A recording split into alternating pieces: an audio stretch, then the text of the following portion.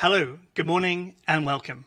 My name is Dan Evans, and as the designated federal official for NASA's Unidentified Anomalous Phenomena Independent Study Team, I'd like to call this meeting to order and introduce the panelists. In the back row, we have Nadia Drake, Paula Bontempi, Federica Bianco, David Grinspoon, Carlin Toner, Josh Sameta, and Jennifer Buss. While in the front row, we have Walter Scott, Warren Randolph, Reggie Brothers, Shelley Wright, Scott Kelly, Anna Maria Barea, Mike Gold, and David Spergel, who serves as chair of the team. I have a few opening remarks, but to begin, I'd like to start with the following. First, I'd like to pay tribute to the life of retired Air Force Master Sergeant Sam Sato, who's being laid to rest at Arlington National Cemetery today. Following his active duty service, Sam served as the Intelligence Collection Manager for the National Intelligence Manager for Aviation, where he played a critical role in UAP analysis. All of us at NASA offer our condolences to Sam's family, friends, and colleagues. Second, I'd like to take this opportunity to express my profound gratitude to our distinguished panel of experts for their unwavering commitment and dedication. It's disheartening to note that several of them have been subjected to online abuse due to their decision to participate on this panel. And NASA's security team is actively addressing this issue. We at NASA are acutely aware of the considerable public interest in UAP. However, it's critical to understand that any form of harassment towards our panelists only serves to detract from the scientific process, which requires an environment of respect and openness. Now, every member of our team is a recognized authority in their respective field, and they have our unequivocal support. NASA stands in solidarity with them, advocating for a respectful discourse that befits their expertise and the significance of their work. Thanks. Now, in recent years, the subject of unidentified aerial phenomena, nowadays termed unidentified anomalous phenomena, or UAPs, has captured the attention of the public, the scientific community, and the government alike. And it's now our collective responsibility to investigate these occurrences with the rigorous scientific scrutiny that they deserve. NASA Administrator Senator Bill Nelson believes that understanding UAPs is vital for several reasons, which is why he directed this study.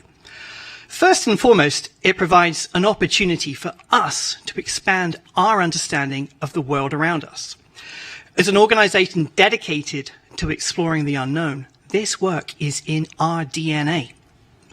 Secondly, this study aims to enhance situational awareness. The presence of UAPs raises concerns about the safety of our skies, and it's this nation's obligation to determine whether these phenomena pose any potential risks to airspace safety. By understanding the nature of UAPs, we can ensure that our skies remain a safe space for all.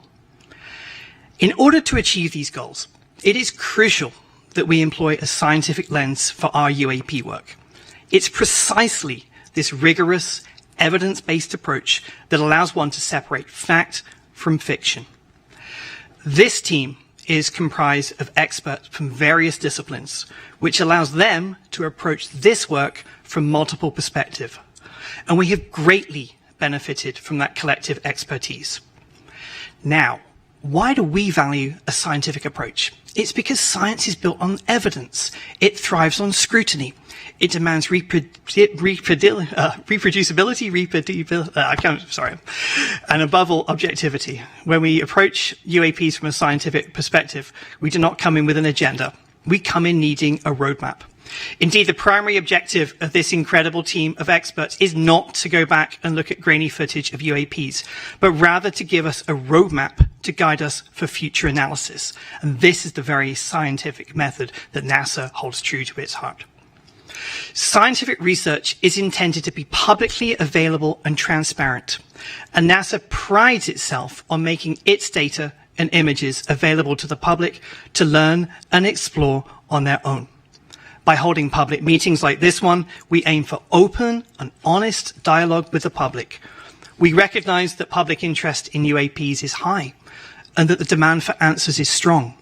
Conversations like this one are the first step to reducing the stigma surrounding UAP reporting. Moreover, transparency is essential for fostering trust between NASA, the public, and the scientific community. In order to do things right, we must work together, pooling our resources, our knowledge, and our expertise. And by maintaining open channels of communication, we can facilitate collaboration, encourage the exchange of ideas, and ensure that our work is as robust as possible. Not only that, but our commitment to openness is in itself a reflection of NASA's commitment to scientific integrity. As an organization dedicated to the pursuit of knowledge, it is NASA's responsibility to be honest and forthright and to follow the science.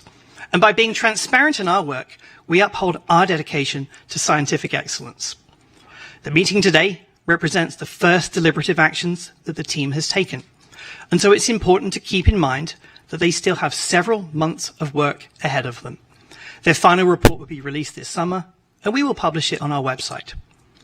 NASA believes that the study of unidentified anomalous phenomena represents an exciting step forward in our quest to uncover the mysteries of the world around us. By embracing a scientific lens, we ensure that our work is rigorous and reliable. And by valuing transparency and openness, we can foster trust and collaboration with the public. Simply put, this is why we do what we do.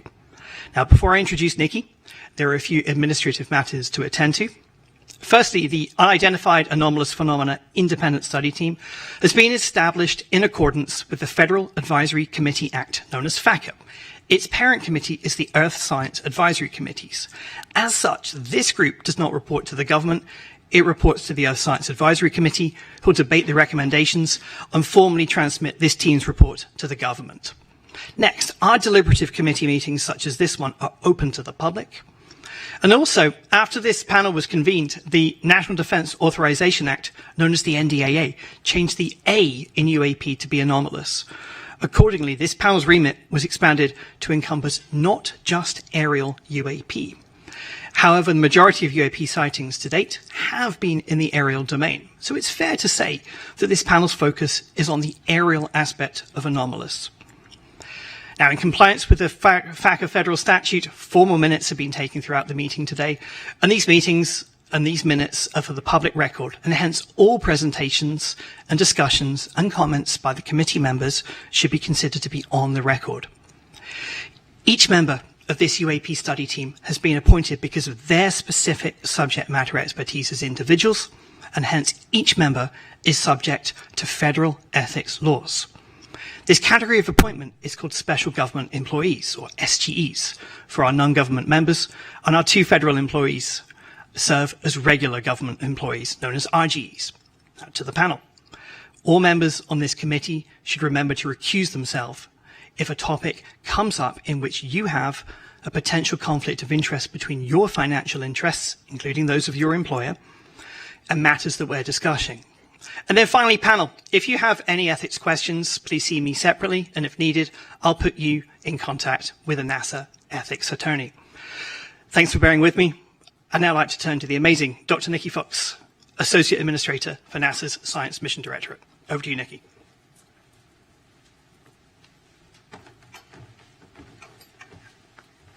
Thank you, Dan, and thank you to all the members of NASA's UAP Independent Study Team. Your selfless dedication to the pursuit of knowledge is just so commendable. And I want to thank you, the audience, for tuning in today to watch our first deliberative meeting of NASA's Independent Study Team on evaluating and categorizing unidentified anomalous phenomena. Before I begin, though, I really do want to double down on Dan's words that it is really disheartening to hear of the harassment that our panelists have faced online, all because they're studying this topic. NASA stands behind our panelists, and we do not tolerate abuse. Harassment only leads to further stigmatization of the UAP field, significantly hindering the scientific progress and discouraging others to study this important subject matter. Your harassment also obstructs the public's right to knowledge. Our panelists are leading experts in the scientific, aeronautics, and data analytics communities. We are very lucky to have them on board to share their invaluable insights to inform NASA on what possible data could be collected in the future and how it can be collected to help us better understand the nature of UAP. The UAP independent study was commissioned to create a roadmap on how to use the tools of science to evaluate and categorize the nature of UAPs going forward. This roadmap, of course, will help the federal government obtain usable data to explain the nature of future UAPs. Transparency, openness, and scientific integrity are pinnacle to NASA's mission. They're at the forefront of this public meeting and have been throughout the team's 7 months on this study. As Dan noted, this is a working meeting, and so the public will have the incredible opportunity to witness the process of science in action. At NASA, we lead the world in exploration and are committed to rigorous scientific inquiry. The nature of science is to better understand the unknown, and to do that, our scientists need data. Right now, there is very limited number of high-quality observations and data curation of UAP. The existing data available from eyewitness reports are often muddled and cannot provide conclusive evidence that supports UAP recognition and analysis. Additionally, an object's background can complicate the data further and render it unusable due to conventional objects that can mimic or overshadow the phenomena completely, such as commercial aircraft, military equipment, the weather, and ionospheric phenomena like auroras. This lack of high-quality data make it impossible to draw scientific conclusions on the nature of UAP. Now, this team has used unclassified data from civilian government entities, commercial data, and data from other sources to inform their recommendations. And as Dan noted, they will be published in a public report that comes out this summer. I want to emphasize that there is really great benefit to studying unclassified data rather than classified data for this study. First, unidentified anomalous phenomena sightings themselves are not classified. It's often the sensor platform that is classified. And you can kind of think of it, if a fighter jet took a picture of the Statue of Liberty, then that image would be classified, not because of the subject in the picture, but because of the sensors on the plane. Second, unclassified data make it possible for our team to communicate openly to advance our understanding of UAP, not only with each other, but across the scientific community and to the public. This ensures a clear and transparent pipeline of information that can be built upon through generations to expand our understanding. This study relies on open data. Everything we use at NASA is open, and anyone can look at these records. So I invite you to visit our open data portal at data.nasa.gov to comb through our tens of thousands of data sets that are free and fully accessible to the public. Additionally, please check out data.gov/open/data for a great overview of where you can find the archives for our science and mission data sites. I am very, very much looking forward to hearing the deliberations put forth today from our distinguished panel of experts. Thank you so much for being here. Thank you, Dr. Fox. Before you go, I just want to open up to questions. Let me start with a question on this on the NASA data. I think one of the important things that we'll be looking at with other data sets and events is the data is not very well calibrated. Mm-hmm. Can you say just a little bit about how NASA goes through calibrating some of its Earth science data? Oh, yes. We very, very rigorous Earth science. All of our data sets, not just Earth science, go through extremely rigorous calibration. We don't release anything until it's really perfect. We have quick look data that is marked as quick look data. So, you can use it to get preliminary findings, but wait for the really nicely cleaned up data. So, a lot of rigorous protocol in putting out our data to make sure it is perfect. Do we have any other questions from the panel? All right. Thank you so much. Okay. Over to you.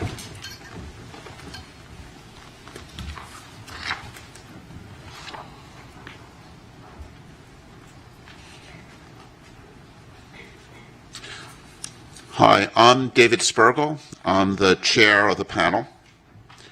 And when I look at our chart, we have a lengthy chart, but the high-level summary of it is how can NASA contribute to understanding the nature of UAPs?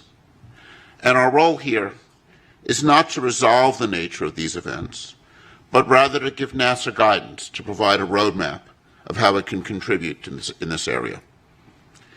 After my opening remarks, we'll hear from Sean Kirkpatrick from the AARO, and it's the AARO that's charged with leading the whole of government UAP effort. And they've already issued some preliminary reports on some of the events. NASA's role is to use its unique capabilities and its role as a civilian agency interacting with the scientific community in an open and transparent manner.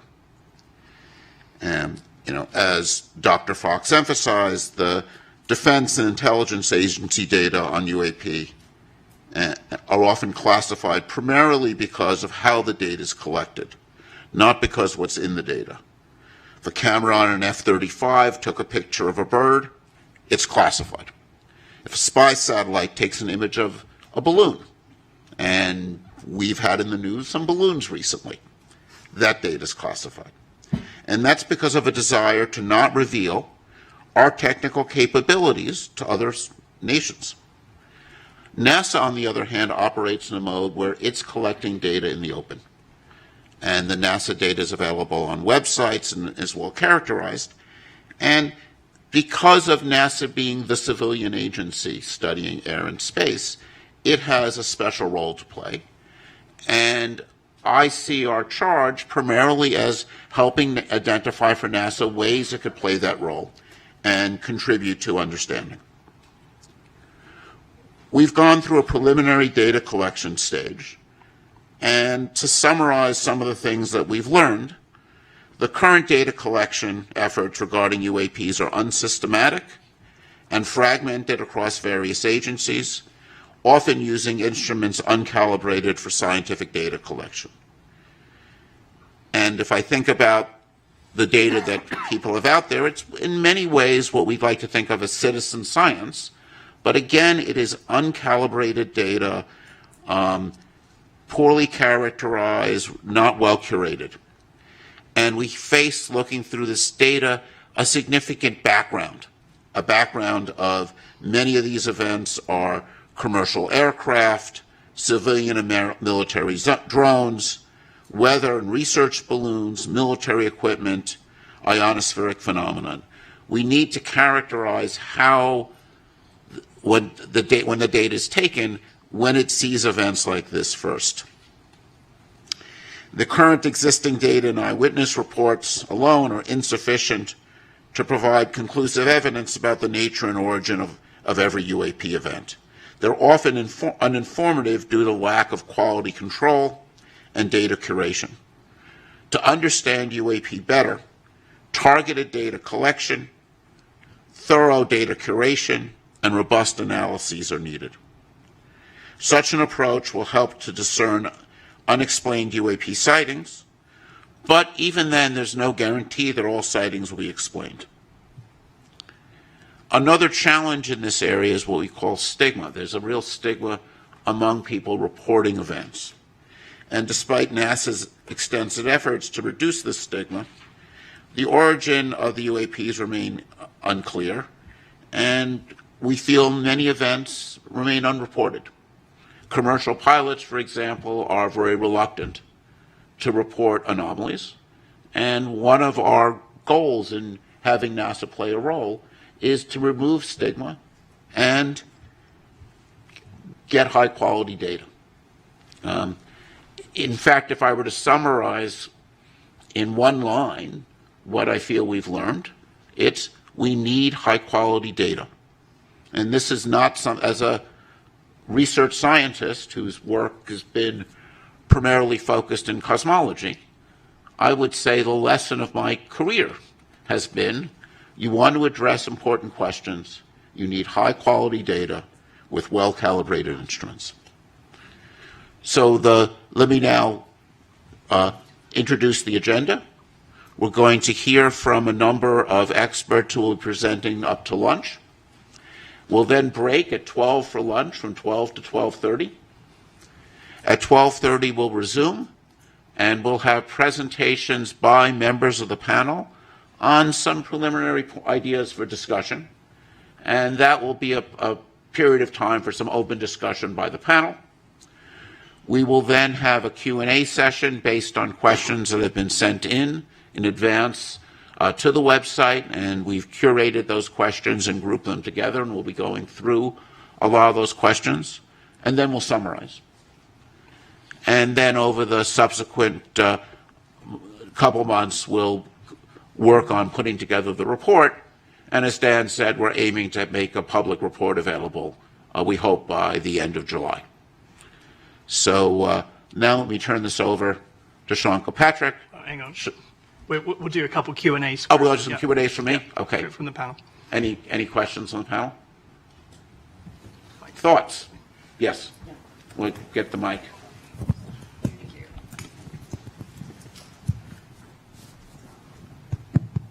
Yeah. So one of the things I think Dr. Fox said was looking at the release of data, very important for our study, when it's high quality. And you have also commented that data are not always perfect when we're doing certain studies. I wonder if you could shed some light on the difference between the application of certain data to certain scientific challenges.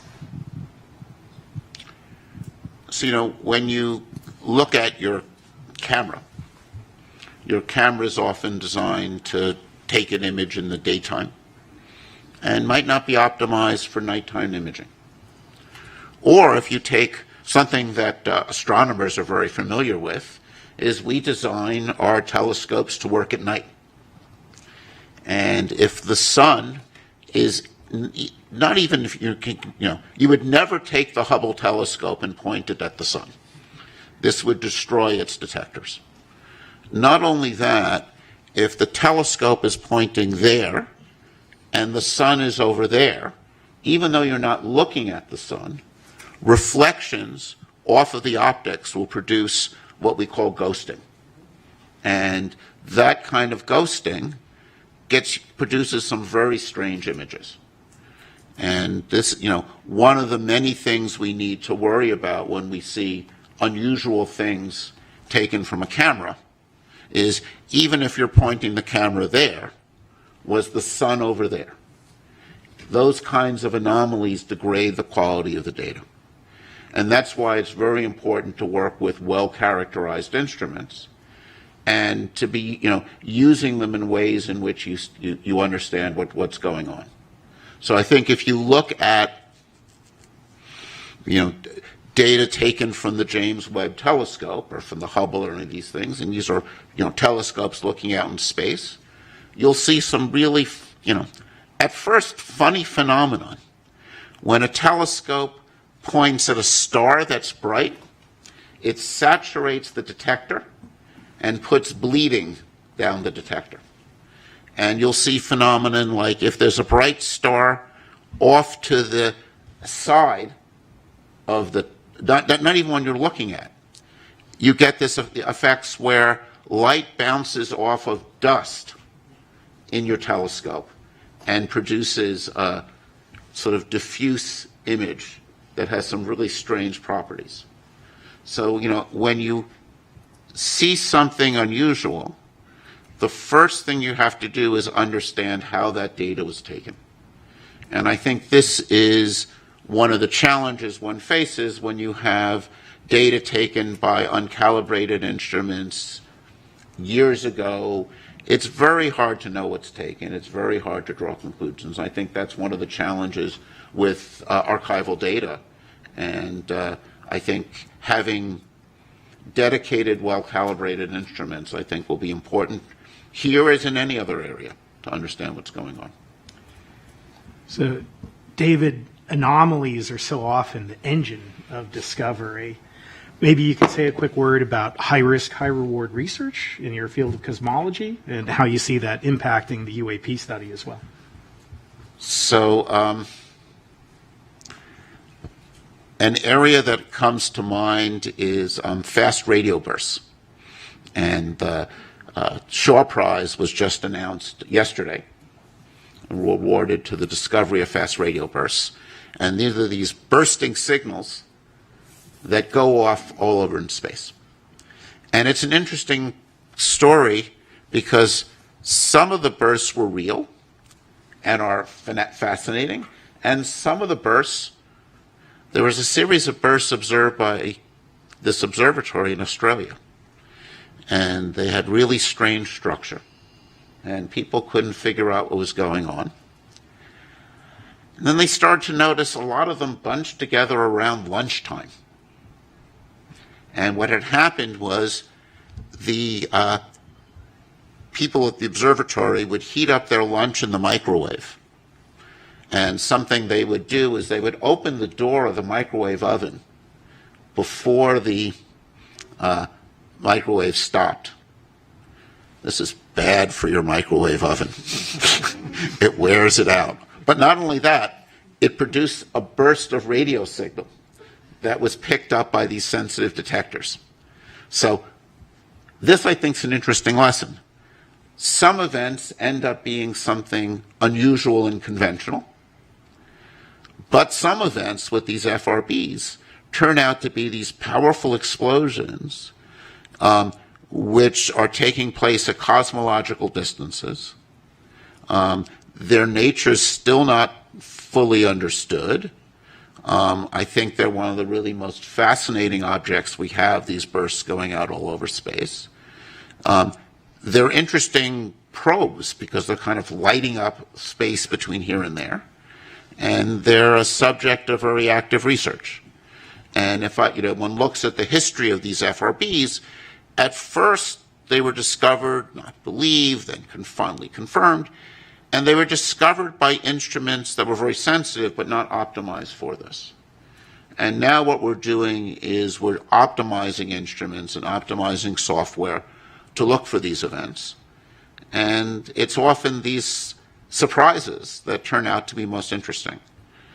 And, there are phenomena like sprites, which you can think of as upward going lightning, which were seen by commercial pilots and somewhat not believed, right? Because they were very strange. And it was really only when we were able to take very high speed imaging data, data taken often from places like the space station, that we were able to see that and learn about these fascinating ionospheric phenomena. So it's surprises are really interesting. I mean, I think this is one of the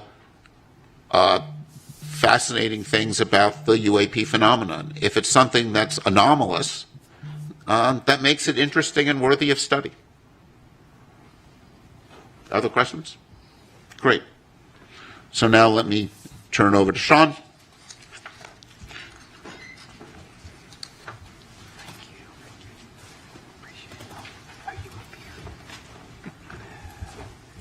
Thank you, David, Dan.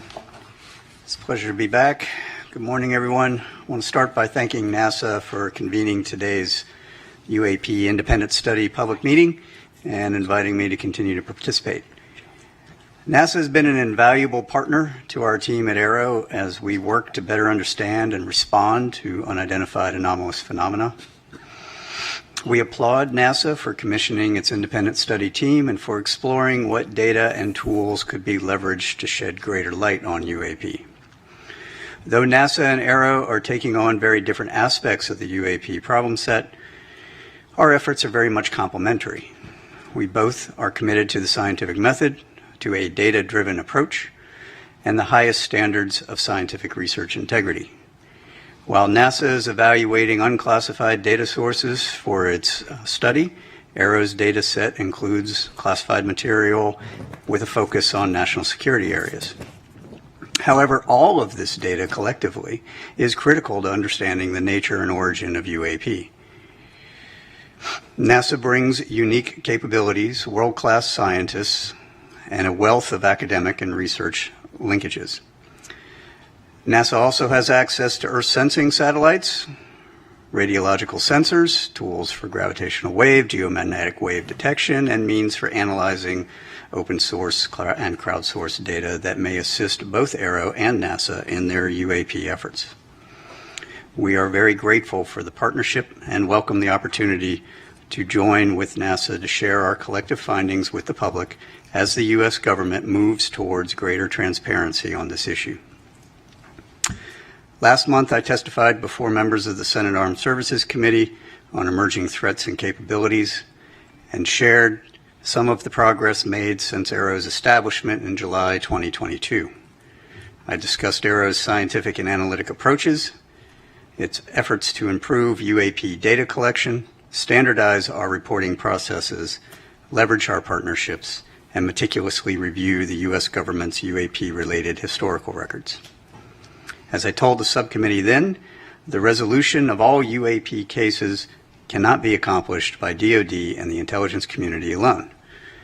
ARROW's ultimate success will require partnerships with the interagency, industry, academia, the scientific community, and the public, which all bring their own resources, ideas, and expertise to the UAP challenge.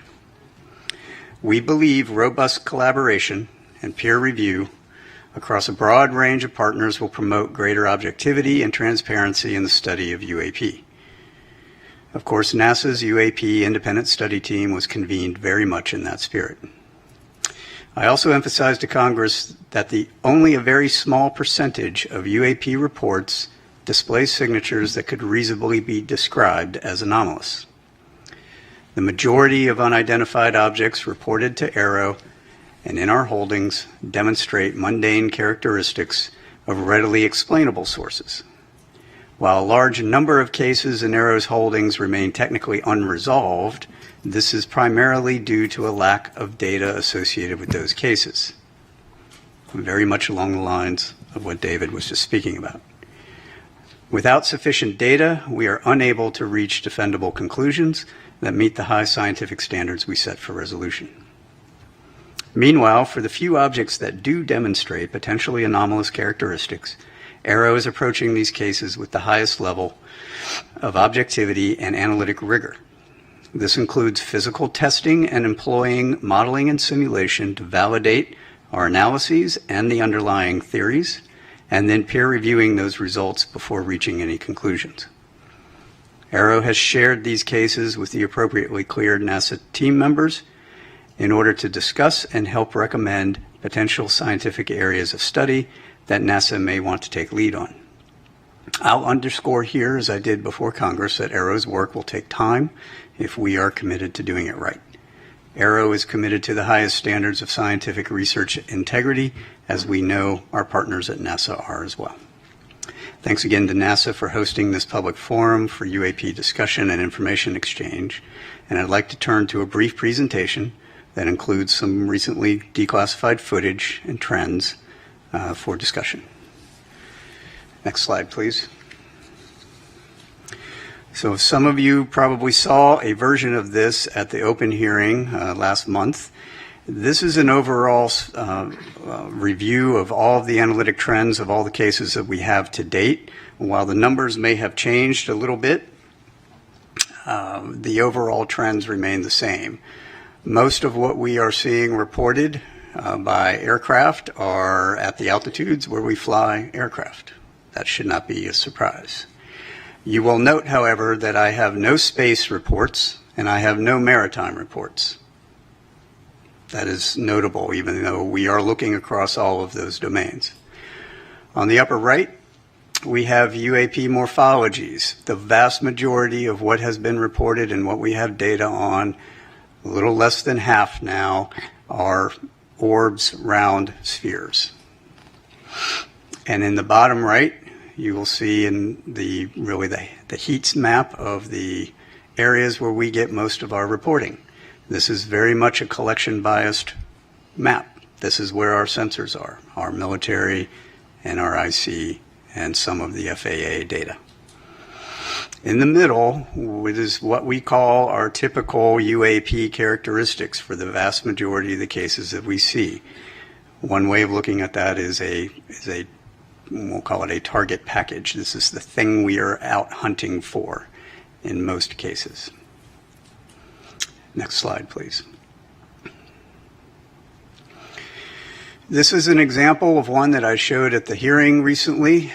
This is a spherical orb, metallic, in the Middle East, 2022, by an MQ-9. I will come back to the sensor question that David raised here in a moment. This is a typical example of the thing that we see most of. We see these all over the world, and we see these in making very interesting apparent maneuvers. This one in particular, however, I would point out, demonstrated no enigmatic technical capabilities and was no threat to airborne safety. While we are still looking at it, I don't have any more data other than that. And so being able to come to some conclusion is going to take time until we can get better resolved data on similar objects that we can then do a larger analysis on. Next slide, please. I'm going to let this play through.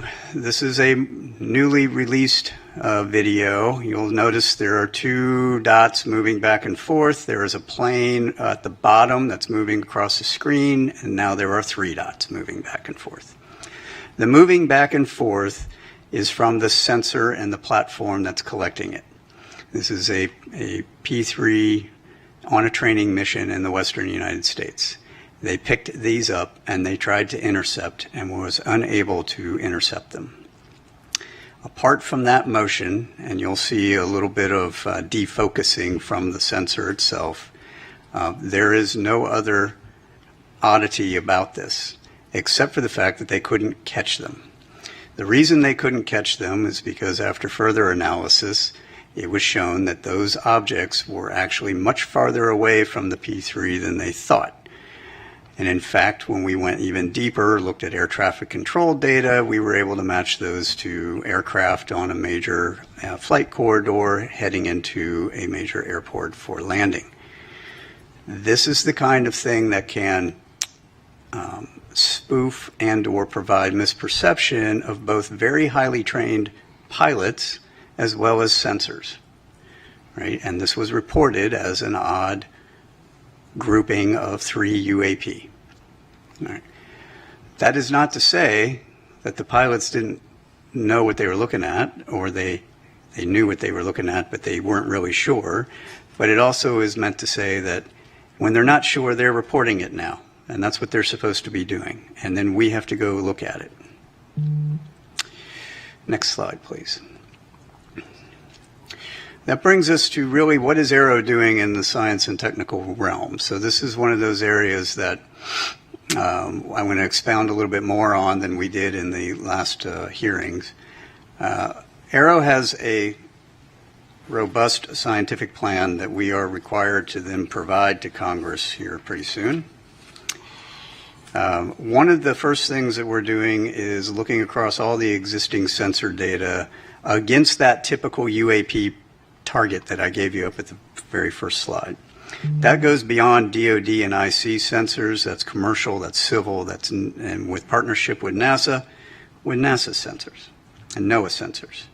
Understanding if any of these Earth sensing satellites, any of these airborne platforms, any of these ground radars, whether it's FAA or other, can actually see these things, given what we've got so far, is going to be an important first step to understanding which sensors are going to be relevant. From there, we are augmenting with dedicated sensors that we've purpose-built, designed to detect, track, and characterize those particular objects. We will be then putting those out in very select areas for surveillance purposes. Partnerships with academia, exploring the signatures to match to our data. So understanding if a thing is moving and if it is doing certain anomalous activities, what are the signatures we would expect to see? How do we pull on that? And then from there, how do I tune my collection architecture to go after it? Statistical analytic techniques. We're working with a couple of universities on how do I do broader-based statistical analysis on unclassified and classified data so that I can apply those analytics to our holdings. and then AI and ML analytic techniques for searching out through the data what are the objects, what are the targets that we're going after. We have partnerships with both DoD and DOE labs to explore our current state-of-the-art fundamental physics of UAP observations, both current and historical. In other words, if I have objects, those few that are doing some things that are anomalous, what is our current understanding of maneuverability, speed, signature management, propulsion? What are those underlying signatures that we would expect to see, and how do I then pull on that? Our interagency and allied partnerships for calibration of our capabilities. This is exactly what David was pointing at. A vast majority of what we have reported to us are DoD sensors. DoD sensors are not scientific sensors. They are not intelligence community sensors. Believe it or not, intelligence community sensors are very close to scientific sensors. They are calibrated, they are high precision, they are everything you'd ever want to know about a thing. DoD sensors have one purpose. They are to identify an object that is known and put a weapon on it.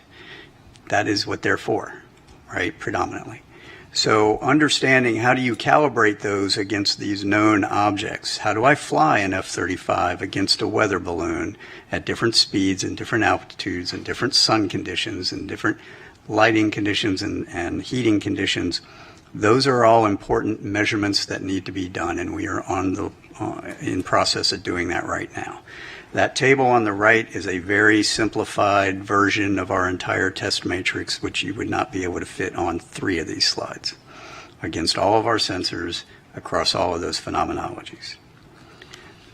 That will be useful in order to then train our operators, pilots, and sensors against the known objects. And then finally, our pattern of life analysis. This is essentially baselining what is normal.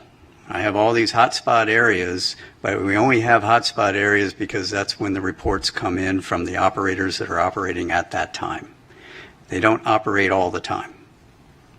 So to have a 24/7 collection monitoring campaign in some of these areas for 3 months at a time is going to be necessary in order to measure out what is normal. Then I'll know what is not normal. Right, when we have additional things that come through those spaces. And that includes space and maritime. Next slide, please. Which brings me to some of my recommendations for the panel and their consideration and deliberation. Some of these we're going to be exploring with our new NASA embed, whom I'm happy to be welcoming on pretty soon, who's going to help us in our scientific plan. Crowdsourcing unclassified open source data. This is where, some of the public can be helpful. Imagery from an iPhone is generally not helpful unless you are right up on whatever it is you're looking at. However, some of the ancillary data that your iPhone provides, from location to speed to other phenomenologies, and more than one of those can be very helpful. Right? Large-scale, ground-based scientific instrumentation. Evaluating how can I use some of these other instruments for detection. The FRB example was perfect, right? You have a bunch of large-scale instruments that were not designed for that, yet they picked them up because there was a microwave. Well, we have a surrogate target package of what we think these things are, at least from what we've got reported to us. That was in the front slide. Understanding how can I evaluate that against all of these other instruments, and do any of them have a chance of picking anything up that would be helpful in tipping and cueing us to get other sensors on target. I think leading that evaluation of the scientific ground-based sensors would be useful. Also, the same thing for the Earth Sciences satellites, as we mentioned before. Intentional vice coincidental collection. So looking at how can I provide a tip and cue to both the ground and space-based scientific and academic sensor community to put additional sensors on a object when it is reported. I'm currently doing that with Aero, the Joint Staff, the commands for when they get tip and cue, right? So a pilot says something, they see something, they report it in, and we're going to turn on a whole bunch of new collection to go after it. I should be able to hand that same tip and cue to the scientific and academic community. So looking at how that works would be helpful. Peer reviewing advanced capabilities, the parameterization and the publication of that have not yet been engineered. We understand a lot of fundamental physics. It is the scientific community's responsibility to explore and document those fundamentals in peer-reviewed scientific journals to match to data so that we can weed out all kinds of different hypotheses, right? That's how science works. We need to make sure that we are doing that. I think leading that conversation would be very helpful from NASA's perspective. Archived scientific data. So we have a whole bunch of calibrated, large-scale scientific data from all these different instrumentations around the world. Taking a look at how can you apply maybe some AI ML tools to search through that data for anomalous signatures that may correlate to things that we've got reporting on. That would be an interesting study. Distributions of sightings. I think this is a low-hanging fruit one, right? So if we take a look at all of the distributions of sightings that are outside of my national security areas that I've got classified reporting for, and they generate the similar distribution map as we've got, and we put those two pieces together, now I have a holistic picture. And then, of course, our foreign partnerships, building a robust scientific community of interest, review data, capabilities, conduct analysis, expanding upon our military and intelligence collaborations across the world into the scientific and academic world. And with that, those were my thoughts. We've talked about some of these in the past. It would be interesting to hear if there's any further questions or deliberations on any of those points, and I'm happy to take any questions that you all have. Great. Thank you, Dr. Kirkpatrick. And I also want to take this opportunity to thank you and the AARO for your openness in providing this committee with insight and information about what you've learned so far, how we could work together. I think this is very much an area where it's going to be essential that NASA be a partner and be a good partner for AARO, and I think you're really want to thank you for your role with this committee in helping to start to build that partnership. It's been my pleasure. And let's, Reggie. Hey, Sean, thanks for the briefing. Question. We talked a lot about data already. Let's talk about sensors for a second. So you mentioned that you work with labs, academia. Do you see a need to go beyond what you mentioned earlier? That is the type of sensors we have right now, which are based on national security threats and certain phenomenologies and frequency ranges, these kinds of things. Do you see a reason of going beyond that? Yep, And absolutely. So what are some of the challenges you see there, materials or what have you? So can we go back to the front slide, just the first slide where the target characterization is? So we've purpose-built a couple of sensors to do search across that. Nope, down one. There you go. That's great. To go down some of those characteristics to see if we can find them correlated to pilot reporting. Right. Some of those are initially, this is going to be, I'm going to say this is a bootstrap method, right? We're doing a broad spectrum search across very few indicators that we can point to that will enable us to get a little bit more data, refine that, narrow those sensors and go from there. So we aren't just relying on the DoD and IC sensors that exist today because, frankly, they don't point to where we want them to point, right? I mean, I'll be frank with everyone. We can point the largest collection apparatus in the entire globe at any point we want. You just have to tell me where I want to point it. Second piece of that is a lot of what we have is is around the continental United States. Most people, including the government, don't like it when I point our entire collection apparatus to your backyard, right? It's not allowed. We have some laws about that, and we've got to figure out how to do this only in the areas that I can get high confidence there's going to be something there, and high confidence I'm not going to break any laws doing it. Right? So there's a trade there. So some of these ground-based point detectors are going to be necessary for that, to point up, to point out, to search. Coupled with, we're evaluating a number of sensor opportunities across different organizations, academia, industry, whatnot, that already exist or are being built for similar purposes, or maybe other purposes that I might be able to recalibrate for this and see if those will have a chance of seeing that target, right? So that's where the modeling and sim comes in. Can I take that target, put it into your sensor, and have a chance of seeing it? If I can, then I might want to use that. Right. Oh, wait. Who's next? Are you? Nadia. Go. Thanks, Sean. I have the questions you probably don't want, which are about numbers, unless I missed them during your presentation. You had said that only a very small percentage of your cases display signatures that could be anomalous, and then followed that up with the few objects that do demonstrate potentially anomalous characteristics.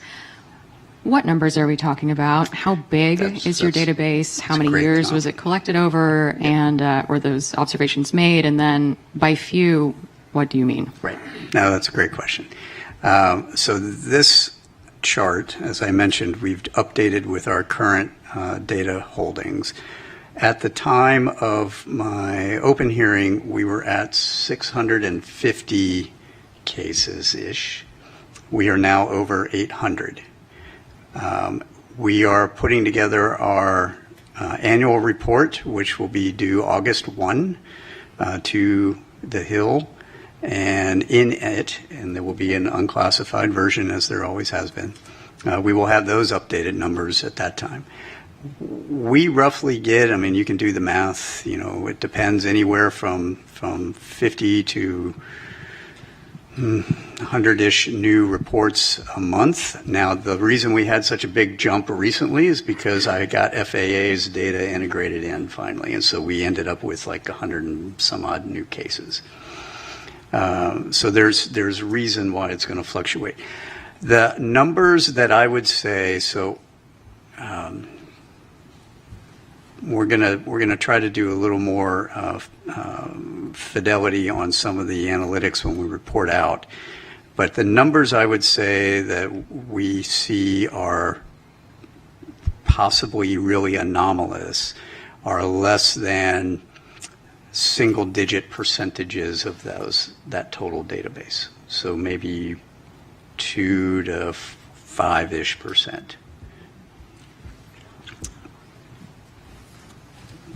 Wait.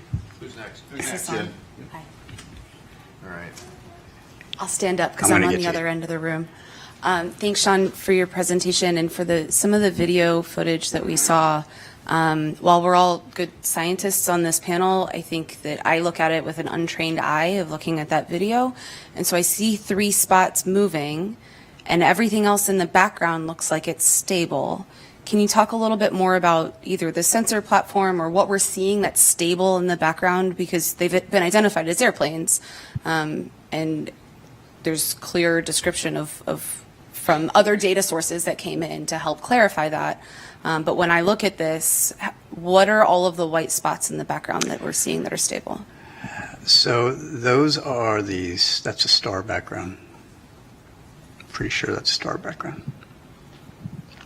Now, so you're looking at those planes were roughly 30 to 40-ish miles away, if I remember correctly. And when you see that smaller plane that comes in at the bottom, that one was much, much closer. It was like maybe 6 to 10 miles away, right? And so the jitter in the sensor is what you're looking at. Right, okay, so the 3 spots, because they look like they're moving at about the same, Right, they are. right? And if they were flying together, but they're not, is what I'm hearing. This is the sensor moving. They're in a flight line, Right, so they're equally spaced in a flight line, and the sensor is jittering. thank you, Yes, appreciate that. yes. Wait, Next. Walter's been waiting. Patiently waiting. Okay, if you go to your first slide, if you don't mind, not the title slide, but the one trends that had slide, the trends, please. yeah. It's the previous slide. There you There you go. go. Thank you.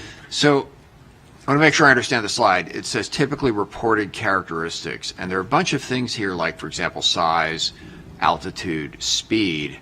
If it's being observed from a single sensor, use the example of like the airplanes that were coming in, and if you don't know how far away they are, how do you assess the size? Correct. How do you assess the speed?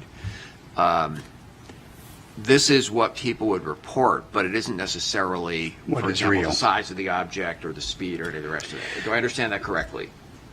Partially. Okay. So this is not all single sensor observations. Some of these are very much multi-sensor observations. Okay. And this is parameterized to cover the range of things for any given parameter, the range of what's possible and what has been observed. Okay, and then on the next slide, the one where you've got the, whatever Orb. it is, the meatball moving across the screen. Right, that one. So was there any look at sensor artifact, data processing artifact? I mean, the first thing that, whenever I see anything that's anomalous, I look at how was the data collected. Yeah. So yes, these are so this is an EO sensor on an MQ-9, and we understand that very, very well. And so that is a real object, absolutely. Anna Marie. You mentioned that in the partnership with academia, you also use AI ML techniques for existing data sets, possibly some of them open source. Can you explain a little bit more what kind of AI ML techniques you're using? Are these about anomaly detection? Are you using anything related to natural language processing? Are you using anything related to computer vision? Right. So we're looking at a number of different capabilities that span, I think, a lot of what you've just said. So we've got, we haven't applied it yet. We are researching how we're going to apply it. So natural language processing for the reports from pilots, absolutely. All right. Target recognition. So I can train a model to look for that thing and go back through all of our holdings and go, give me how many of these you have, right? And then try to figure out what those are. Right? So I have not put anything out there yet, or have not looked at anything yet for active targeting in real time, because I don't know exactly what I would train it to go look for. I just know what we have. So I want to get more confidence on what we have before I go and do that, except for balloons, right? We're trying to get rid of balloons as quickly as possible.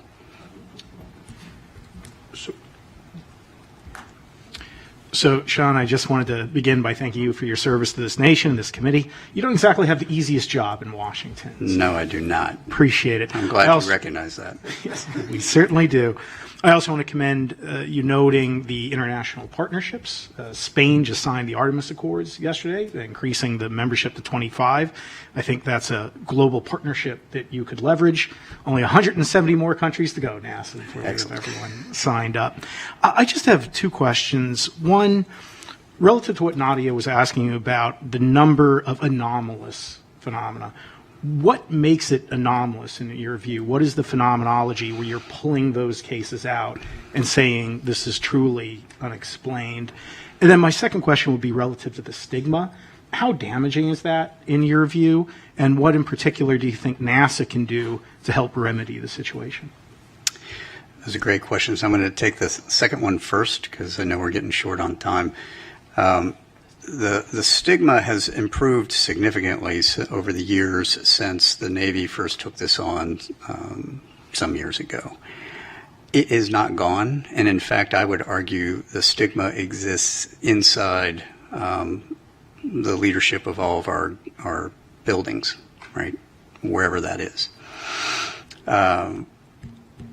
My team and I have also been subject to lots of harassment, especially coming out of my last hearing, because people don't understand the scientific method and why we have to do the things we have to do, right? And because we can't just come out and say, you know, the greatest thing that could happen to me is I could come out and say, hey, I know where all these things are. Here you go, right? But I don't, right? And it's going to take us time to research all of that.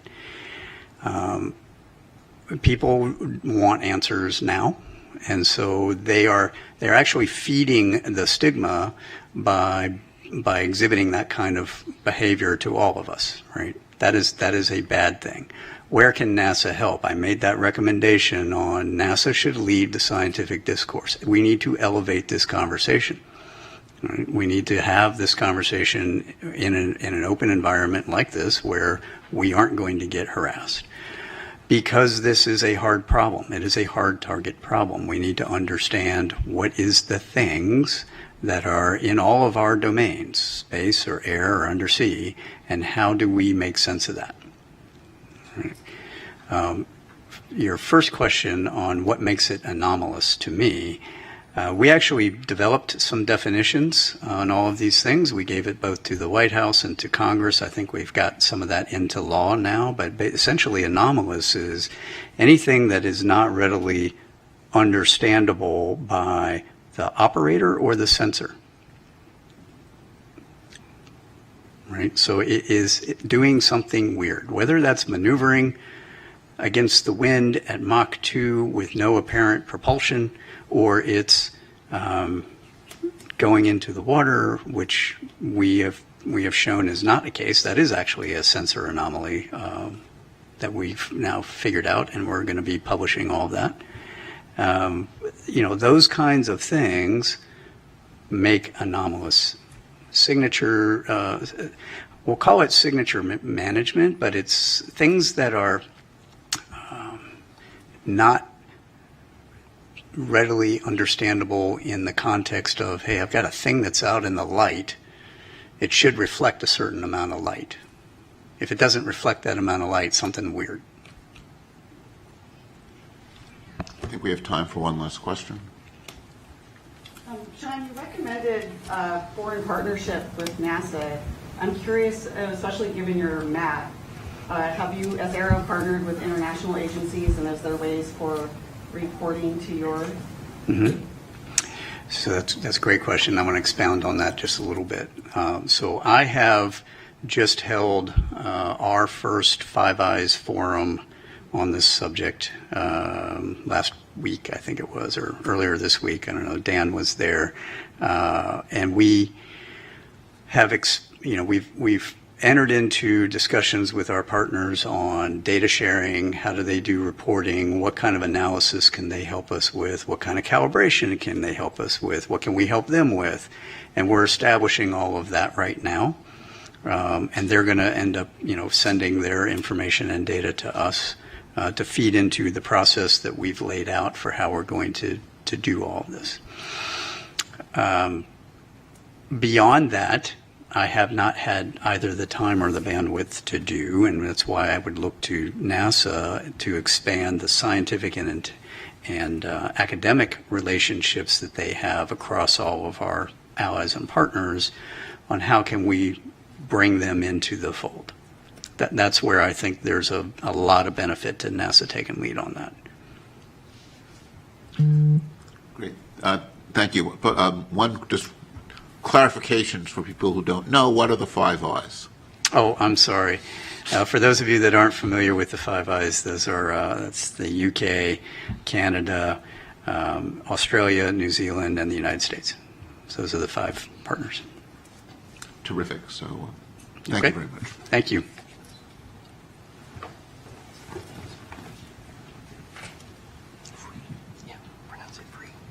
So our next presentation is from Mike Free from the FAA, talking about the FAA's role and what's learned.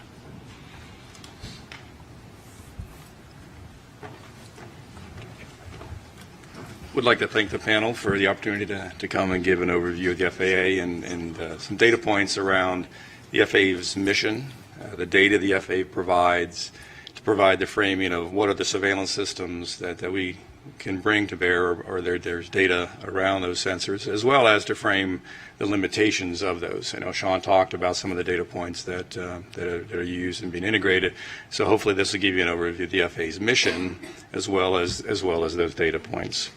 Next slide, please. So the FAA's mission is quite large and complex. By a factor of 2, we operate more commercial aircraft than any other country. I think we're second only to Australia in total airspace, but largely because Australia has a very large oceanic volume that they're responsible for managing.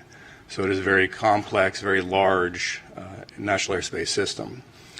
We have over 14,000 controllers, 520 air traffic control towers, which are located at the highest density of airports, and I'll refer to those as towers in subsequent slides.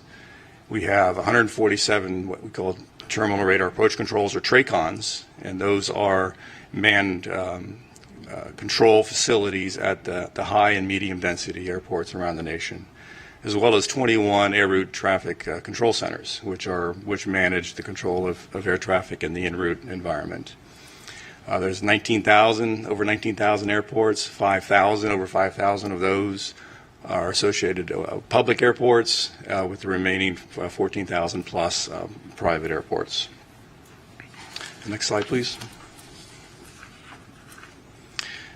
So the FAA's mission is primarily around safe and efficient control of manned aircraft. That has been our historical mission, and it remains our primary mission. Certainly as we talk about new entrants with UASs and advanced air mobility and some of those things, there will be an evolution of the FAA's mission to include safe operation of the NAS with those new entrants.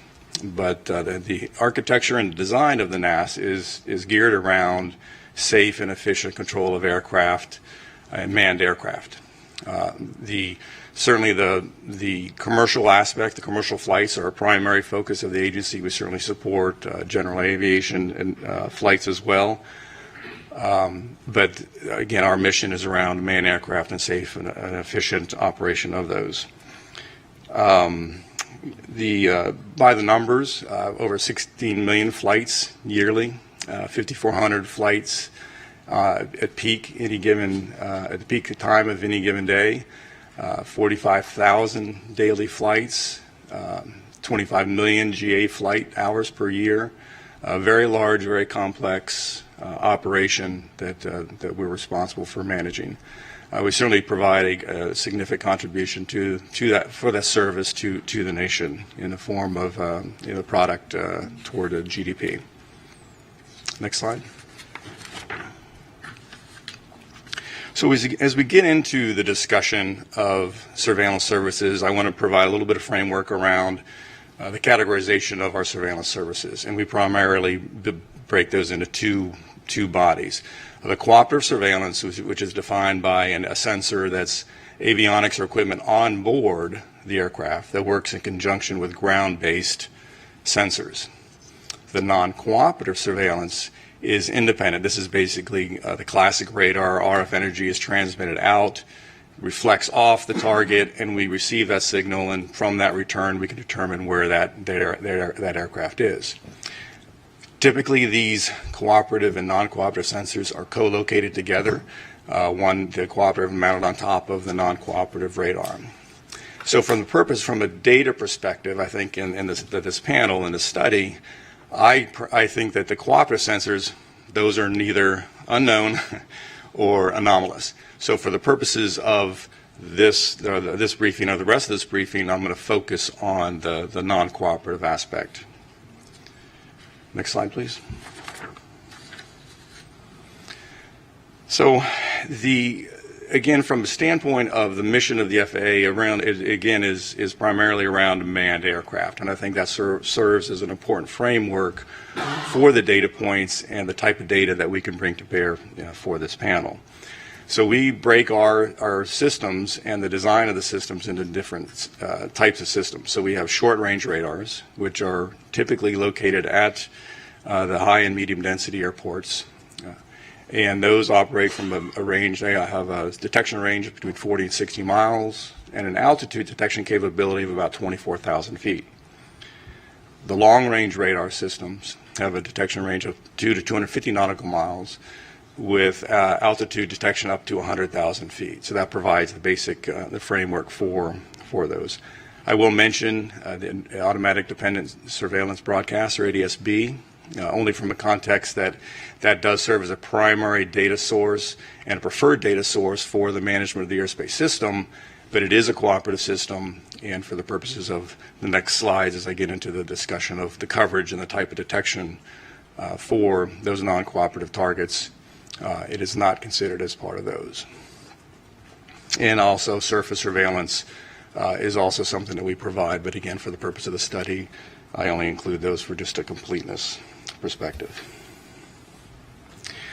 The one final point, as I talk about manned aircraft and primary mission for the drones and balloons and things of that nature, their basic premise is to operate in a not to interfere basis, that they are not to interfere with the manned operations, and that's a fundamental aspect as we talk to the data and what we can and can't detect with respect to those non-manned systems.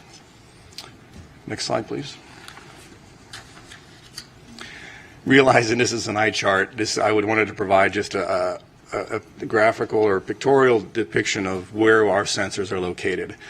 The green, blue, and pink balloons, if you will, represent our short-range radars. Those are located at airports. Those are where those are sited. The two reddish balloons, they have letters in them, a 4 and a C. Those represent our long-range radars, the ARSR-4s and CARSR systems that are used in the context of both from an air traffic control perspective as well as for a national defense and homeland security mission. And the perimeter, the ARSR-4s are located around the perimeter of the country, equally spaced, and the CARSR systems are located on the interior of the U.S. I will point out that this only depicts the CONUS. There are systems, ATC, both short-range and long-range systems, Hawaii, Alaska, and Caribbean. Those are not depicted here. I didn't think they were necessary for the purpose of understanding the surveillance. And I will also point out that both for this slide and the subsequent coverage slide, I do not talk to any classified DoD or DHA systems that are in operation. Okay. Next slide, please.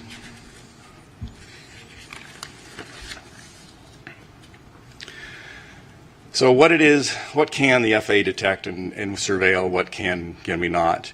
This slide gives you a by altitude slice of what it is that we can detect. So if you look at the square that's labeled 1,000-foot AGL, that depicts by sensor for an aircraft that is 1,000 feet in altitude, what is the range at which we can detect that aircraft. And so on, as you get higher in altitude, or higher in altitude, you can detect it at further range. And that's basically a phenomenon of the curvature of the Earth and the line of sight aspect of these radar systems. So pretty good coverage across the U.S. at 10,000 feet and above. This is a mathematical model based of a pure line of sight as well as some geographical screening. As you can see in the western part of the U.S., there is screening due to the mountains and those sensors. Need to take a little bit of time and talk about the nature of the targets. These line of sight models represent an input of a target that is 1 square meter. So think of a sphere of 1 meter in diameter. That's the assumption that goes into these models. So if you think about that in the context of other forms or aircraft, A fourth generation F-15 or F-18 is in the proximity of about 1 square meter, perhaps a little bit larger. A large airliner is perhaps 100 square meters. A small UAS is perhaps a 0.01 square meter. So the range of these detections, or the size and the ability to detect these targets from an F-15, large airliner, 100 times larger in size, a drone 100 times smaller in size. So the detection and the surveillance capability really largely depends in part to the target that we're talking about and the ability to surveil that target. All right, next slide. So I do include this ADS-B coverage slide just to give a context of, from a cooperative perspective, there is very good coverage across the U.S. to 1,500 feet above ground level. So this provides a context of when we look at the data and start getting a discussion of what it is we can detect. This will certainly be, for those cooperative aircraft that have ADS-B, we could certainly detect those to a pretty low altitude across the U.S. All right, a couple of data points. I think I know Sean certainly talked about some of the data points, and I can provide a little bit of insight from an FAA perspective. Drones are a pretty significant challenge. There's 880,000 registered drones in the U.S. Small drones, I should say, Part 107 drones. Many tens of thousands of those are operated on a daily basis by commercial operators. It's not clear how many private drone operators are taking their drone up for a quick flight.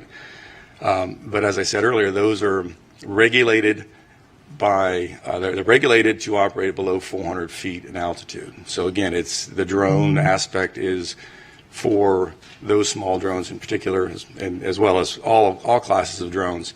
There are regulatory restrictions to where they can and cannot fly, basically avoiding and not interfering with manned aircraft operations. Second data point, we talked about balloons. The Weather Service, we know on 92 weather stations that release balloons twice a day. It's 6 a.m. and 0000 Zulu and 1200 Zulu. Typically 2-hour duration. They fly up to 100,000 feet where the envelope bursts and then the payload descends back to Earth. So certainly, at least 184 balloon flights daily in the NAS. Not to consider universities and hobbyist balloons that may be launched, but those are typically small in size. And finally, Sean did talk about UAPs and FAA data. A couple of data points that we do report. There is a process by which air traffic controllers can report UAP sightings or events. Historically, those have been in the range of about 3 to 5 reports per month that have been reported. We did see an uptick of reports in August of 22 that went up to about 8 to 10, perhaps due to Starlink launches. And finally, with the Chinese weather or the Chinese balloon incident in February, we did see a significant uptick, and there's like 68 UAP reports that started in February, and we've seen a large number, subsequent to that. I think that's all I had. Any questions? Do you want to take the question? It's easy. Actually, you can choose the questioners. It's easy from your angle than from mine. All right, Walter. Yeah, so two questions about the radar data coverage. First one is, do you retain any of the data, or is it just cycled over as? There is a retention, long-term retention of data. I can't recall exactly how long retain that. There's certainly a requirement from a retention from a legal perspective.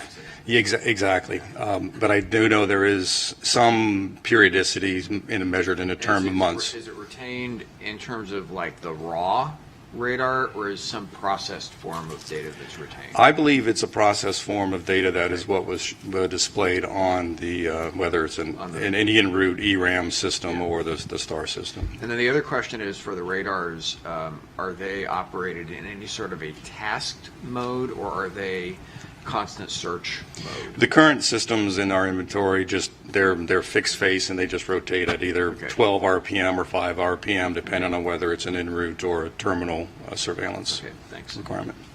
All right, next question. Yes. Mike, forgive me if you mentioned this earlier. You said, I think you said 3 to 5 reports per month. Per month. Out of how many? That is 3 to 5 reports per month for all of the controllers in all of the U.S.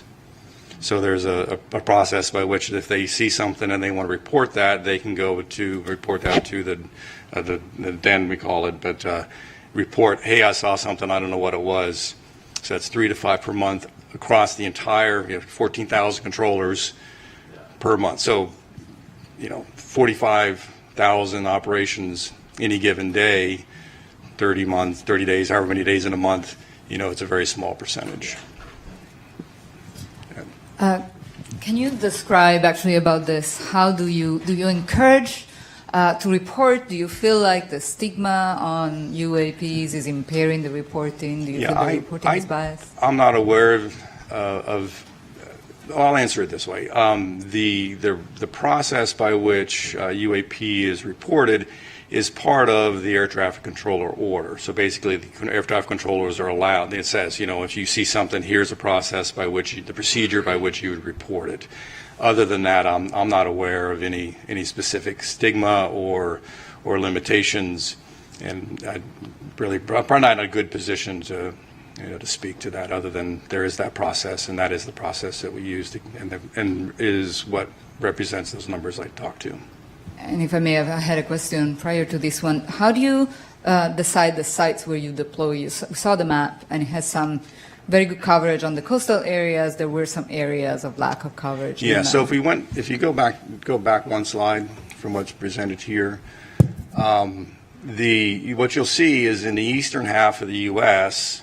there's a lot better coverage, but that's because there's a lot more population in the east, and therefore a lot more airports. And these systems are historically sited at the airports in support of those airport operations. To the west, obviously, to less dense and fewer systems. Now, that's from an ASR, the short-range radar perspective. The long-range radars are pretty much equally spaced in order to provide the maximum coverage from a homeland defense and security perspective, as well as with higher altitude flights, the en route cruise phase of air traffic control. Warren.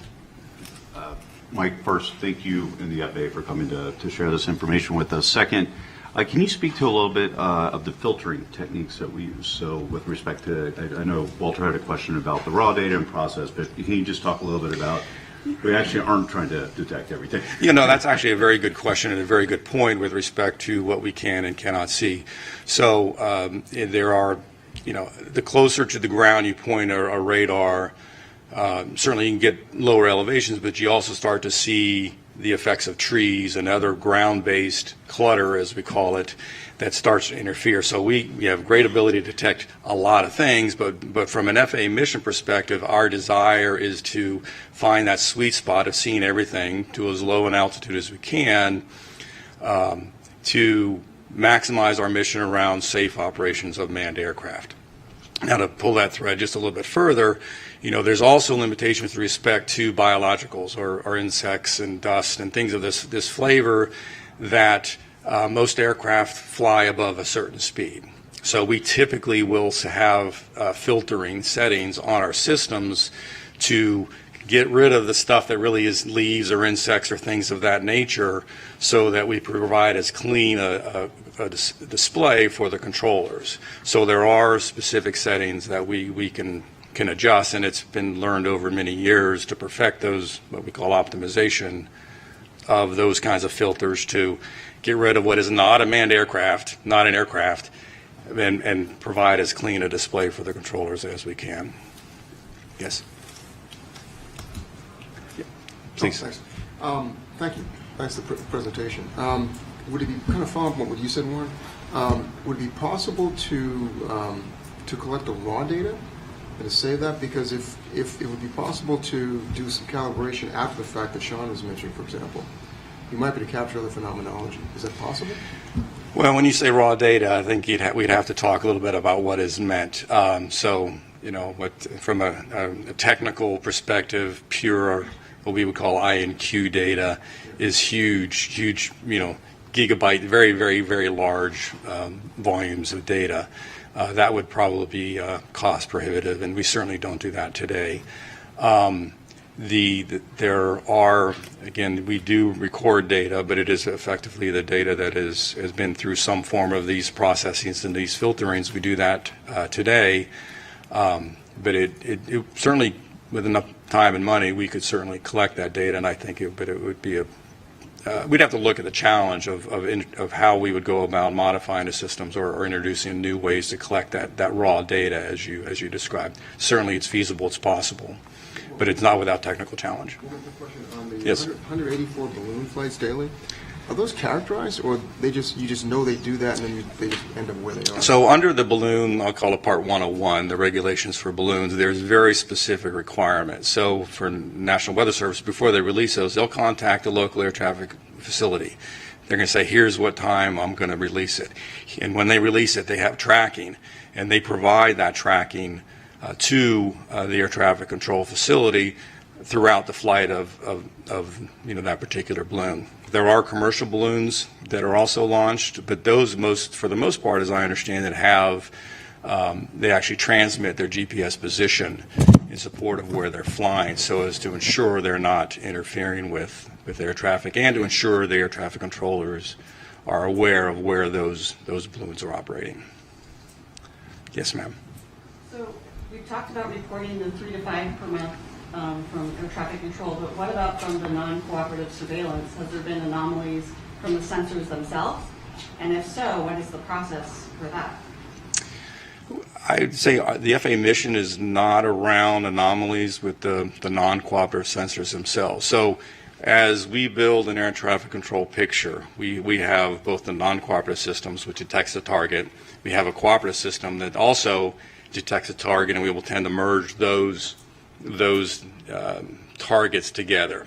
And so on a controller's display, they'll know, is this a non-cooperative only or a merged or combined target, so that they know, basically an increased level of confidence that on what it is they're seeing is in fact a real aircraft. So we don't make any real distinction between a non-cooperative and a cooperative, other than how they get combined and put on a controller's display.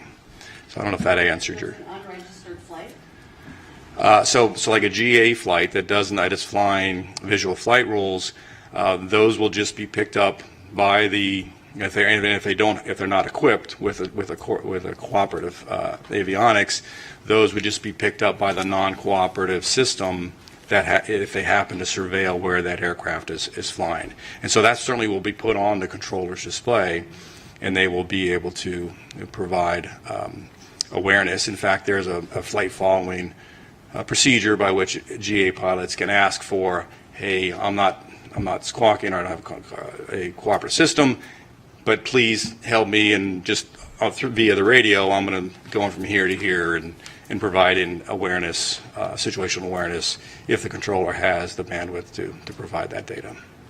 One last question. Yes. So I'm not a scientist, I'm a recovering attorney, and I love process. And a few questions there.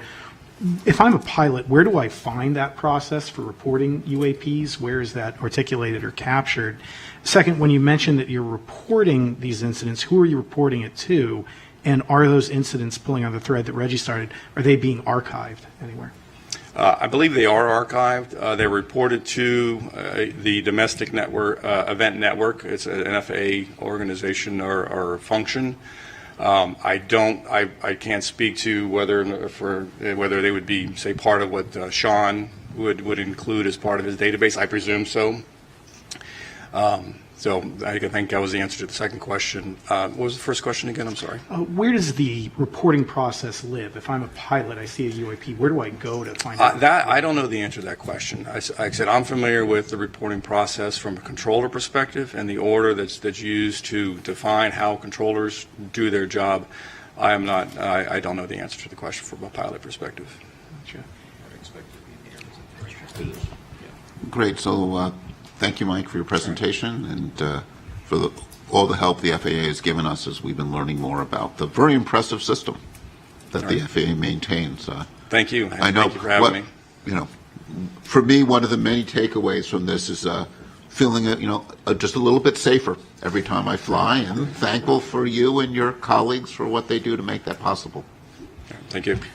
And we're now going to take a quick lunch break.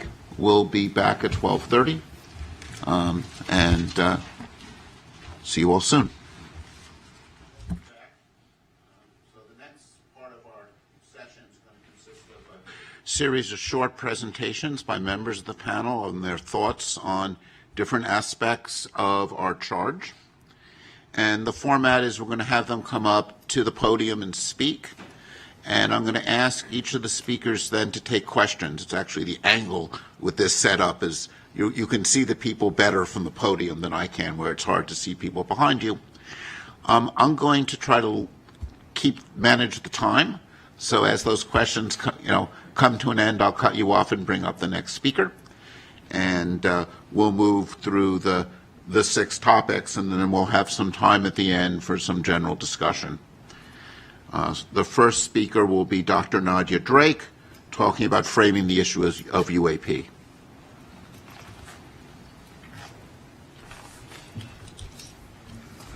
Hello, and welcome back from lunch, everybody, and a welcome to those of you watching us virtually. I'm Nadia. I am a scientist by training. I'm also a science journalist now, and my job is to try and synthesize the information that we've learned so far and summarize the situation. So if you will, put together a framework for thinking about UAP. Now I'm going to try and do this in a way that reflects the thoughts of the entire panel, although obviously we have a variety of opinions and ideas among us. So I'd like to leave some time at the end for you to weigh in with disagreements or concurrences as needed. So first, a housekeeping matter. The definition of UAP changed during the 7 months of our fact-finding process. UAP initially stood for unidentified aerial phenomena, with aerial referring to events occurring in Earth's atmosphere. That A is now defined as anomalous, which includes the space, air, and undersea domains. As a panel, I think we have decided to continue focusing our recommendations on the aerial domain, because that is where the majority of sightings and events have occurred, and also because we couldn't fully pivot to address the expanded scope of the new acronym. Beyond that, there are 3 points I want to make.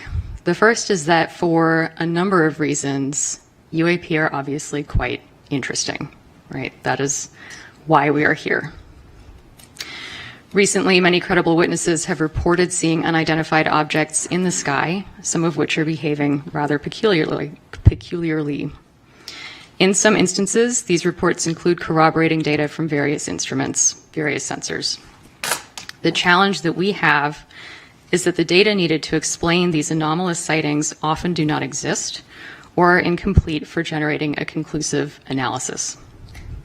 This includes eyewitness reports, which on their own can be interesting and compelling, but often lack the information needed to make definitive conclusions about an object's provenance. We as a panel are thinking about the types of data that might add value to those reports and which could be useful on their own. As a corollary, to date, in the refereed scientific literature, there is no conclusive evidence suggesting an extraterrestrial origin for UAP. Collecting more good data for the scientific community to review in a peer-reviewed context will be important for progress to be made here. The second point, UAP offer an excellent opportunity to demonstrate the power of the scientific method and of empirically addressing a question using a multidisciplinary approach. It is our job as a panel to make some recommendations about how NASA might go about tackling this topic scientifically. taking advantage of the agency's resources, global outreach, and reputation. Key points to keep in mind here are that science is hypothesis-driven. Scientists build confidence in their theories by relying on well-calibrated, well-collected data, using well-established methods with rigorous evaluation and independent corroboration. In science, skepticism is not a bias, nor is it a bad word. It is not our job to define nature, but to study it in ways that let nature reveal itself to us, regardless of how exciting or disappointing that reality might be. And to that end, when we're thinking about making recommendations about how NASA can tackle this topic scientifically, I think it's important to remember that it's not NASA's job to replicate the efforts of the Department of Defense, but rather to consider approaches that are complementary to what the All-Domain Anomaly Resolution Office is doing. And so one of the questions that we as a panel, I think, need to center is, what can we recommend that NASA can do that the DoD cannot? Third point, to that end, what are we even looking for? How are we defining this problem? And how do the available data define what seems to be, to borrow a cliche, a very slender needle in a very big haystack? We heard a little bit about that today from Dr. Kirkpatrick, who reported that there have been 800 events collected over about 27 years. And between 2 and 5% of those events display signatures that could be anomalous, defined as anything that is not readily understandable by the operator or the sensor, something that is doing something weird. Mr. Free and some of the experts on our panel have defined the background on which those events exist, the amount of stuff in the sky at any given time, like so. On average, FAA air traffic control handles 45,000 flights per day in U.S. airspace, with 5,400 aircraft in the sky at peak time. Worldwide, on average, there are about 1,600 weather balloon launches per day. In the U.S., there are at least 184 of those balloons launched, and that doesn't include private companies or research flights.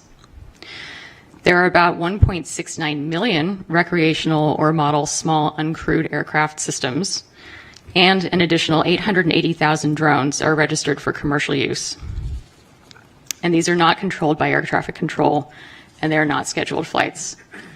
So that's our challenge. So in making recommendations as a panel, I think we need to look at what kind of imprint we want to leave. What does the situation look like 5 years from now? What does it look like 10 years from now? Why are we making these recommendations? We heard a little bit about this morning from both Mike and David, who noted that many discoveries in science are rooted in initially unexplained and bizarre phenomena. So by carefully scrutinizing the sky, or however we end up defining our search space, and by collaborating across disciplines, we are likely to learn new things about our planet. That's a fact. And that's the commensal science case we might want to consider when making recommendations here. All right. Does anyone have thoughts? Questions, thoughts, comments? Carlin. I guess I want to challenge a little bit. We changed the A from aerial to anomalous as legislation required, but I'm not sure we precluded anything beyond the aerial for this panel, and so I've just raised that as a question for us, even though mostly what we've seen, and I think NASA's mission space would be more the aerial. I agree with you, and I think that is a parameter that we need to define as a panel.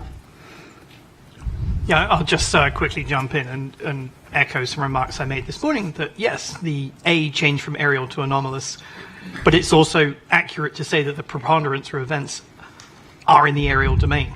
That being said, your panel scope has expanded outwards, and I think we'll hear a little bit from David later on that very subject. I mean, I think anomalous, people often think about it as going down, and including ocean. But I think what's very relevant for NASA is going out, right? And, looking at things in our solar system.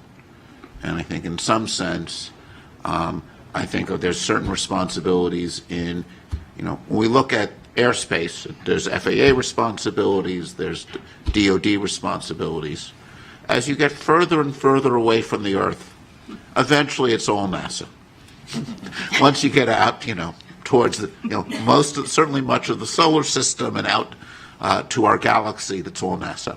And when we start, thinking about things like, and this will be, David will get to this, observations beyond the Earth's atmosphere. I think this change in language lets us also think about outward, further out in the solar system as well. Good, yeah. Other thoughts? Great. Did I summarize everything totally accurately? Awesome. Excellent. Okay. Thanks, everyone. Paula.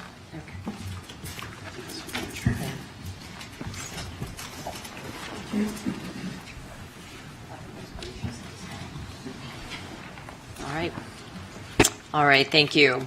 So I thought that was the perfect intro and segue by Dr. Drake for addressing why NASA. What is or what are NASA's roles in UAP studies? So NASA primarily is a science-driven agency. It's committed to exploring and understanding air and space. And this includes, as we were just discussing, the unknown, right? Whether that's the farthest reaches of the universe or right here on our home planet. In that light, NASA has over 60 years of experience measuring phenomena in air and space, in air that might be aeronautics, astronomy, as well as measuring other Earth phenomena, and this may include aquatic or atmospheric phenomena as well. And they do this using the unique vantage point of space. NASA's mission, data, and technical expertise in science and engineering may also help investigate and understand any of the reported phenomena. It makes sense to explore what new observations or measurements or studies might contribute to the understanding of reported phenomena. In that light, Dr. Fox made this point this morning, there's a tremendous archive of NASA data. These are from satellites and other space-based and ground networks, as well as other assets, and these are freely and openly available to the public. NASA research, as was mentioned, also supports a wide range of methods. This includes advanced data analysis, modeling, cutting-edge computational and data visualization tools, and these are all useful for investigating unexplained observations, which may be crucial in studying these phenomena. Discoveries and results are all publicly available. And this can be something from the characterization of extraterrestrial solar planets or the hole in the ozone layer. And these are communicated publicly through many outlets through the agency. NASA also has a long-standing public trust. This is essential to communicate those findings about phenomena to the public and, as was mentioned several times, very important, to destigmatize the reporting and raise awareness of cultural and social barriers to doing so. NASA has a unique strength in leveraging public and private partnerships that could result in new technologies that may be useful in observing and understanding reported phenomena. These partners could include other federal agencies. We've heard from the FAA today, as well as NOAA was identified. And they may collect data that could help to understand reported phenomena. In addition, NASA has a strong record of international collaboration, which could be beneficial to study any of these phenomena, as that may require global cooperation and data sharing. And then one thing that really strikes me is that new understanding of anomalous events really comes from when we bring communities together, interdisciplinary communities that would not necessarily collaborate. And in my world, that might be biological and physical oceanographers, and I tell people to think a little more broadly, what if we brought together astronomers and earth scientists like we did on this panel? So those interdisciplinary research teams, as well as citizen scientists, could explore historical and current NASA and partner data for events, or more importantly, for environmental conditions around the time of reported events. And this may help in our understanding.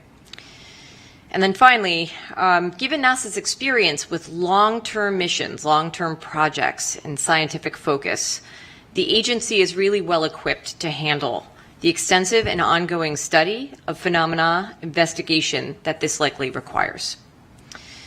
So hopefully that gave you some thoughts as to why NASA. I don't know if any of my fellow panelists agree or disagree. Discuss.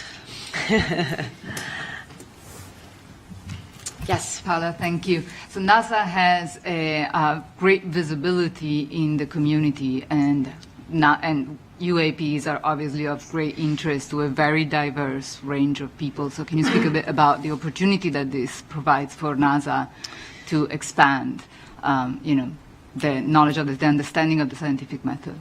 Yes. So it's a great question. There are multiple opportunities I think UAP present. The first, as I mentioned, I think is to bring together interdisciplinary research teams and scientists and citizen scientists to really take a look at, with an objective and perhaps unique eye, what the NASA data archive actually means. Blend in the partnerships, a renewed partnership that's at the federal, the international, and the private level, right? So I think there are any number of pathways that people could pursue that could be really advantageous for helping us to understand what's happening with any reported UAP. The questions? Thank you, Paula. This is Jelly Wright. Actually, my question and comment actually goes to both you and Nadia. Dr. Kirkpatrick gave us a definition of anomalous that it was not readily understandable to the operator or the sensor. And from the NASA's perspective, for our panel, I think we have to consider a broader definition if we're talking about citizen science. Mm-hmm. And I'm curious of how we incorporate that, especially within the communication avenues that we were just discussing. It's a good question. Not all data in an archive are user-friendly, right out of the gate. But I think NASA does an excellent job making things like quick look or browse products available. You can go on the NASA website. You can look at different aspects of different things that the agency has in its mission to study. And I think, if nothing else, people have become a lot more in touch with their surroundings and their environment and the changes happening there. And so I think there's probably an opportunity for people to maybe not become overnight experts in how to process satellite data and use it for basic research in a complex fashion. But there are ways to utilize those data to look at your environment if you think you've seen something or you wish to report something. So communication, engagement in the public, I think, is a really important part of the destigmatization, for sure. Nadia, I don't know if you have anything to add. I was struck by the phrase "not readily understandable." I felt like that was actually doing a lot of work. So I think for our purposes, we probably want to come up with a slightly more specific definition of what anomalous actually means. Yes. Yeah. Okay. Good. Thanks. Federica, you're up next.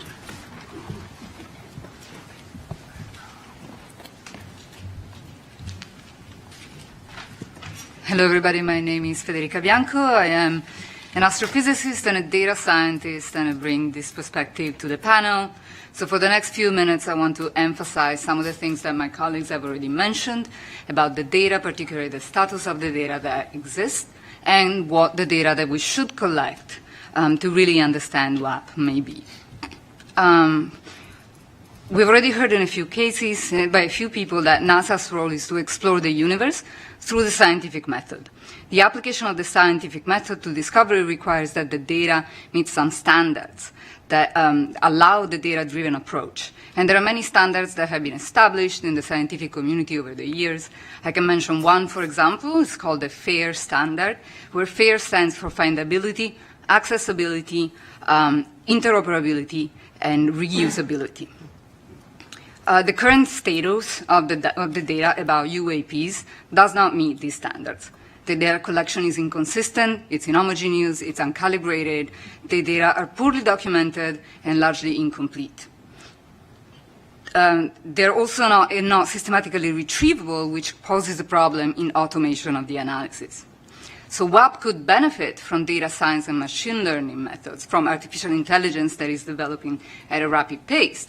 But machine learning and AI cannot be applied until the data meet these standards. Even to study a single event currently requires a significant lift in retrieving the data and the metadata that may or may not be available. And this lift is at the moment entirely person power, which means that it cannot be automated to apply machine learning methods.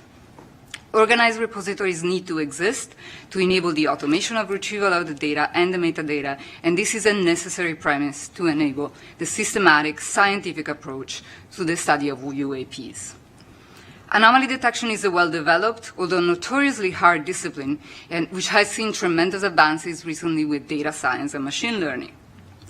Usually, this means detecting rare and unusual signals in a complex that is noisy and rich with phenomena that we know.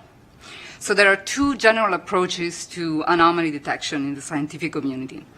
One is the following: if we know the signal that we expect, we can model it, and we can simulate it and maybe inject it in our data. So we can develop methods that are specific to finding those exact signals or signals that are similar to those. And we might be able to conceptualize signals coming from physical systems that respond to the laws of physics as we know them, but we cannot comprehensively produce all possible signals that could relate to or explain UAPs. So the alternative approach in detecting anomalies requires a thorough and deep understanding of what is normal and usual to tease out what is unusual and unlike the rest. These methods typically fall in the realm of what we call unsupervised machine learning.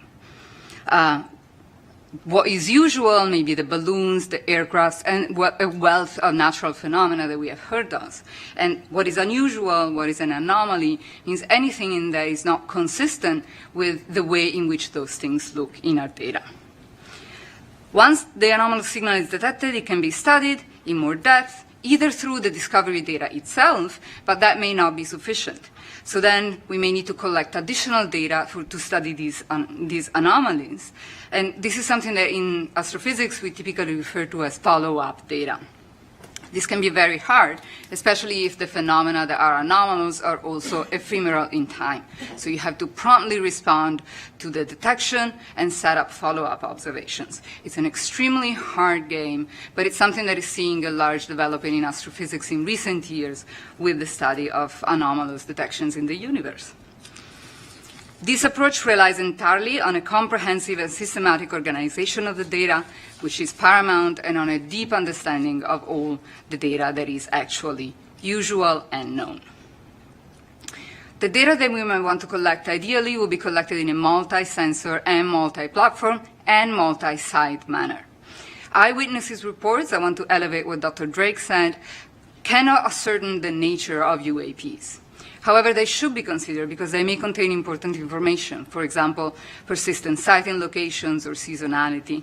But they only really work if joined with quantitative data collected by sensors, as well as biophysical and psychophysical assessments of the witness and the impact that the experience has on them to really reveal the nature of UAPs.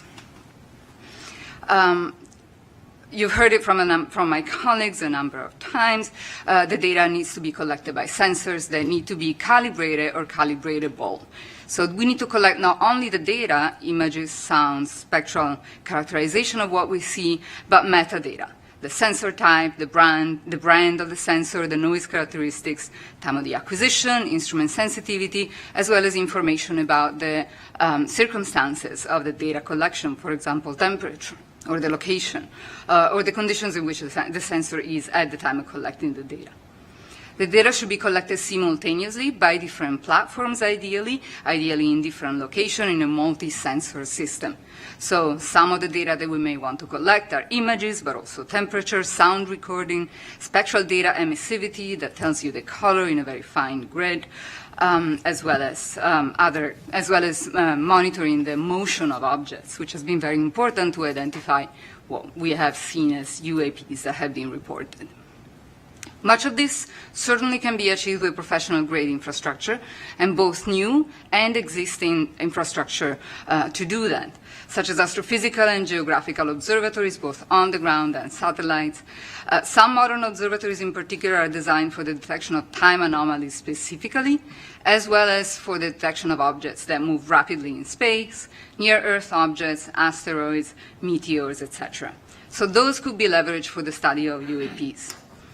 There is also some effort ongoing in the developing of facilities that are specifically designed to detect UAPs, and many of those comply with the characteristics that I just described. This level of information, though, can also be obtained by the public. We could crowdsource the data collection if a platform to crowdsource exists that supports the collection of data and metadata and the transmission of data and metadata. And we think that NASA might be able to play an important role in the development of this platform. To echo what Dr. Bontempi said, NASA has a wealth of experience in coordinating scientific studies, efforts across discipline and domains, serving as a bridge between communities in the interdisciplinary studies and studies across different countries. All of these can be supported.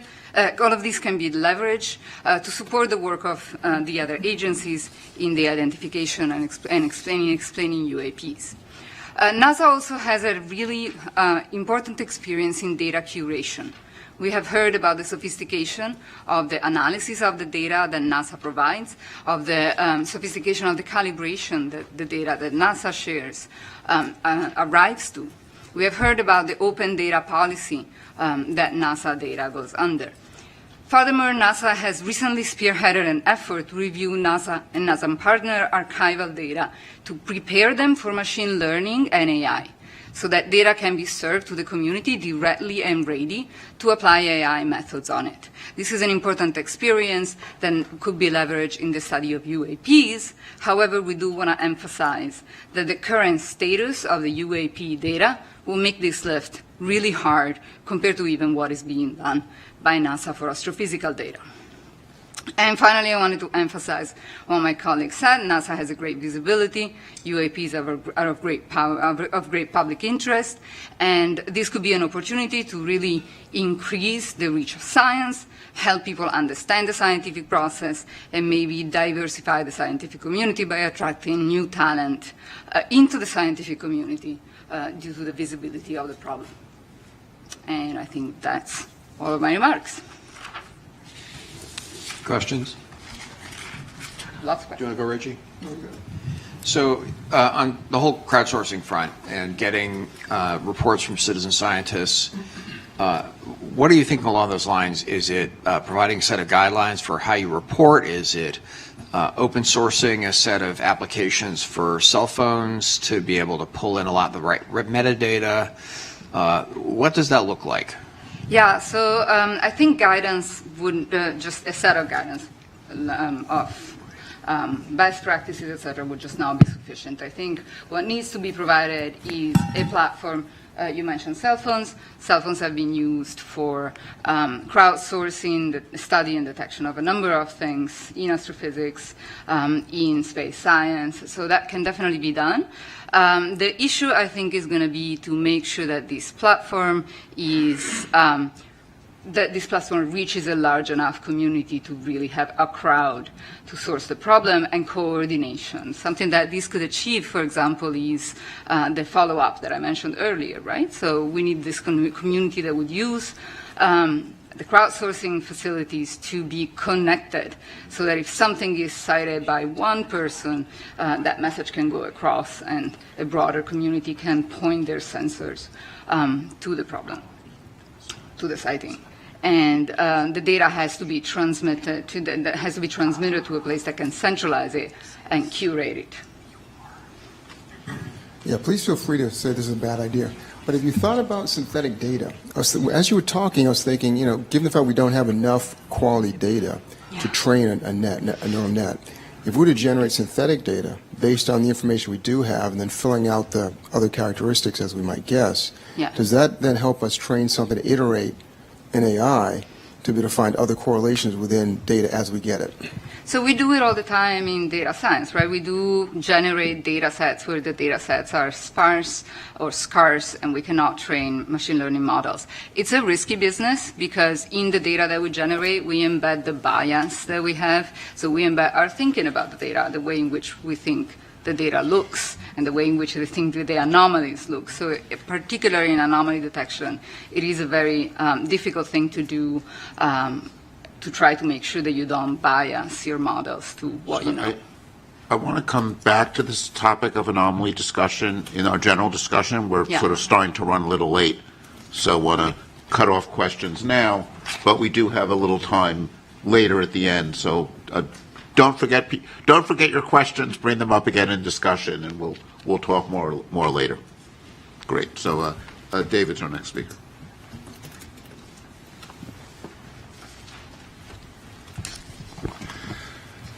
All right, good afternoon. My name is David Grinspoon. I'm a planetary scientist and astrobiologist, and I'm going to talk for just a couple of minutes about how observations beyond Earth are relevant to our study of UAPs.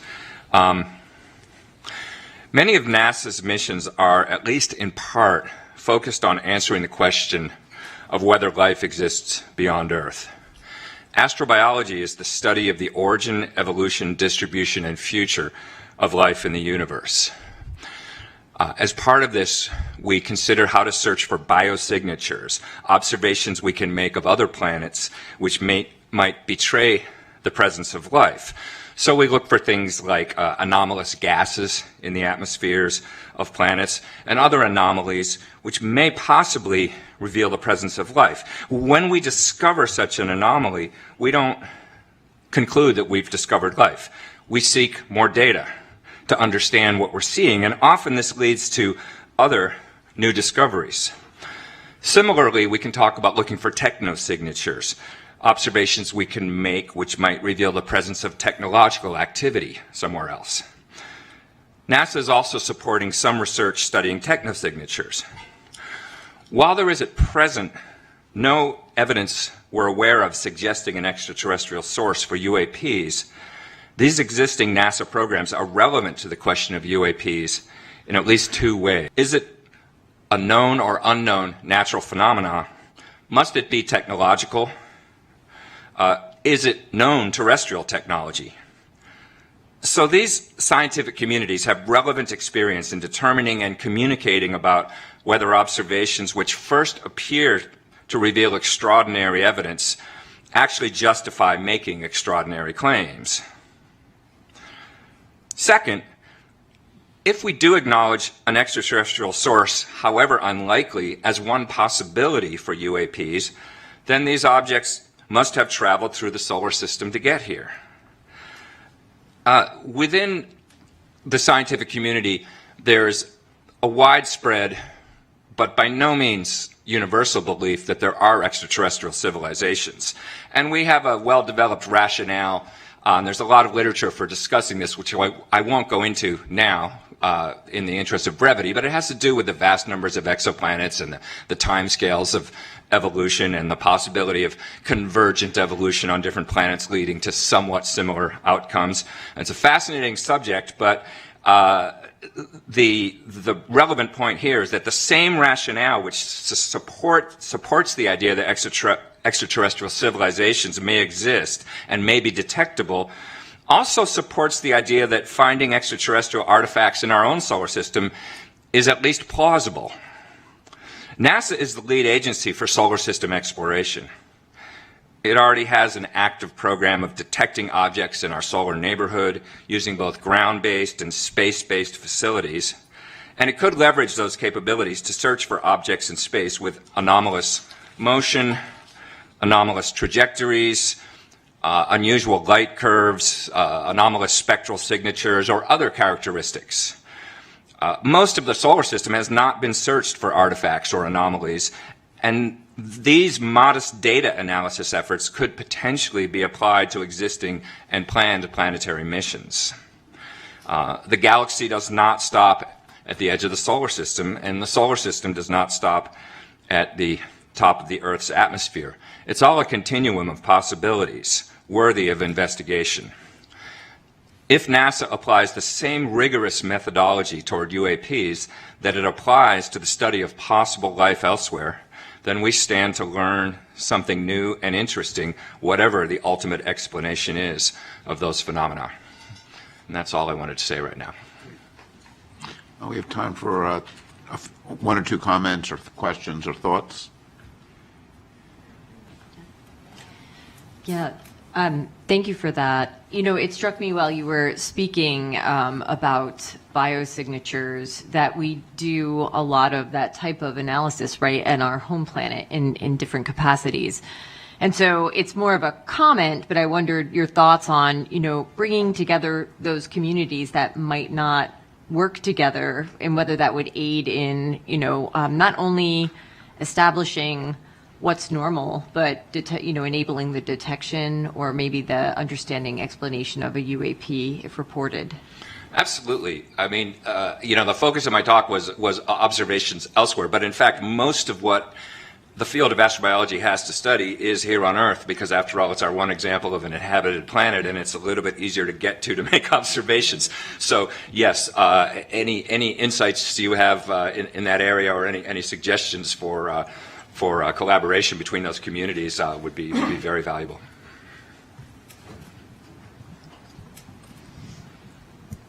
So, of course, NASA hasn't been researching the technosignature field for very long, and there's been a stigma with technosignatures for many decades. Are there any lessons learned we can impose from the technosignature in the study community to the UAP in solar system studies?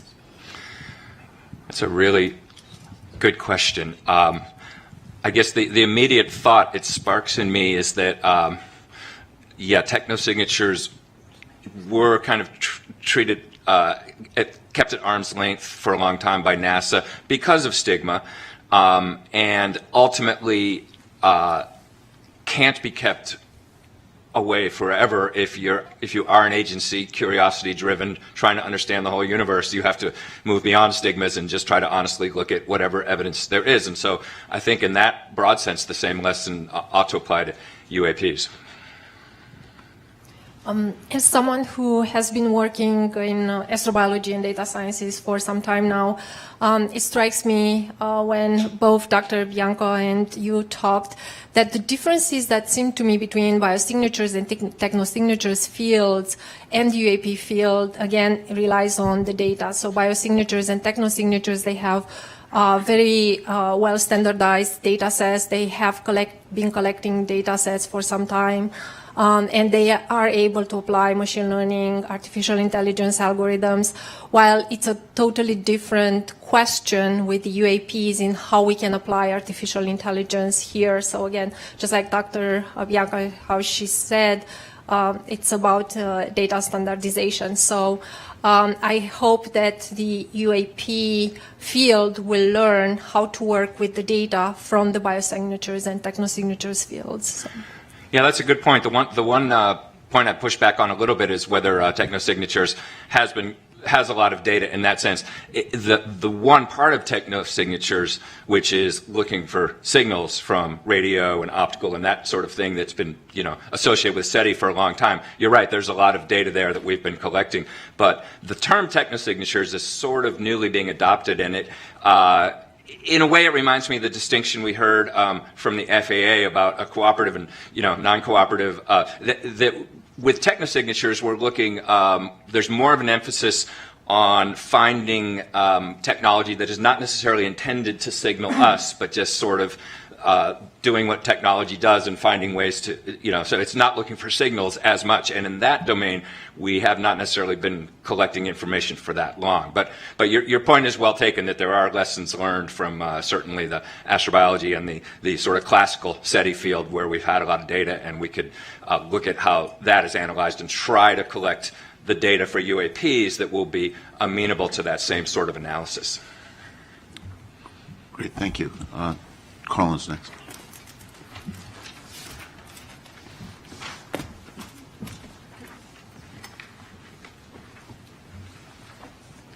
Hello, everybody. I'm Carlin Toner. I'm an aerospace engineer. You know, it really struck me when Dr. Drake opened up this afternoon and talked about this really small needle in a really big haystack that we're looking for. And I'm going to talk to you about reporting, a theme that we've heard a lot. How can we make that haystack smaller and that needle bigger? So reporting of UAP events has received a lot of attention recently, but I think that there are still barriers for people to report. How or where should they report? Will someone take action on their report? Will the reporter be believed, or will they be shamed? We've heard over the course of our fact-finding that many scientists and aviators consider the study of UAPs to be fringe at best. So this suggests there's a significant negative stigma associated with reporting or even researching such phenomena. That said, by encouraging military aviators to disclose anomalies that they've seen or detected, the Department of Defense is receiving many more reports. I think in the time that we've been looking at this topic, growing from an ODII report that was something like 500 to I think this morning we heard something like 800 now, so that's accelerating. And DoD will soon also mandate, if not already, reporting by pilots, which will even grow that set. I would propose to this panel that NASA can help make it safer for researchers to explore data in the civil airspace domain simply by starting that work internally. NASA could look at how civil anomaly data is shared, study how to incentivize reporting, assess the possibility of crowdsourcing data, which I think we've heard a bit about this afternoon, or sponsor and participate in conferences on UAP detection. Our team has really only seen, I'd say, a few unclassified images of UAP, which lack the contextual data that's needed to understand their true nature. And I believe we've heard a single firsthand account from a former military aviator. So one of my colleagues, Josh, has an example to show just why it would be important for NASA to also help shape how the data and information is reported.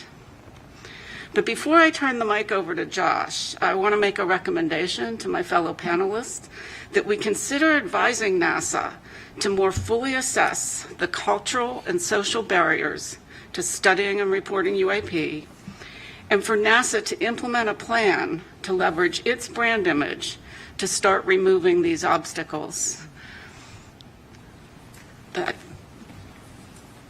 Just want you to go up and then we'll take discussion after your presentation.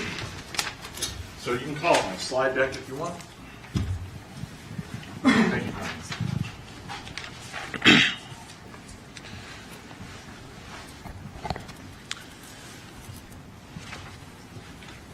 So it's not the charge of our panel to evaluate UAP evidence, but part of our statement of task is to assess the scientific analysis techniques that are available. You don't have to start it just yet, and how we might use them to determine physical constraints on UAP. The UAP reports with the most detailed contextual information are the ones from the Navy aviators, and they're using a combination of ranging and infrared imaging information. And for these cases, we can directly calculate critical parameters of a UAP, such as altitude and velocity, under certain assumptions. And it's, the main point I want to make here is that this multi-sensor approach is absolutely critical to charting a path forward for UAP investigations, and that pertains to NASA as well. So I'm going to provide one example here just to illustrate the crucial role of science and scientific analysis, and the role of scientific analysis to avoid misinterpretation in some sense. Next build. Just hit space. Yeah, okay, so this is, this video was recorded by pilots deployed from the aircraft carrier USS Theodore Roosevelt in 2015. The example has been given the nickname Go Fast because it gives an impression of an object moving very rapidly against the ocean surface. And the question is this impression correct? And if not, what can we say quantitatively about what that object is doing in kind of Earth-centered coordinate system? Fortunately, the information needed to determine the altitude and velocity of this object is contained on the display. So go ahead and next. And this includes the elevation angle of the camera, the azimuth angle of the camera, the target range in nautical miles, aircraft altitude, the time reference in seconds, indicated airspeed in knots. This information in this video in particular has been discussed quite a bit on the web. So let's begin with the object altitude. Next, please.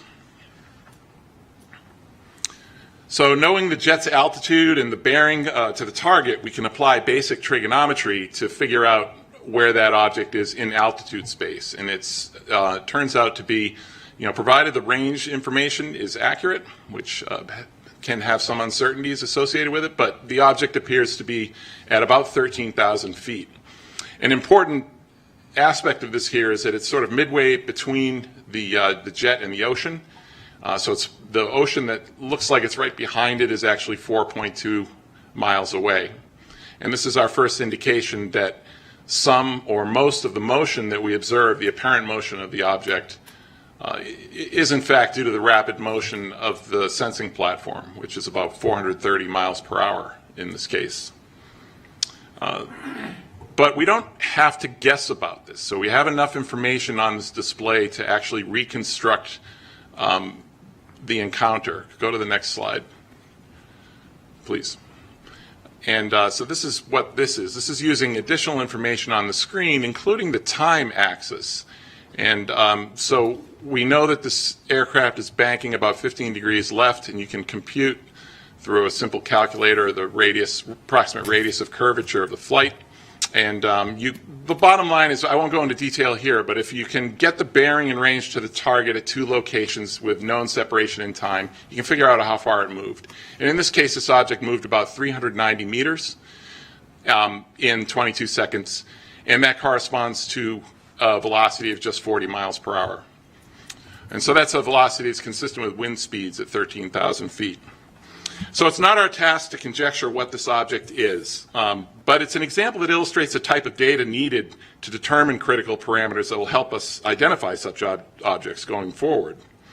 In addition to the importance of quantitative analysis, this example also serves to illustrate the kind of cognitive bias we have to contend with for UAPs recorded from unfamiliar perspectives.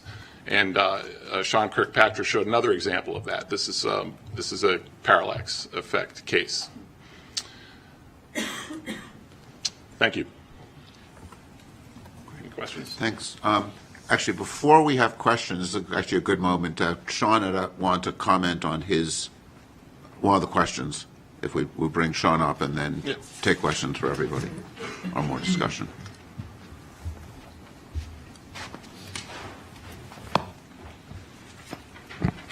Thanks. That was actually very helpful for everyone, I'm sure. Just one piece of clarification on the video that we showed. The second one that was the newly released one had the three aircraft in it. The question was asked about if it was a stabilized background against which the jitter was showing. I am not 100% certain of that answer. It might just be a bunch of dust on that sensor, but let me go back and get you a more fulsome answer. It is either stabilized background or it's just garbage. But in either event, the three aircraft are jittering because of the platform. But that's another example of exactly what you're saying, right? It's the perception of the operator who thinks it's doing something else when it's actually just your own camera. Right. Yeah, if I could just, Sean, in your event, it seemed to me that what you mean by jitter in this case is the plane is actually making motions that are causing a parallax. So it's actually more than that. So the plane will move, and that'll cause the parallax that you just showed. But the sensor itself, a lot of these cameras are in gimbals. For those of you not certain what a gimbal is, it's the thing that your cameras sit on, your telescopes sit on. It moves it around in different directions. Those can sometimes be stabilized, in which case they damp out the motion of the platform. And in other cases, they're not, and they jump around. And so what you're actually seeing in that video is what we call jitter of the sensor against the platform. So the platform's moving and the sensor is moving. It's not stabilized against the target. But once it's collected, sometimes in processing, the background is stabilized frame to frame, just like some of those TikTok videos you see, right? Same idea. Yeah, I just wanted to jump in here. I think make a couple of comments to just follow up on what Josh said. And my experience of flying, over 15,000 hours, 30-something years in airplanes and both in space, and the environment that we fly in, space or an atmospheric flight, very, very conducive to optical illusions. So I get it why these pilots would look at that go fast video and think it was going really, really fast. I remember one time I was flying in the warning areas off of Virginia Beach, military operating area there, and my Rio thought, the guy that sits in the back of the Tomcat, was convinced we flew by a UFO. So I didn't see it. We turned around. We went to go look at it. It turns out it was Bart Simpson, a balloon. Oftentimes in space, I would see things and I was like, oh, that's really not behaving like it should. It doesn't have the trajectory of a satellite or a planet on the back of the star field. And every single time when I would look at it long enough, I would realize that it was atmospheric lensing. It was the fact that what I was looking at was actually flying behind the atmosphere, and because of variations in the atmosphere, it made the trajectory look like it wasn't going in a straight line. It was going like this, and it would go like that, and it would turn in the other direction. Was always the case. My brother, Mark Kelly, a former NASA astronaut, and also now a U.S. Senator, was with him for dinner last night, and he shared a story with me again that he had shared years ago, but I had kind of forgotten about it, and I think it's worth sharing. And that is when he was the commander of STS-124, I think it was, in 2008, they were getting ready to close the payload bay doors of the space shuttle. And before they do that, you got to make sure nothing interferes with the doors, because if the doors don't close properly, the space shuttle can't re-enter the atmosphere. It would come apart. It's part of the structural integrity of the vehicle. So they see something in the payload bay, and they thought it was a tool, maybe a bolt. They couldn't quite figure it out. They were potentially going to have to go and do a spacewalk to retrieve it. But before they did that, my brother grabbed the camera, they took a picture of it, and when they blew up the picture, they realized that this is not a bolt or a tool in the payload bay. It was actually the International Space Station that was 80 miles away. I mean, that's just a really good example of how this environment we operate in is so conducive to optical illusions. Oftentimes, guys fly into the water. And there are cases where, pilots have rendezvoused on a buoy because they thought that was their wingman. It's just very, very challenging environment to work in, especially at night. And in my experience, the sensors kind of have the same issues as the people's eyeballs.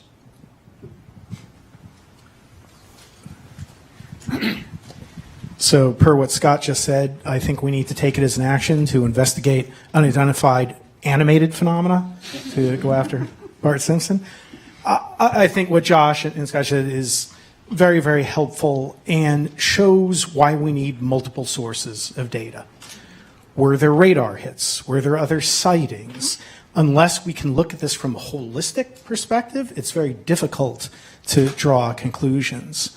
And relative to stigma, and I appreciate the reports that our colleagues gave, I think there's plenty of stigma right here in this building, and I'm sure, Dan, you've suffered from it at times. And I just want to commend Administrator, although he's always be Senator Nelson to me, for his leadership and candidly courage in getting NASA to tackle this issue. And as we look at what Sean had articulated, that what he wants NASA to do, as we look at the recommendations for reporting and how we need to collate that reporting, I'm very concerned that this could be effectively done on an ad hoc basis. And I've been a part of far too many panels and studies that end up sitting on the shelf. I don't want this to be one of those exercises. And we can discuss this further, but I would call for and recommend a permanent office within NASA to support this activity, albeit likely a modest one, but to collate this information, collate that data, to archive the information, and act as the open, forward-facing counterpart to Sean and AARO. I think then we could continue and actually accomplish the reporting, the stigma issues that have been raised, and we could do so in a relatively affordable fashion. Because again, I don't want all of our work to end up being in vain. Good. So now Jen's going to turn to our charge. I am. And you know, as a panel, when we were convened with a set of questions that we were charged to address, we've been addressing them through the topics we've talked about and through things as we've been thinking this through, but we're going to organize the next part of the discussion with Jen presenting these things, and this is also a chance to get into some of the discussion phase, because we can look at each of these questions as the topics that we want to make sure we address as part of the report. Jen. Thanks, David, and I want to thank the panelists all for all of your work, all of the knowledge that I've gained from each of you through this time. I took it upon myself in preparing for today's meeting to draft a statement that answers the 8 questions that we were provided at the beginning of the last summer when the panel was created. So I'm going to read the question out loud. I'm going to read my statement, and I'm going to pause, let you think and reflect. And if there's, remember, this isn't all of the details associated with each of these answers, right? This is to be a kind of high level, make sure we've got the major points there. And this is an initial take for these answers. So the first question goes, what types of scientific data currently collected and archived by NASA or other civilian government entities should be synthesized and analyzed prior to potentially shed light on the nature and origins of UAP? So the panel reviewed data sources, analytic tools, data architectures from NASA, NOAA, FAA, Commerce, and others.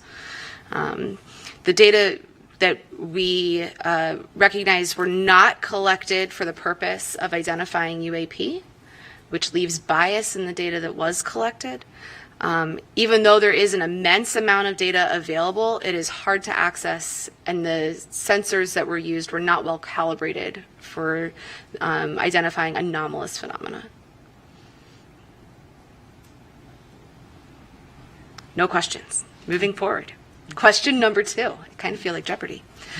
What types of scientific data currently collected and held by nonprofits and companies should be synthesized and analyzed to potentially shed light on the nature and origins of UAP? Many organizations exist to track sightings of anomalous phenomena in the Earth's atmosphere, both nonprofit, for-profit, and otherwise. The study panel concluded that much of the inputs collected by these organizations are not considered scientific data in nature, and that they do not contain unbiased information, they're not repeatable, and they typically come with eyewitness accounts, which we've heard even today, that there's hesitations with using only eyewitness accounts to recognize or identify UAP. To the point about commercial or companies, there are a lot of space companies that some lobbied hard to get in to present to us. They have troves of data, but they're collected for a variety of different purposes than the purpose of UAP. And those systems, while they are well calibrated, are only one source of many that could be used. And questions, comments, concerns? Yes, Carla. I'll bite on that one, Jen. You know, I think your answer it is correct as to what we've seen. But where I would go is if we made a recommendation to NASA that, we're really asking them to build a roadmap, and we haven't done a robust cataloging. We've looked at sources, mentioned sources that we think might be relevant, but perhaps a more robust effort cataloging would be a good modest start. Yeah, that's good. I will, only in slight defense of trying to answer the exact question as posed to the panel, rather than trying to add recommendations at this point. But yes, point well taken. Thank you. Yeah, I mean, I think one of the data sets that we just learned about, heard more about today, and thinking about sort of calibrating things, is the FAA data on anomalous, tracking events, right? And I think this is something where if we had, some imaging software, people, citizen scientists with cell phone cameras identify some event that looks interesting, one of the places you'd like to be able to turn is the FAA data. And having, if there is, to go back to, having a NASA responsibility for data, NASA might, has a lot of experience in serving as a clearinghouse for data from across the government for civilian data, right? This is something we do in lots of different areas. And I think there are some opportunities with data sets there, and I think the radar data is one that comes to mind as one we don't want to forget about as an available data set. Yeah, absolutely. Question 3, I think, goes more towards the recommendations of what other types of scientific data should be collected by NASA to enhance the potential for developing an understanding of the nature and origins of UAP. So we've heard now from 2 of the panelists on some of the information that should be collected, or the way that some of that data should be organized in a manner to make it available for people to analyze that information. And the only other thoughts that I had here was really recognizing the difference in the sensor thresholds, right? So we can't always tune a sensor all the way to the resolution that we might need or we might want. And as we collect that data, to recognize for the scientists that are doing those analyses the bounds of each of the systems that they're using. Yeah. What strikes me on that one, when you were reading the answer, the proposed answer, was what may be new, maybe something that's new to NASA in the sense of like a time series, so we can know what's normal, so we can perhaps identify what's not normal or anomalous, right? So I'm not sure to what extent it's like the most unsexy thing to sell on the face of the planet, right, is making consistent long-term observations. But I think that the agency may be set up to do just that for multiple reasons, right? Yeah. Persistent data collection. The agency does that in a lot of cases for astrophysical purposes. So the infrastructure, of course, pointing up and pointing at a different distance, but the infrastructure for collecting this kind of data, organizing it, keeping it, and that does exist. Yeah. And there are, in their defense, a lot of satellite companies that are doing that persistent collection as well. Okay. Question 4, which scientific analysis techniques currently in production could be employed to assess the nature and origins of UAP?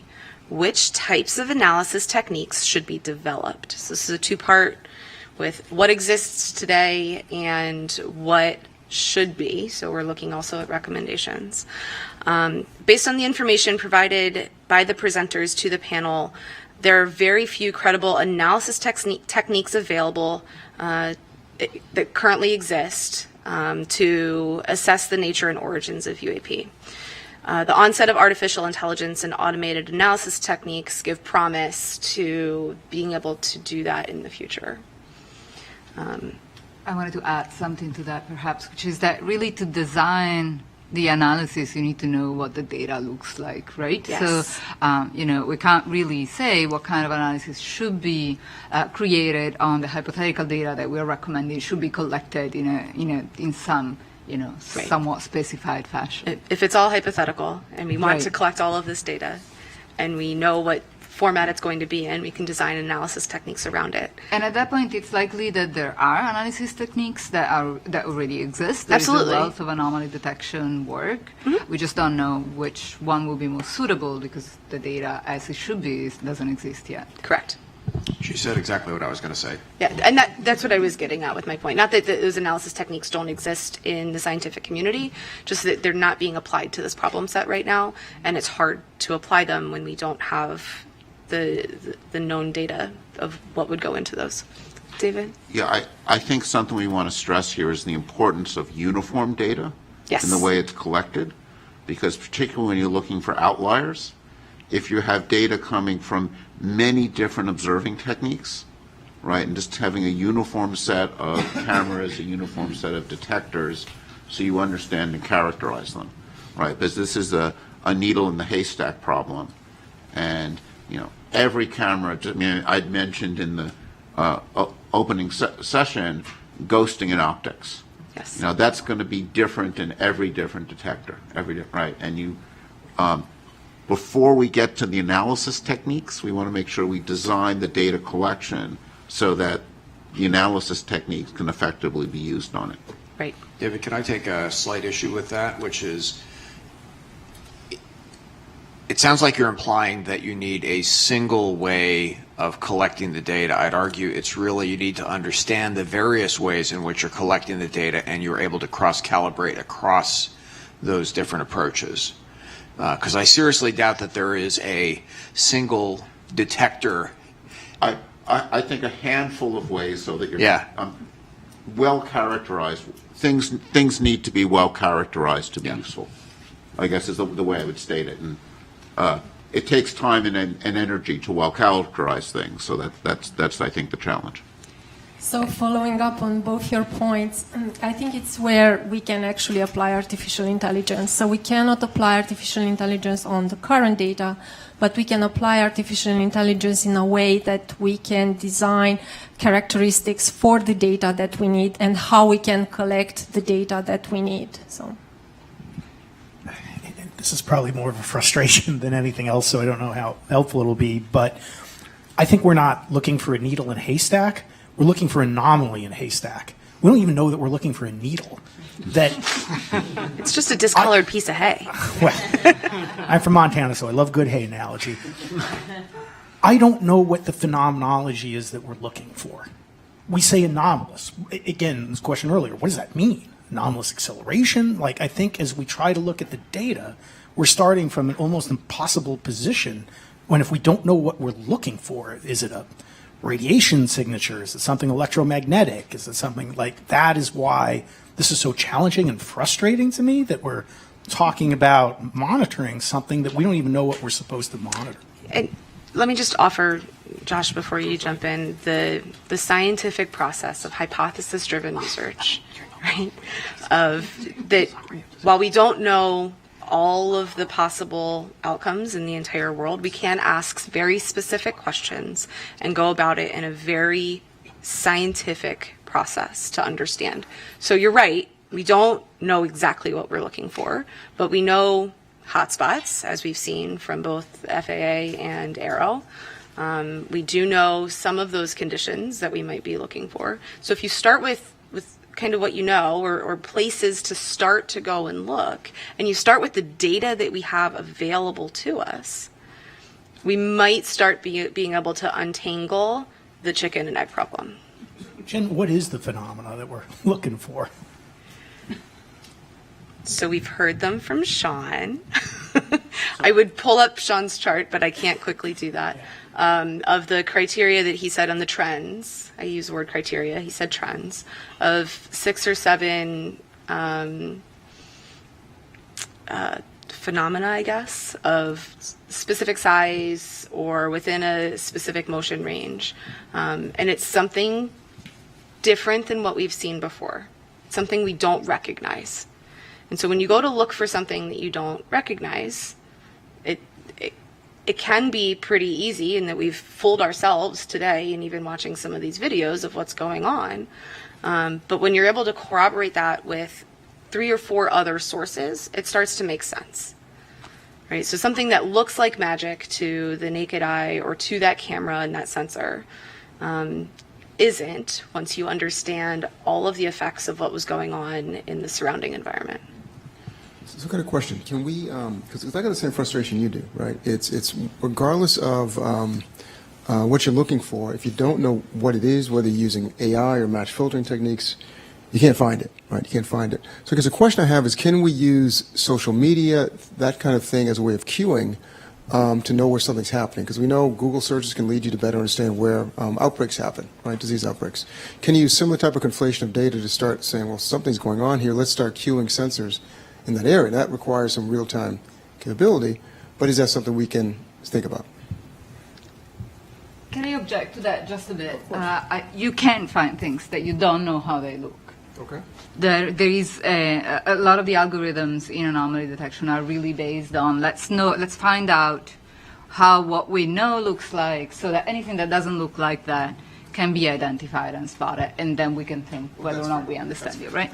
And so I think the point about the homogeneous detectors really is about that. We need to have a solid understanding of the normal to detect the anomalous or the outliers, as we sometimes perhaps more often call them in science, right? Yeah, absolutely. I do want to be cautious of time. We were supposed to end this about 10 minutes ago. Right, so but this is drifted into discussion, but I think we're doing discussion. So do you have any last topic you want to hit? If not, then we'll just open up to general discussion. I have 4 more questions that we're technically supposed to answer. All right, let's do one. We can do 4 questions in 2 minutes, right? Okay, 1 2 minutes. speed round. Fast. In considering all of the factors above, what basic physical constraints can be placed on the nature and origins of UAP? Mike, would you like to take this question? Absolutely. Needle in the haystack. Okay, got it. In my notes to answer this, knew that Sean had presented some trends, so I used that kind of as the basis for what basic physical constraints could be available, and also Josh's presentation that he just presented of, we know some of these are still in the realm of understanding. We just haven't applied basic physics to understand what's there, what we have. Question 6, what civilian airspace data related to UAPs have been collected by government agencies and are available for analysis to A, inform efforts to better understand the nature and origins of UAPs, and B, determine the risk of UAPs to the national airspace? So we saw some of this in, I'm going to use examples from today to kind of move quickly. Some of this in Mike Free's presentation, talking about the air risks, right, that FAA is always looking out for. We know by altitude and by sensor and curvature of the earth and line of sight, and as you get higher that you can see more, right? So we have a lot of civilian airspace data that can start to understand the nature and origins of the UAP, and determining the risk is based on how much you know, right? So you think about, I go straight to space and I think about satellites, and one tiny piece of space debris can destroy an entire satellite because they're moving really, really fast in the vacuum of space. It's not necessarily so true in airspace, right? But something that we don't know could have a severe impact on pilots and their flight plan and all of that, which then could really wreak havoc on all of the United States airspace. And so being able to understand and identify what those phenomena are will help de-risk the air flight safety in the national airspace. Question 7. What current reporting protocols and air traffic management data acquisition systems can be modified to acquire additional data on past and future UAPs? We've heard a lot of the reporting structures. It was talked about earlier today. Those probably can be adapted and improved, and it's up to us in discussion as the panel on what those recommendations might be. Question 8, and I'll get off stage. What potential enhancements to the future air traffic management development efforts can be recommended to acquire data concerning future reported UAPs to assist in the effort to better understand the nature and origins of the UAPs? The potential enhancements, automatic filtering of the knowns has come up as a talking point.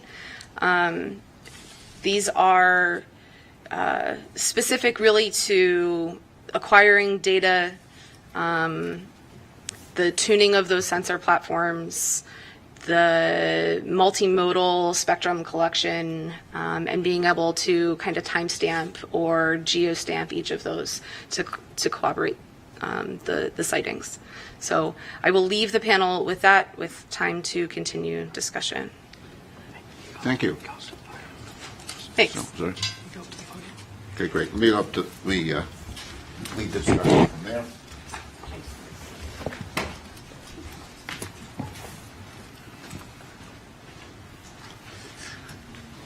But before I open it up, I just wanted to restate Federica's answer to Mike for hay.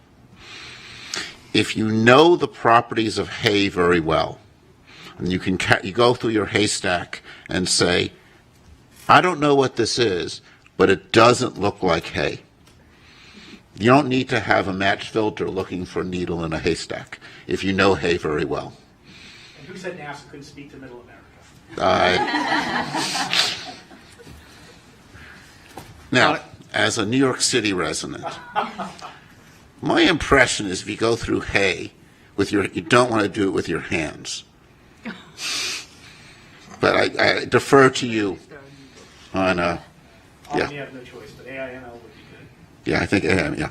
So I want to, in the final minutes we have here before the public session, look to the future. I think a lot of us have looked at the data we have now with a sense of dissatisfaction and say, what data would you want and how would you want to collect it? And just think about, we don't need to design the detectors, but think about the characterization that we'd like, what wavelengths we'd like, and, just to kind of throw that out as one way to think about what we might want to recommend. Paul.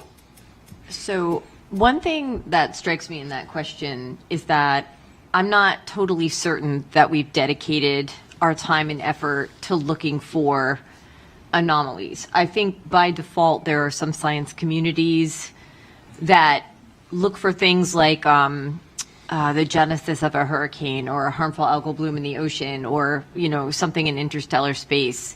But I'm not sure we ever focused our interdisciplinary effort on that. And I think the question you ask is a really interesting one, part of our statement of task, right? But I'm not sure I can answer that quite yet. That's how I feel about that one. Sure. Shelley Wright. Going along with Dr. Bontempi's point there, we heard a lot from Arrow about specifics about the needle. 1 to 4 meters in size, 0 to Mach 2. You can then look at NASA's assets, right, and look at its spatial resolution, its spectral resolution, in particular the frame rate. I'm going to get to your question here, Dr. Spergel. You can look at the current NASA assets and try to say which ones could find that needle, the ones that Dr. Kirkpatrick put forward. That analysis has not been done. So one of my recommendations would be for NASA to convene a group and a task force to look at its current assets to calculate what current available data, and current facilities could answer insight into that. Now, to get to your future question, looking at this, I see Walter, is frame rate. I see a really big issue with frame rate. So if you want to catch fast-moving objects, you need to take quick images. If you want to get to these very small sizes and resolution, depending on altitude, where you're taking your image from ground or space, NASA will likely have to increase its frame rate into its detectors. Short answer to what NASA's current assets would be able to see would be really big haystacks that are moving very slowly, which I think is the point that you're making. But that doesn't mean that that data is not useful, because if it's able to characterize the background extremely well, that gives you a better idea of what unusual looks like. Basically, anything that you do that characterizes the background will contribute to an understanding. So we're going to have to cut this off now, because we're now going to our public comment session. So turn that over.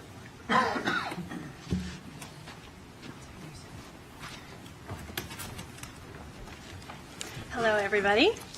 I am Karen Fox with NASA's Office of Communications, and we are segueing into the public Q&A portion of this meeting. As a reminder, this is a FACA meeting, that is a Federal Advisory Committee Act, and so we are under guidance which says that these meetings are public and that we take public questions. We got hundreds and hundreds of questions, and I just wanted to take a moment to say thank you to everybody who submitted them. We're obviously not going to get to all of them today, but we are going to make attempts to answer some of them online. You can always check back to science.nasa.gov/UAP, where over time we will make it clear where we're putting out some more of those answers. In the meantime, we did have to make some decisions. We stuck to questions that applied to this independent study and UAPs. There were a lot of questions about astrobiology and other subjects that we're not going to get to today. And also, in an attempt to get to as many of the questions as possible, since so many of them were similar, we've sort of bucketed them. And that is how we're going to try to address as many as possible. So I'm going to toss the questions to you, and we'll look to getting some answers for our public questions. All right. So first set of questions are specifically about the data being used. So examples. What exactly are you incorporating into your report? What data are we using? What are some examples of data being used? Do we have multi-sensor data or of objects performing maneuvers that seem truly anomalous? Do we have photos, videos? What about having the NASA historian go through the NASA's historical records? Did you interview military or pilots for this study? So looking for some information about the kinds of data. I can toss to anyone. David looks like he's jumping in. Well, I think first and foremost, our goal here is really to create a roadmap, right? So really, we have been informed by some of the events that are reported, and we've had, but we've certainly not done a complete historical study in an archive. And I think one of the things we've wanted to do was learn what kinds of events have been reported, learn about some of the ones that have been resolved, some of the ones that are unresolved, so we can best think about how in the future we can collect data so that we can get more robust answers. So that, I hope that addressed that question. It does. Others have anything else they'd like to add? All right. Then I will keep going. Another big question category was about transparency and about sharing information. And so examples in this category are, what is NASA hiding and where are you hiding it? How much has been shared publicly? Has NASA ever cut the live NASA TV feed away from something? Has NASA released all UAP evidence it has ever received? What about NASA astronauts? Do they have an NDA or clearance that does not allow them to speak about UAP sightings? What are the science overlords hiding? Dan Evans. All right, I'll take a stab at that one. I really want to assure the public and to double down on some remarks I made this morning that this agency is absolutely cast iron committed to openness and transparency and honesty. And that commitment also extends to our live NASA TV feeds. They provide real-time footage from our various missions. Now, to my knowledge, NASA has never intentionally cut a live feed to hide anything, and that includes UAPs, of course. Sometimes there are interruptions to our feeds, but that is simply because space is a complex place. There's a vast array of natural phenomena, human-made objects, and so forth. But again, I wanted to reassure the public that we're absolutely committed to providing the public transparency and openness. Those are the hallmarks of NASA. That's why we're here today in public on TV, because we want the public to have the opportunity to see the process of this committee doing its work in public. It's only right. Just to follow up on what I said, I didn't mean to joke about it, but in my 20 years at NASA, no one, either officially or unofficially, in my recollection, have ever discussed or briefed us or had any kind of discussions about anything that would be considered a UAP or UFO or anything like that. And I'll ask you to stand for 1 second and state your name. I'll ask you to stand for 1 second and state your name, just so everybody know who was speaking. It's hard to see in the back. Kelly. I'm just following up on the question about if NASA astronauts ever signed an NDA or anything of that, anything like that. In my experience of being in the astronaut office for 20 years, there was never any formal or informal discussions at all about UAPs or UFOs or anyone reporting anything that would suggest something from, beyond our planet. Thank you very much. Yes, please. Just want to make a quick comment about the culture of science in relation to this question. Scientists by nature are at least intellectually sort of rebellious. It's in our nature to question authority. That's how you're a good scientist. You don't just take someone's word for it. You try to discover the truth. And for that reason, this question about what are the science overlords hiding, that's sort of written in a facetious way. But I just want to emphasize that there's no way that all scientists could be in on trying to hide something, because it's just not in our nature. If somebody told me to try to hide something as a scientist, that would just increase my desire to belay that order and to release it. And I think that's true of our community in general. All right, thank you so much. I am going to go on to our third set of questions, which is, has NASA been tracking Earth's atmosphere, or are we also studying bodies of water for UAP? I think that's a Dan question for NASA, or? Is that a me question? Yeah. Oh. Here's the oceanographer.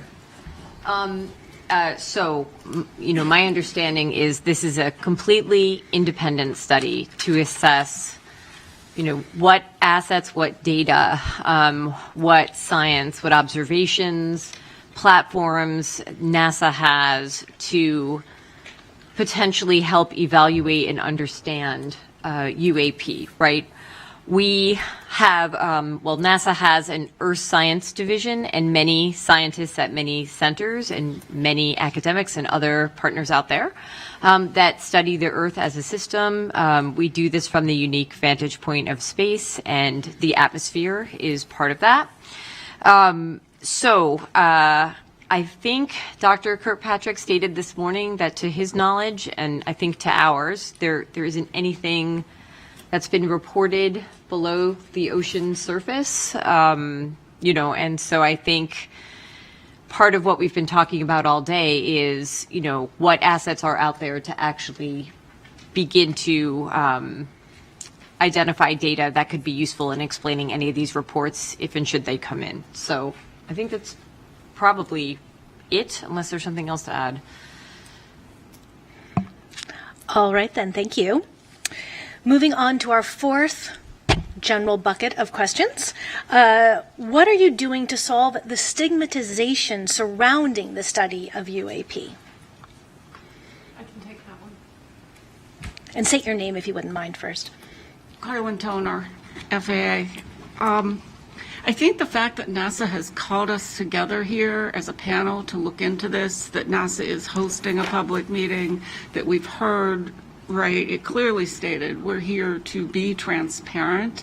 I think that's the first step in trying to really normalize the study of UAPs. And we talked a little bit earlier about the reporting, about how to make it credible. And we talked also about UAP in one of the earlier talks this morning of the definition of the A, whether it was aerial or anomalous, as the legislation now is. And really the distinction beyond UFOs, right? When we're looking at UAPs here, we're beyond just airplanes. We're looking at all types of anomalous phenomena. And so that's just a more inclusive term there. Yeah, still Mike Gold. Just wanted to emphasize what Carlin said, which is so accurate. I really consider it quite amazing that we're here having this discussion. NASA leadership deserves great kudos for this. And beyond, I think a recommendation that I'd like to make is that NASA participate in symposia, in panels, sponsor research.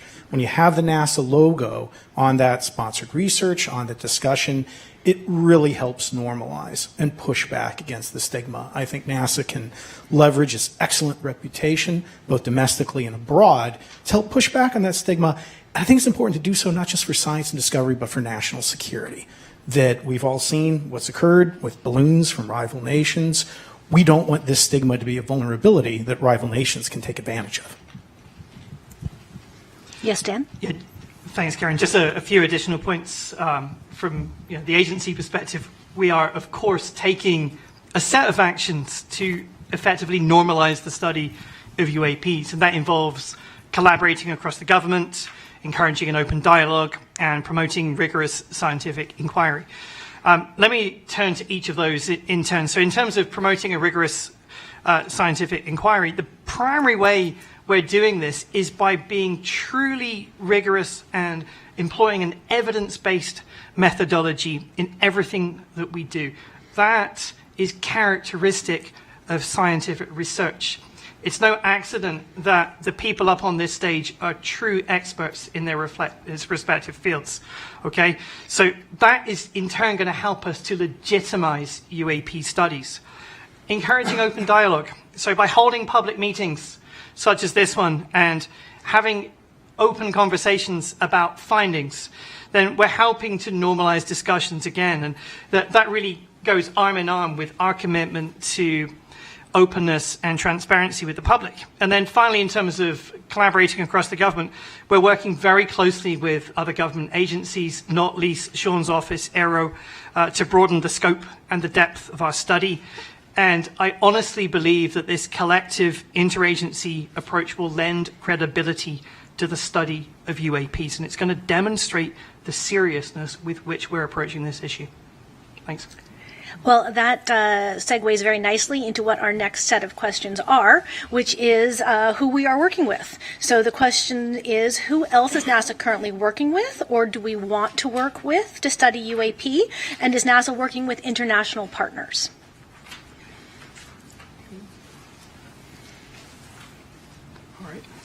Pete, do you want to do it? I'll take a stab at it. Okay. As the questions test to this panel so kindly asked us, both in what other government agencies are collecting data, what data is available. NASA is partnering with them in many ways, as well as NASA has a wide commercial outreach and partnerships with understanding what data is available, as well as NASA's founded on well, not founded, but the core principles of NASA are with international partners. So the information that our partners are gathering is typically available to NASA as well. So yes, on all accounts. And I may just emphasize and add that NASA is singular, I believe, among government agencies in its international outreach. Again, not to keep talking about the Artemis Accords, but you see countries like Saudi Arabia that we may not have a great relationship with as a government right now. We have Saudi Arabia and Israel in the Accords family, so that NASA is unique in its scope and ability to reach out. I also think that we're entering a new era of commercial space transportation that is going from low Earth orbit out to cislunar space. And that is going to be the purview of the Department of Commerce, which is taking over space traffic management. So I think it's very important that NASA work with and support commerce as we go through that transition. Department of Defense is currently responsible for that. And I think that will help us not only to identify potential UAPs, but to assist in preventing contention, congestion, and eventually conflict.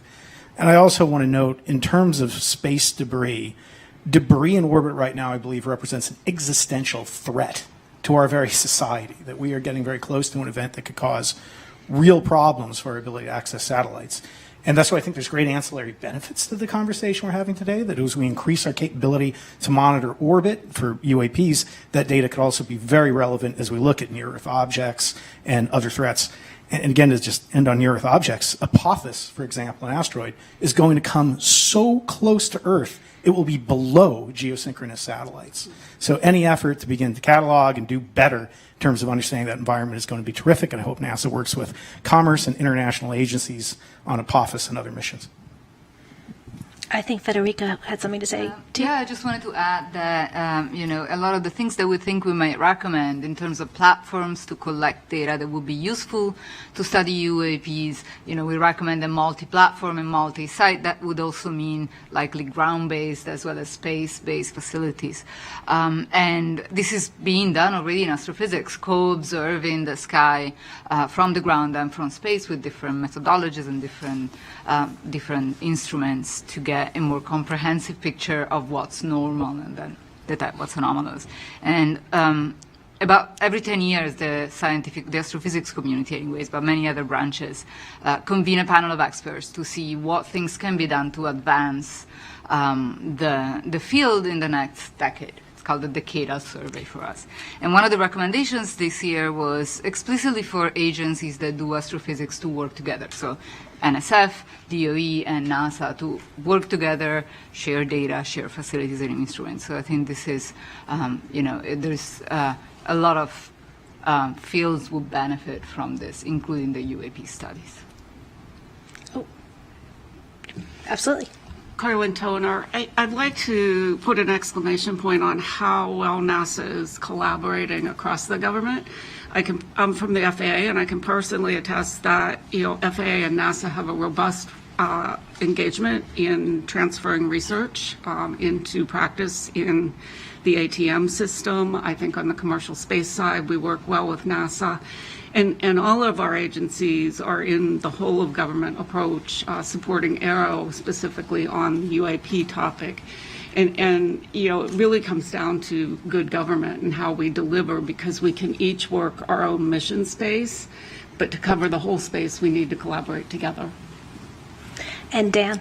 To put an exclamation point on Carlin's exclamation point. So I think it's important to say that we really do have a good relationship with the All-Domain Anomaly Resolution Office, Aero, Sean's office, and its previous or predecessor organization, the UAP Task Force. And we have really benefited from very fruitful collaborations among those various entities. And quite frankly, as a taxpayer, one should expect nothing less than the government to be working effectively across different units together. It's only right. That being said, it's also important to acknowledge what NASA's perspective is in this study, and to acknowledge that the Department of Defense, the intelligence community have massively different equities about the study of UAP, and they have different interests. Ours is a purely scientific one. So we collaborate, we consult. It's a very good relationship. And I agree wholeheartedly with Carlin that a whole of government approach is absolutely the right one to take. Great, thank you. I will move on to our sixth bucket of questions, which we had many on this topic. Is there evidence that UAP were created from non-human intelligence? All right. Yes, please. I will take this one. First and foremost, we are scientists, and we follow the scientific process. And I hope that the gathering here today showed a little bit of a glimpse on how the scientific process works. It's not a question that you can answer very quickly with yes or no.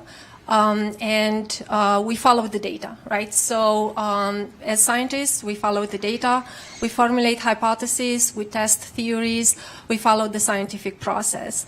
The role of this panel has been to create a roadmap and a framework for how all scientists that are interested in this phenomenon can further study, can further collect data, can further formulate experiments, again, hypotheses, can test different methods, maybe even innovate on the methodology side of things, come up with new methods for how we can do basically science, but not just any kind of science, but the science of discovery and exploration, which is basically in the spirit of NASA. So just like Carl Sagan was saying, extraordinary claims require extraordinary evidence. We cannot make that kind of extraordinary claims at all for any kind of big subjects in science, whether it's UAPs, whether it's biosignatures, whether it's technosignatures.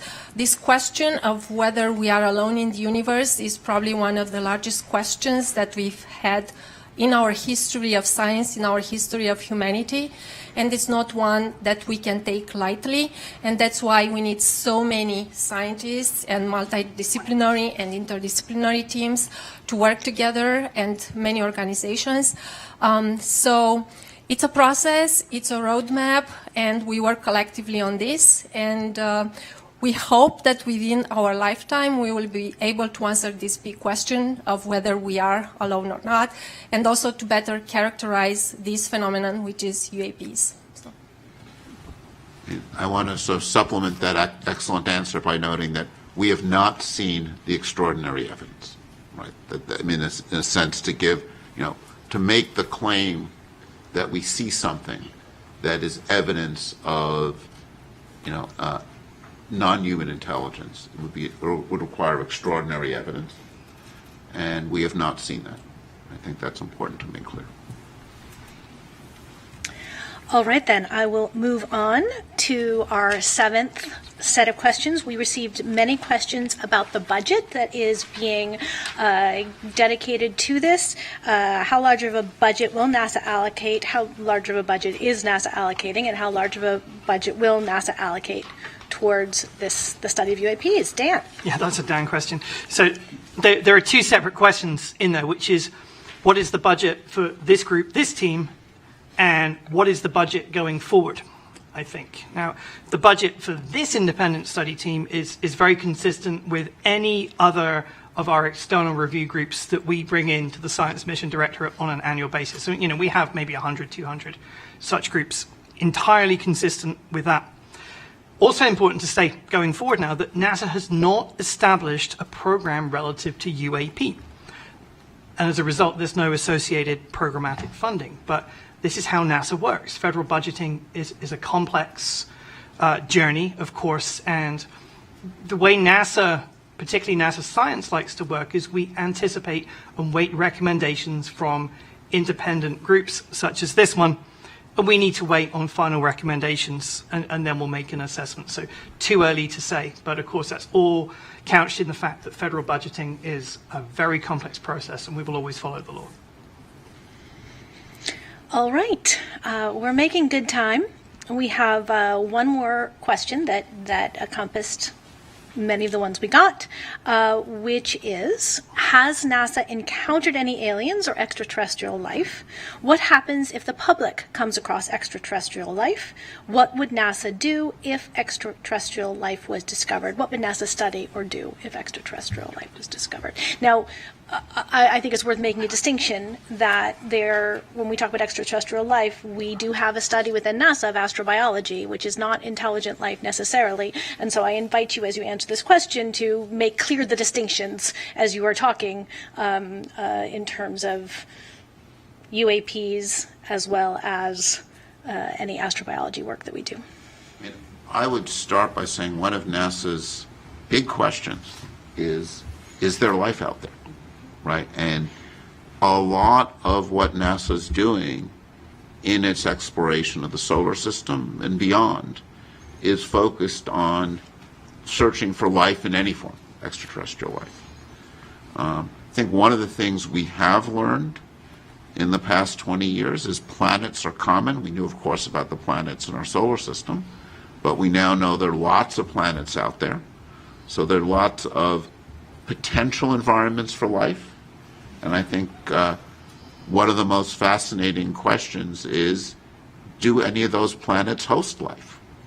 And that's something that NASA is trying to address in a host of different ways, whether it's probes that are landing on planets or designing missions that will look for signatures of life around other planets. So the search for life is a really important theme. We haven't found life beyond Earth yet, right? I mean, let's be clear about this. We haven't found it yet. But we're looking, and we're looking for it in lots of different ways. And, you know, David was discussing technosignatures as one way that we can look both within our solar system and beyond. And there's a lot of different elements, I think, of this potential search. And, you know, just to go back to something that was phrased in an earlier question, you know, is NASA hiding anything about this? No. This is actually what, you know, answering this question is one of the things that NASA as an agency is excited about. It's something that lots of scientists working with NASA are excited about is this question of, is there life out there? You know, and I think one of the things that makes this question of are we alone such a central question, not just to the scientific community, it's a central question, I think, for the public. I suspect there are more people watching this than the typical episode of NASA TV, right? And this is something where we will have, media coming to the press conference because these questions touch on something that I think is really a deep question for humanity is, are we alone in the universe?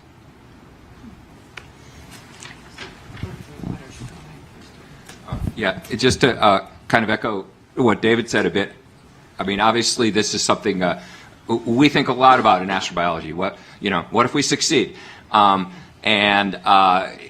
very driven to try to find real evidence of extraterrestrial life, and we would be highly driven to share that if we found it, because everyone wants to show that they've been able to succeed in what they're trying to do. And one perhaps illustrative example is to think about what happened when we came close, when NASA thought maybe they had discovered extraterrestrial life. And a big event, actually, in the history of astrobiology was in the 1990s when some scientists had thought that they had discovered fossils in a meteorite that came from Mars.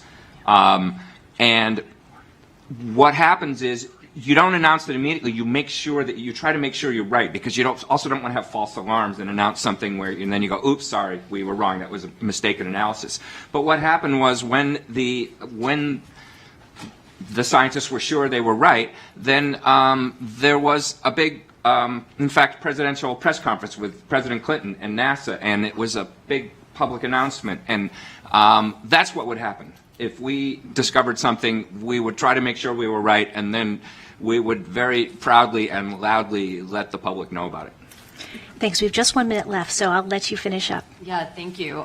The only thing I wanted to add, I wouldn't at all liken it to alien or extraterrestrial life, but in astrobiology and exobiology, there is the exploration of our planet as an analog for what might be found on other worlds, and what is extreme cold, what is extreme heat, a volcano, a black smoker at the bottom of the ocean, what lives there, and how is that even possible? And things we still discover throughout our ocean might look alien to a lot of people, right?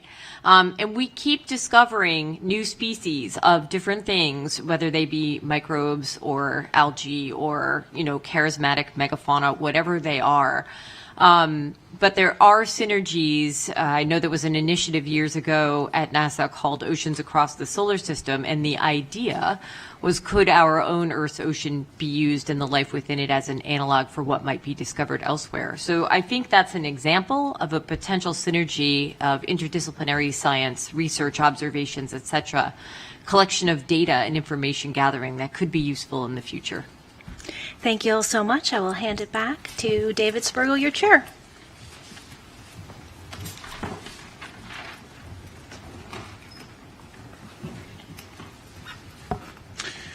So let me also just answer the one other piece of that question was, what do you do if you see something surprising? Right? Where do you report?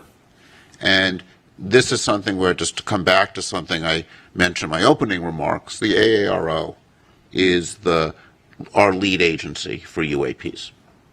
And while we've talked about life in this context, most UAPs, I think when one looks at the data in more detail, are going to turn out to be phenomena we understand. We saw this with some of the balloons or commercial jets. We saw those examples.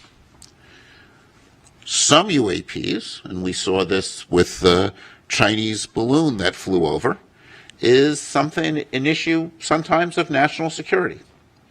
So we actually do want to encourage people, just from that angle, to report it. So, before we'll transition to summary, but just want to answer on that question, that, to keep in mind that, the AARO's role is to be the prime source for understanding those things. And what our charge is to think about what's NASA's role. And I think NASA, and this is something, I want to now go back to discussion. We didn't have that much time for it. Just to come back to, what we see as NASA's role in this. I think one piece we've talked about is NASA can help remove the stigma. NASA can draw more of the scientific community in. And I think what NASA can help do is provide standards of high data quality. I think one of the things that many of us who've not looked at this before, I certainly put myself in this group, was struck by the limited nature of the data, that many events had insufficient data, and that in order to get a better understanding, we will need to have high quality data where we understand its provenance, data from multiple sensors. And I think one of the things that's, even from the same sensor, as we saw, in Josh's analysis, also in the event Sean showed us, when you can observe event over time and get velocity information, that gives you a lot of additional information. So we're going to want things with high frame rate. We're going to want things from multiple perspectives. So I think those are all going to be pieces of things that we want to think about. I think this is an opportunity for citizen science. I think if we can come up with recommendations in our roadmap that point to ways in which we can people can collect data.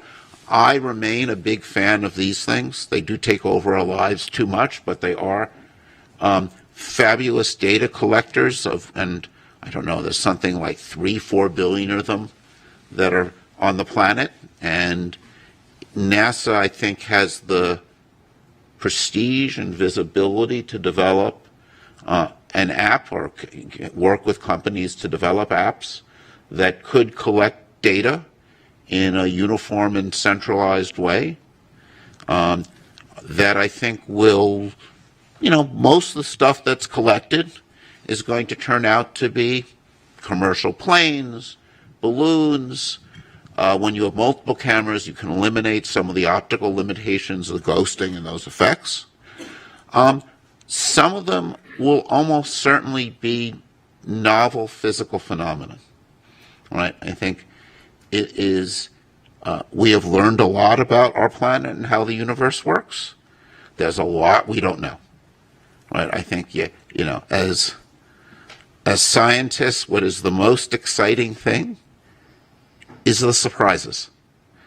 And I think that there are things that continue to surprise us about our own planet. There's phenomena in our atmosphere and the ionosphere that we probably haven't seen yet. Or perhaps we've seen and not noticed yet, right? And there's, I think, a long history in science when you look back and you realize that this discovery had a pre-discovery.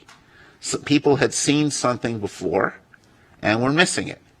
And those pre-discoveries were not of note, often because we had biases against seeing it, but often because there was limitations in data quality. And, one of the things I was taught is when you have a question you don't know how to answer, you start by getting better data. And, we're coming, I get to do the summary, and as the chair, I get to, summarize a conclusion. And we need better data, would be my takeaway. And we need more uniform data. And since I'm so proud of my haystack, we need to be able to understand what's in the haystack. And it's a lot more complicated than a haystack in a sense, right? It's got commercial planes, it's got, drones, and, I think the number of drones out there is large and growing and will be a continual source of confusion. We were charged to think about air safety. Understanding and characterizing and seeing what's going on with drones is also, I think, going to be an important air safety issue.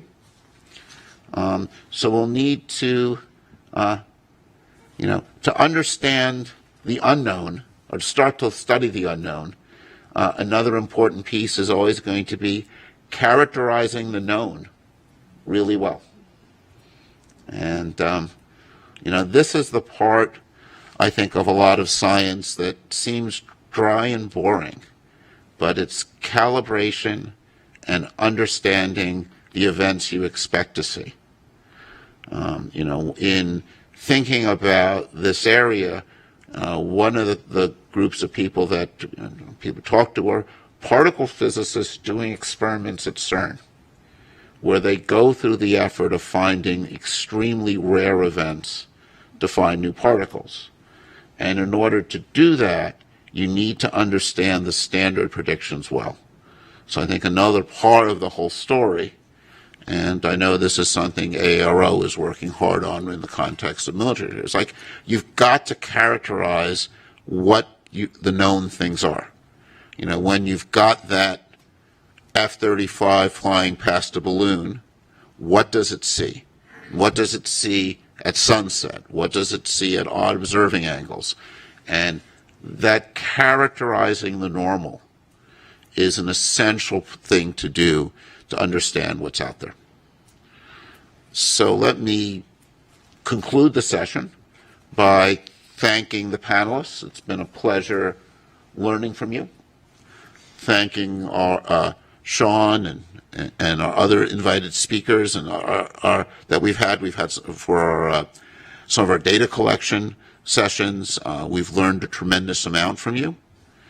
And also thank the public for their engagement. I think we were all impressed by the number and level and sophistication of the questions people sent in. We tried to address as many as them that we could in the session. As you heard, NASA, through science.nasa.gov, will provide, there'll be some additional answers provided. I encourage you to go there. Actually, as a non-NASA employee, I'll put in a little ad for science.nasa.gov. NASA does amazing things, and we're learning amazing things about the universe and our planet, and just encourage you to go there and continue to learn and continue to explore. So thank you all.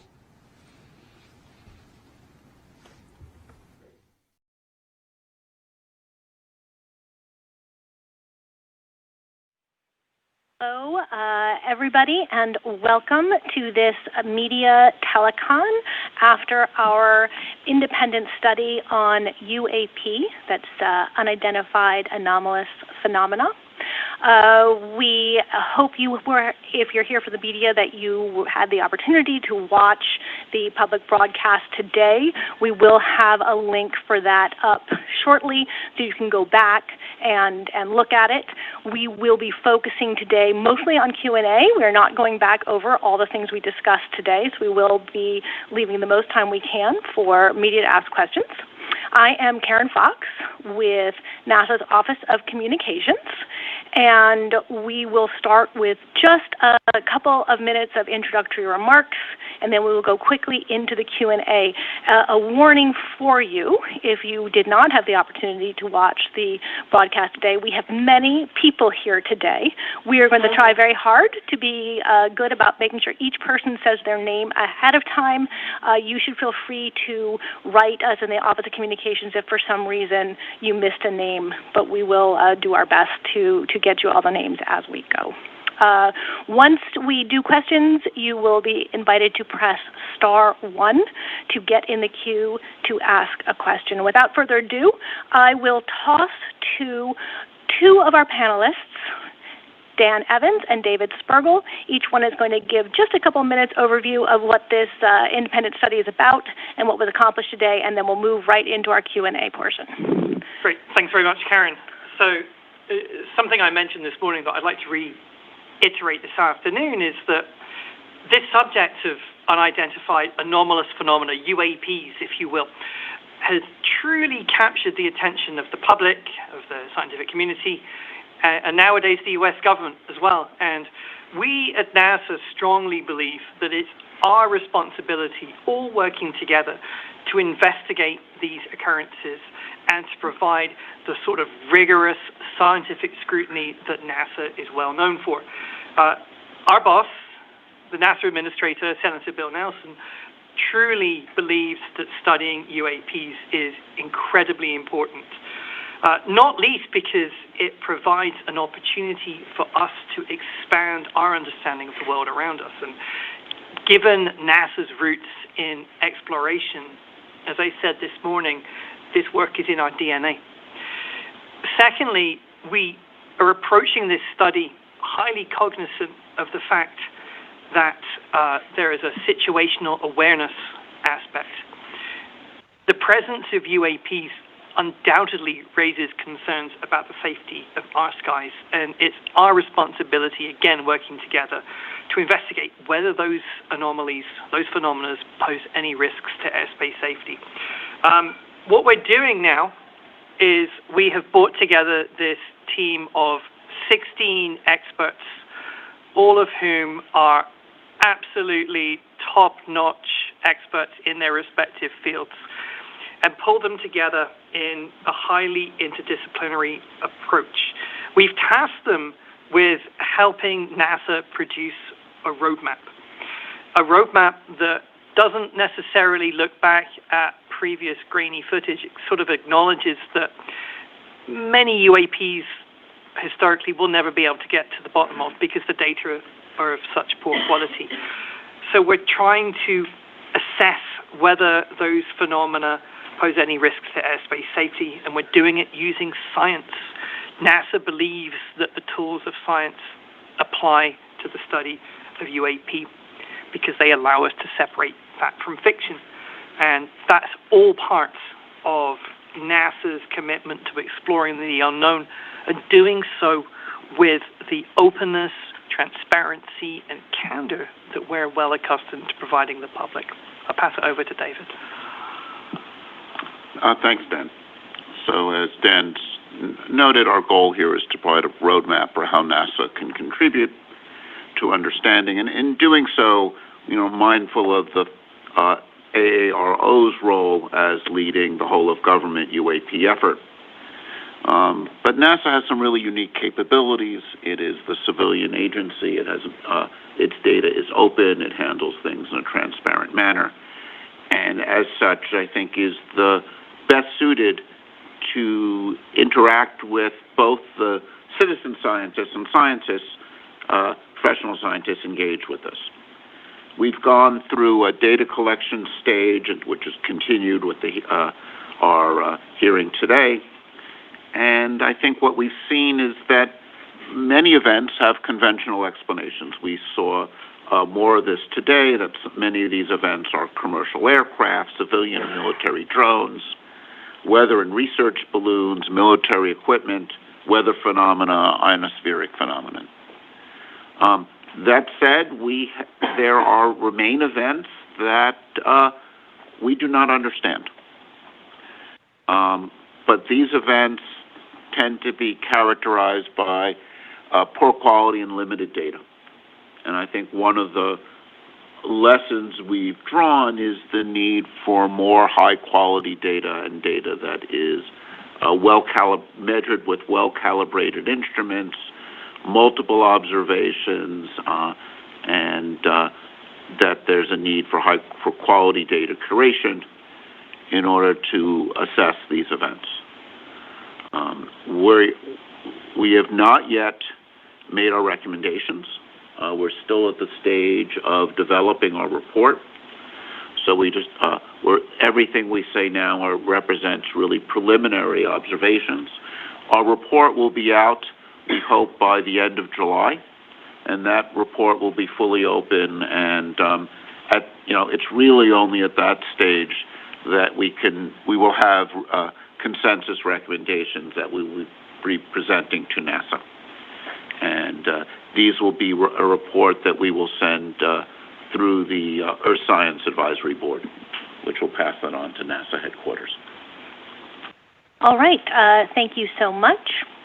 As I mentioned, we will move on to the Q&A portion of this.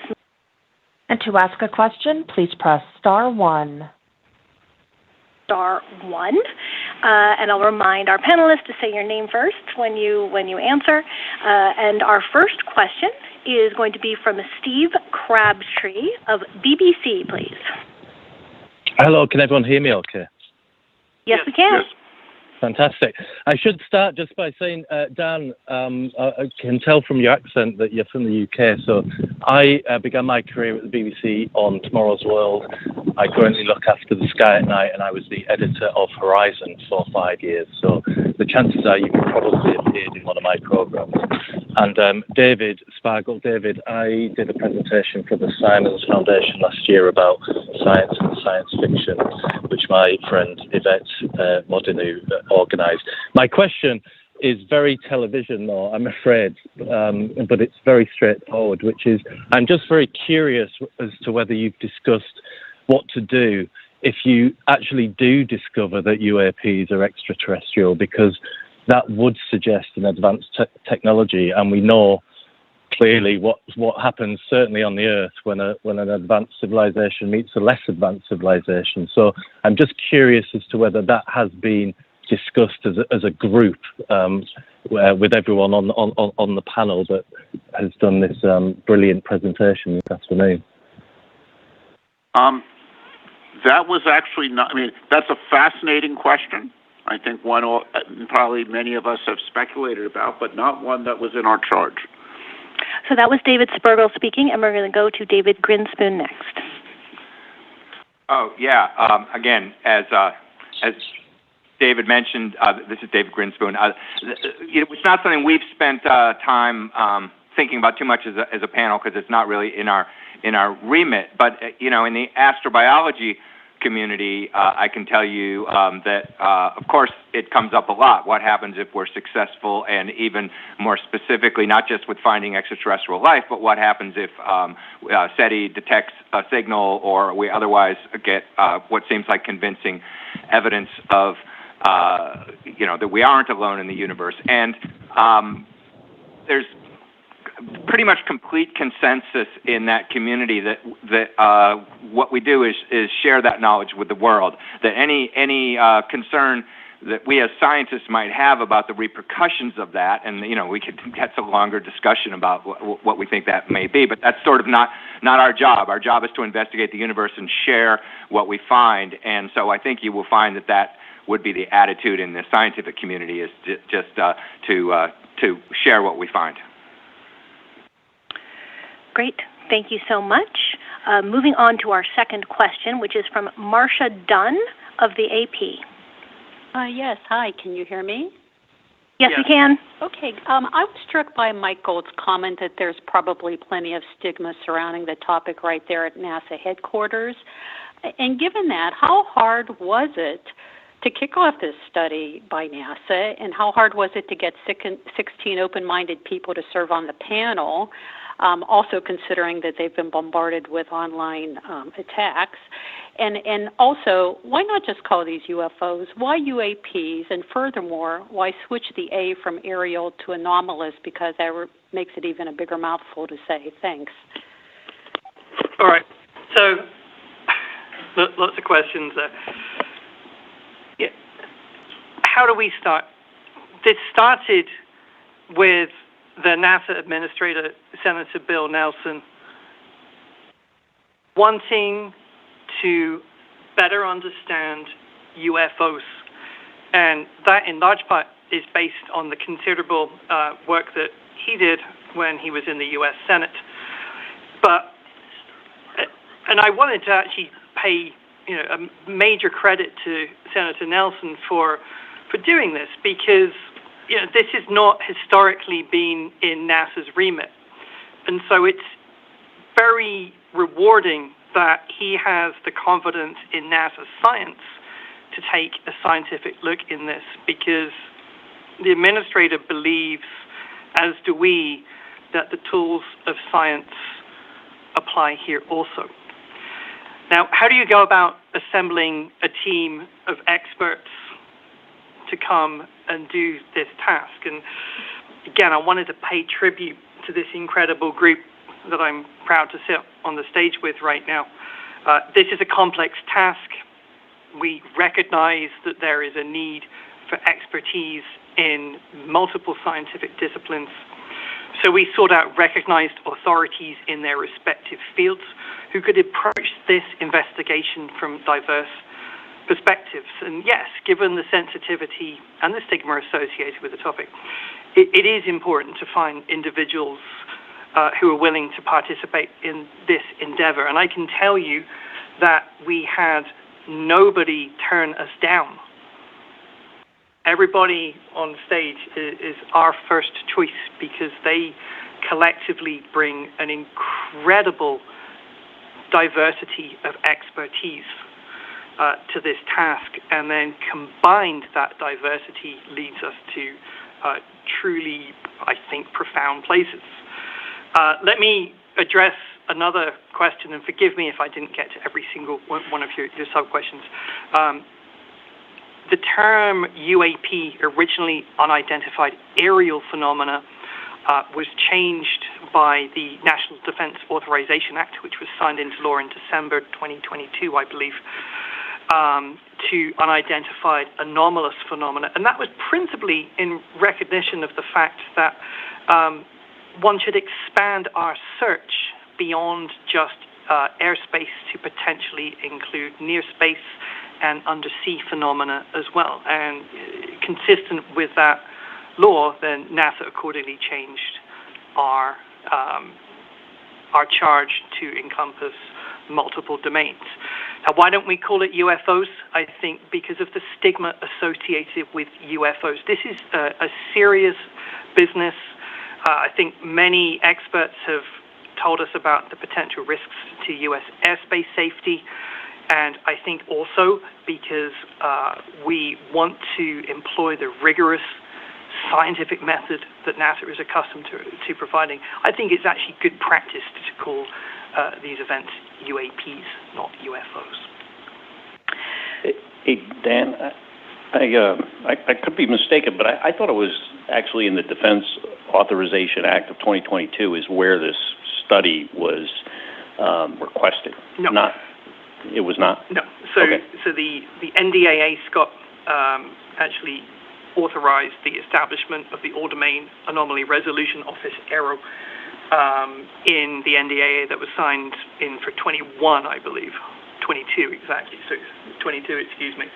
All right. And it's Senator Nelson, the NASA administrator, that directed that this study take place for NASA, right? And for those online, that was Scott Kelly who was responding to Dan. Hi, Marcia. All right, moving on to our next question. Gina Sunseri with ABC News. Yes, this question is for Dr. Drake, if she's available. Well, you talked about the roadmap to this, but what would the roadblocks be to that roadmap? What are the hurdles that need to be overcome? Hi, Gina. Thank you for the question. This is Nadia. I think I'm actually going to toss that one over to Dr. Spergel, our chair, to address what the possible roadblocks could be. I think there's, a lot of different kinds of roadblocks. A lot of them are sort of, I feel in addressing this issue, we steer between the rocks and the cyclone. We have a community of people who are completely convinced of the existence of UFOs. And we have a community of people who think addressing this question is ridiculous because UFOs do, everything can be explained. And so to me, that's the greatest roadblock one faces here. And I think as scientists, the way to approach questions is you start by saying, we don't know. And then you collect data, and you try to calibrate your data well. And to go to an analogy we talked about earlier, the first step if you want to find needles in haystacks or don't even know to look what you're looking for is you want to learn and characterize the haystack really well. And if you understand hay well and how you measure and observe hay well, you can find things. But that's not an approach that we have a community. I think the biggest challenge is you have a community out there that says that haystack is filled with gold, and another community saying it's nuts to look in a haystack for anything interesting. There's nothing there. So I think, to me, that's the greatest challenge in this area. They're both coming at you with pitchforks. That's right. That was Josh Sameta. Yeah, Josh Sameter. All right, I'm going to move on to the next question, which is Bill Harwood with CBS News. Thank you very much. This is for anyone, really, but when you say there are events that after you've ruled out things that are obvious, that there are some events that simply can't be understood at this point, what does that actually mean? And what I'm asking is that more a case of the data that you have, either due to quality, the age of it, subjective accounts, whatever, that the data just isn't good enough to reach a conclusion, or does it mean the data might be good, but what you're seeing is something that cannot be understood in terms of known technology? Or is it both? All right, Federica Bianco. Hi. So I think you actually hit the nail in the head. The data that we have seen is generally sparse, poor, difficult to analyze, and in the cases in which it's best, we can determine the nature of the things that looked weird, even if they looked weird, by remeasuring them more accurately and actually finding out that they don't move so fast after all, and so on. There are many cases in which we might be under the impression that there might be something anomalous, but the data is just not sufficient to support an analysis that would allow us to really understand either the shape or the behavior in motion or the reflectivity property of the object. So it just cannot be said with the current data. It's very possible that with better data they will be reconciled with known phenomena. All right. Moving on to our next question, we have Marina Corin from The Atlantic. Hi, thank you. I have two questions. The first is for any panelists who would like to take it. Can you tell us more about the online harassment that you received, and were you surprised to get such harassment? And then a question for either David Spergel or David Grinspoon, or both Davids. You said near the end of today's meeting that scientists are looking for life beyond Earth, actively, obviously, and you mentioned technosignatures as one way that you're doing that. You both also said that NASA should help remove the stigma around UAPs. So do you think that NASA should consider the study and analysis of UAPs as a way of looking for evidence of life beyond Earth? Thank you. Great. We're going to start with Dan Evans. Okay, so I'm going to address the first question, which was surrounding online harassment as the panelists. And, although I won't get into specifics, I will point out that if you were watching the NASA YouTube feed this afternoon and looking at the live chat that's on the side of that panel, then you can sort of see some of the online trolling. That just is, that's really the tip of the iceberg. I think the important point is actually this, that if we are truly to approach UAP with an unwavering commitment and dedication to the scientific process, then harassment of any nature only serves to detract from that process. And of course, we see this not just in UAP, but in other fields of science as well. I will underscore something that I said earlier today, is that every single member of our team is a respected authority in their field. They have NASA's complete and total support. And this is hard work, it's serious work. And if we are truly to respect the sanctity of the scientific process, then we need to allow science indeed to be free.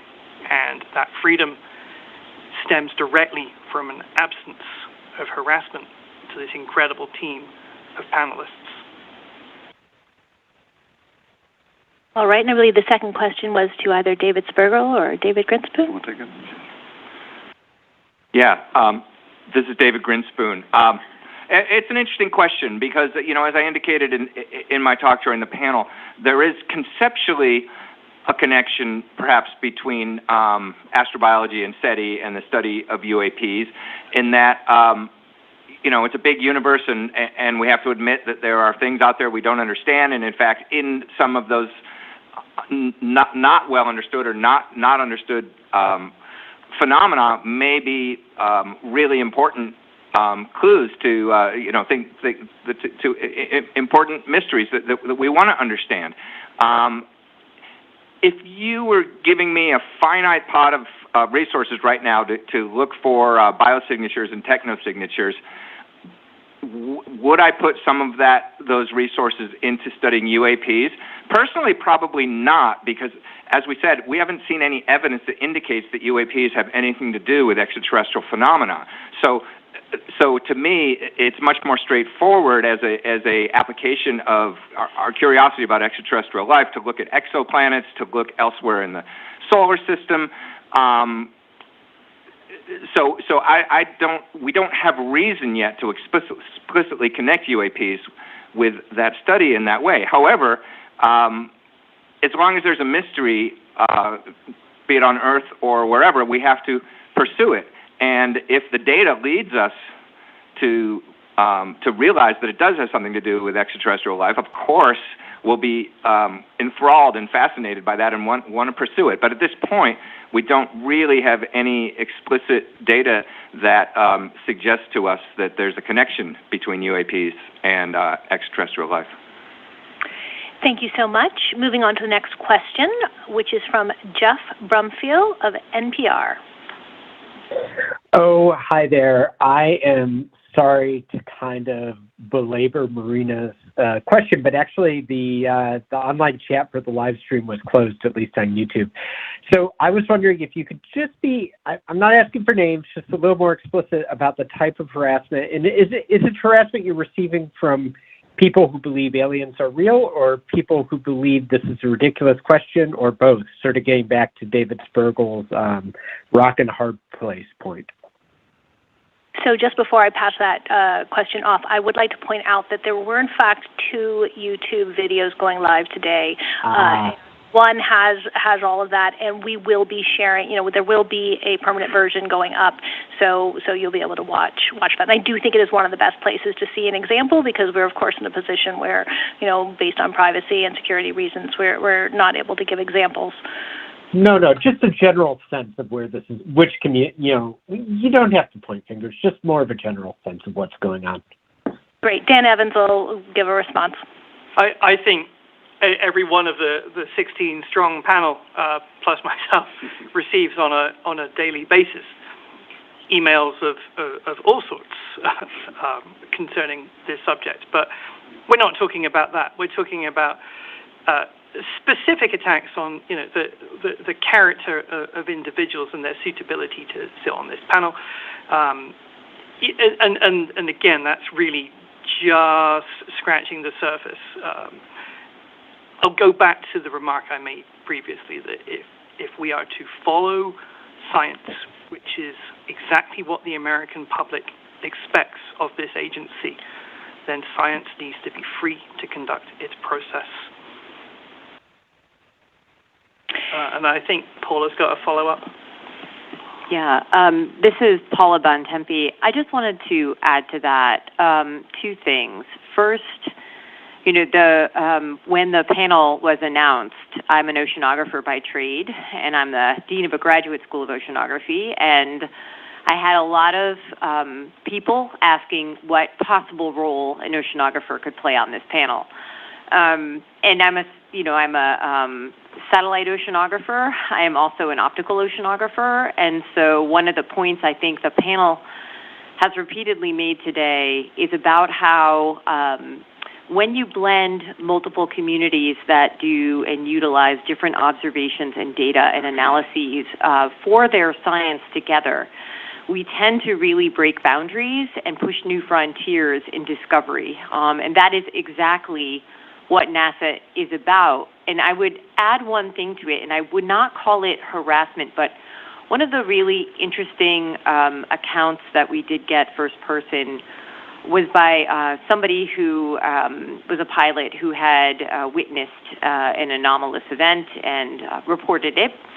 And the one thing that person said was how many people would contact that person and just want to give their account of what they had experienced.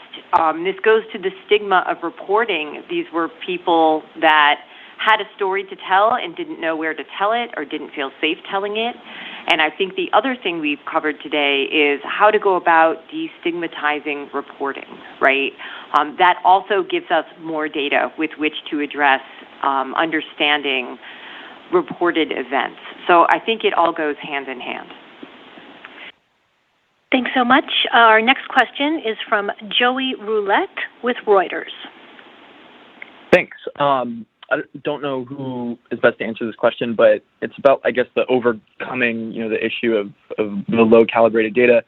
Does this panel expect to recommend that a satellite or any kind of other sensor system should be dedicated to spotting UAPs or UFOs? What would that look like exactly? And also, if UAP now encompasses near space, was space part of the study or any of your findings? And if not, why did that not, produce any kind of data that was discussed today? Sorry if I missed something out front, but yeah.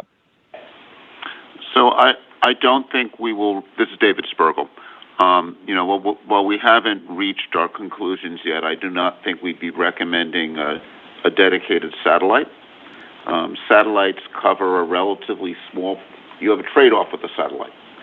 You can either cover a lot of the planet at very low resolution, far too low to yield anything interesting here, or you can cover only a very small portion of the planet.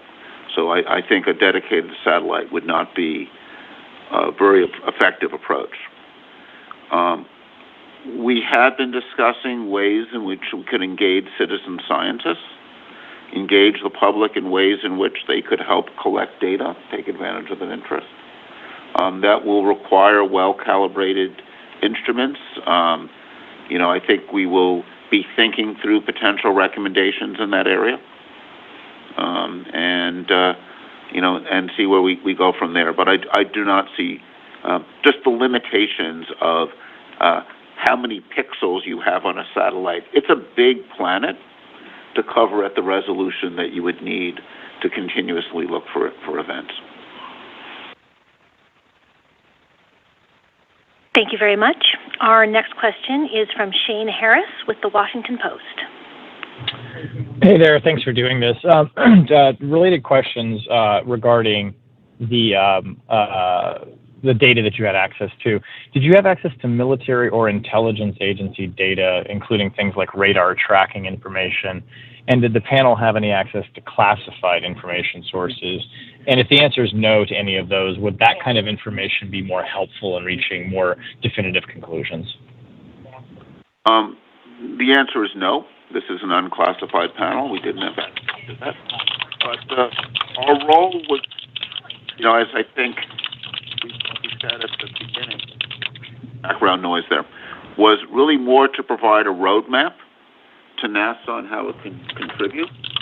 The AARO is charged with being the lead agency on this. They have access to the classified data, and they have issued regular reports on this and plan to issue additional reports. It's really their responsibility to look through the classified data. I hope that was clear. We had a lot of background noise. Yep, no, that's clear. Thanks. And Dan Evans wanted to weigh in as well. Yeah, thanks. Just to underscore a few things that David said, our focus on unclassified data, it's a strategic choice, and it's meant to prioritize transparency and public engagement. And by working with unclassified data uniquely, we at NASA can share our findings and methods with the public and the scientific community. And that's important because it allows open discussion, independent verification of the results, and of course those are key principles in scientific research.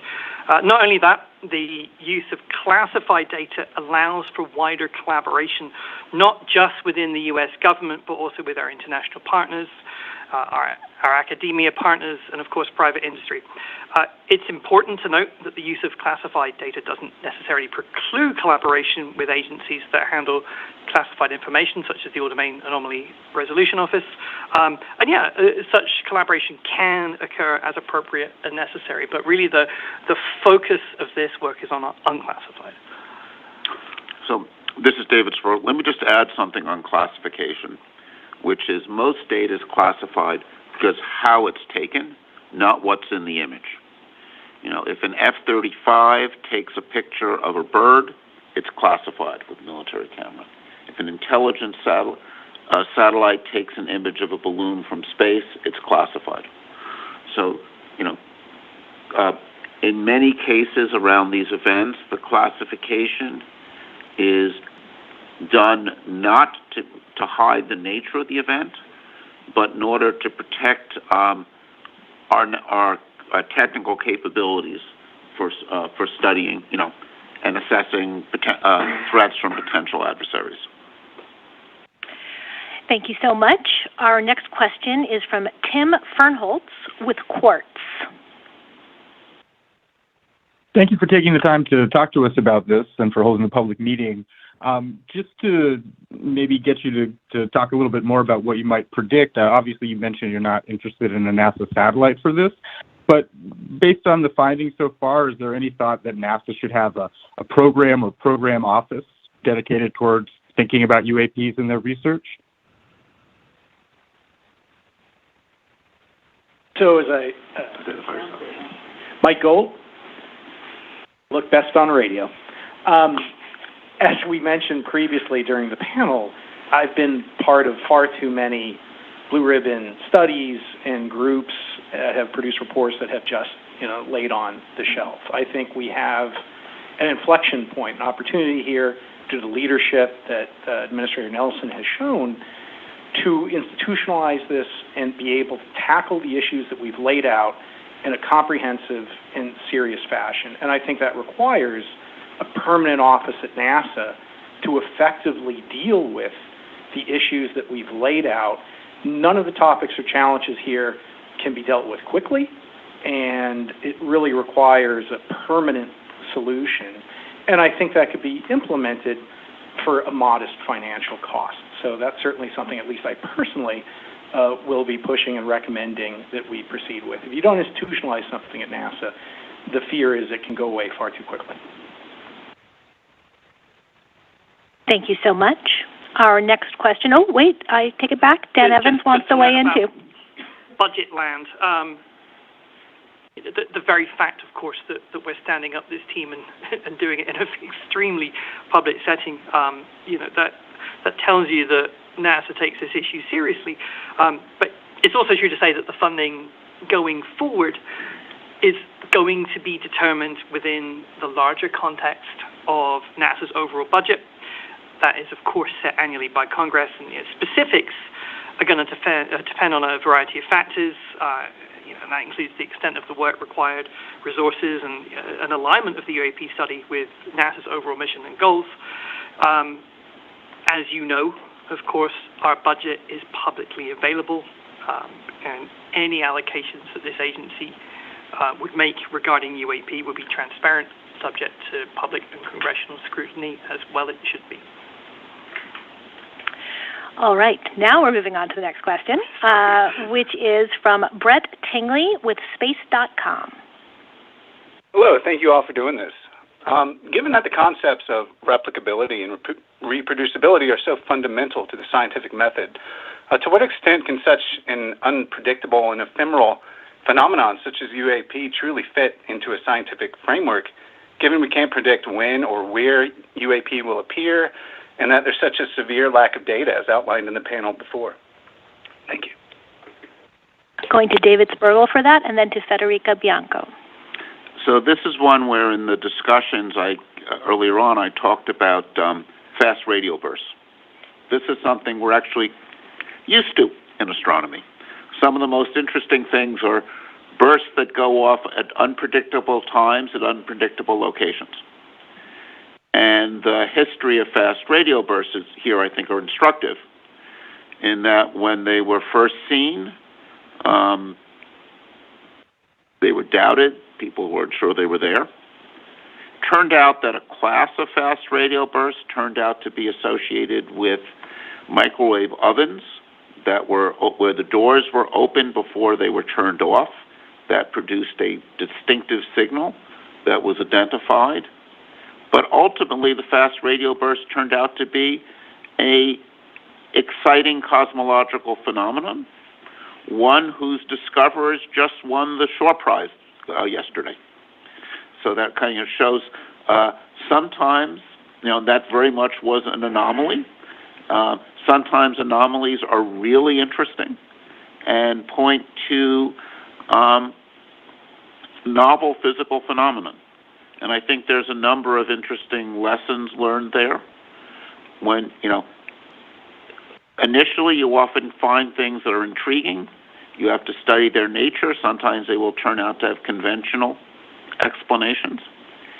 But ultimately, in order to really detect and study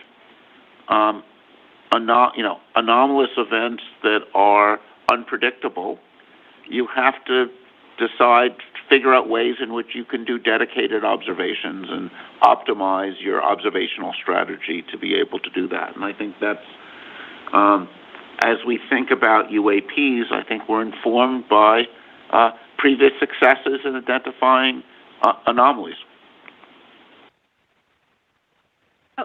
Federica Bianco was going to go, but I think she feels that I think David covered it. Fantastic. We'll move on to our next question, which is from Brandy Vincent of Defense Scoop. Thank you, and thank you all so much for doing this today. First, and I'm sorry if I missed this one, but who is the new NASA science advisor that's embedding at Aero? And is someone from DoD embedding at NASA? Tell me a little bit more about sort of what to expect and your thinking there. And then separately, you've confirmed that unclassified data isn't being used for NASA's current studies by these outside experts. What's your response to criticism that if NASA is not using classified MASCENT or SIGINT data held by NGA, DIA, and other DoD archives, that maybe it's not getting a full and accurate assessment for the public? Okay, so I can respond to those. This is Dan Evans again. So we are shortly to send over a liaison officer to the Department of Defense, their All-Domain Anomaly Resolution Office. This is Officer Mark McInerney. He's sitting in the audience. He is a tremendous expert on large-scale curation of data. He is an employee of NASA's Goddard Space Flight Center, and he really runs the show when it comes to our Earth-observing assets. All that being said, I want to underscore again that NASA's interests in UAP do differ from the Pentagon and from the intelligence community. We are adopting a science focus here, and it's good because we believe that science has a seat at the table. Individuals such as Mark can translate into both domains between unclassified and classified data. But I will foot stomp a remark I made earlier, namely that we see true benefit to this team working solely on unclassified data. Because when you restrict yourself to those types of data, you can collaborate freely with academia, with industry, with international partners, and we need as many eyes on this subject as possible. So there's actually a huge advantage about it. And also we can speak about it in public. Again, huge benefit for us to do it like this. Thank you. Moving on to Andrea Leinfelder with the Houston Chronicle. Hi, thanks for taking the questions. First, I want to double check the AARO stat. It said there have been more than 800 UAP sightings collected in the past 27 years. And of those, maybe 2 to 5% are truly anomalous. Is that correct? And then second, data has been a really big part of the conversation today, but I'm really struggling to explain it just in a very simple way how we are going to collect better data. You've talked about multiple sources, maybe using existing assets, but if you could just kind of give me more of a direct answer on how to collect better data for this random event. Thank you. Hi, this is Dr. Kirkpatrick from Aero. Those stats are correct. We're currently tracking over 800 cases, and a few percent of those are truly anomalous. Those numbers are going to change. They change weekly, and in our annual report coming up here this summer, you'll get new numbers that'll come out. My hope is that as we build out our website, those statistics will be kept up in real time so people can just take a look at where we are in the picture. To answer your second question, I'll start and then I'll hand it over to you guys. From a how do we get better data perspective, I spoke a little bit this morning about analyzing the data sets that exist in current sensors, whether that's FAA sensors or overhead sensors, to look at what sensors can actually see, the types of things that we're looking for, which I also spoke about this morning. And then further, we've got some purpose-built surveillance systems that we're deploying for just that purpose, to look for, search, and track any of these objects over long periods of time so that we can get baseline pattern analysis, pattern of life analysis, so that we can understand what's normal and what's not normal. And then from there, we will bootstrap ourselves up into what sort of signatures are we picking out and how do we refine our collection architecture to go after that. This will take time. It's working through the data and the signatures that we have. It'll be a little bit of searching of some old data. It'll be looking at dedicated sensors in the future.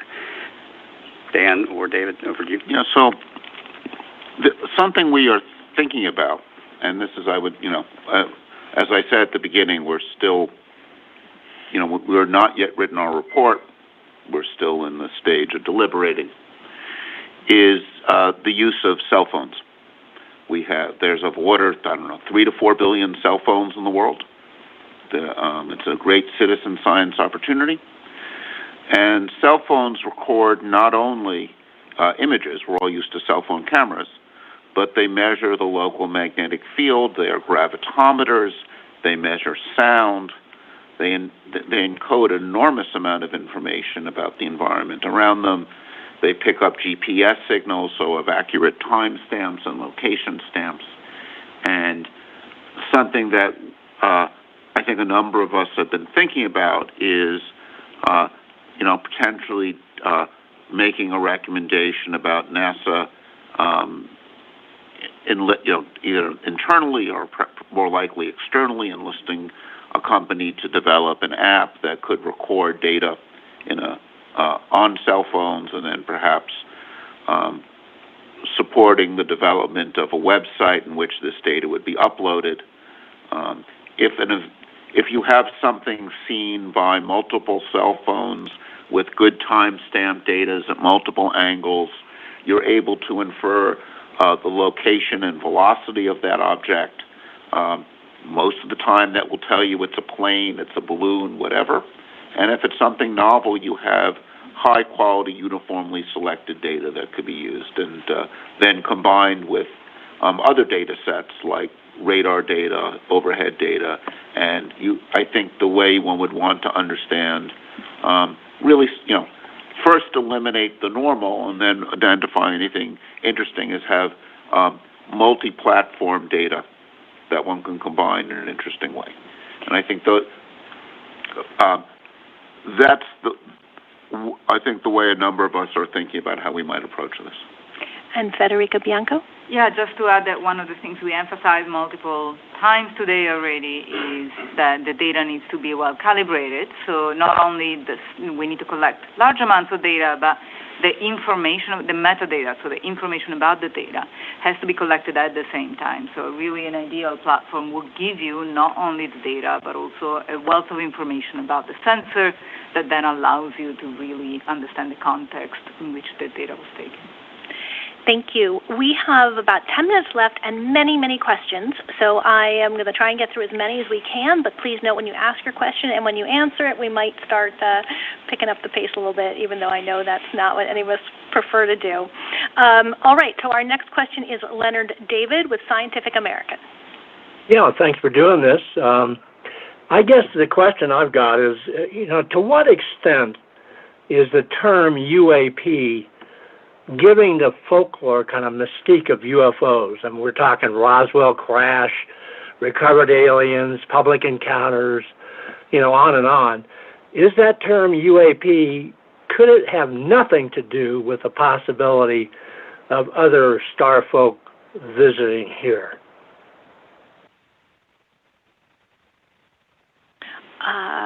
Okay, we have somebody. Mike, are you going to jump in? Mike. Mike Gold? Hey, Leonard, it's good to hear your voice. This is Mike Gold.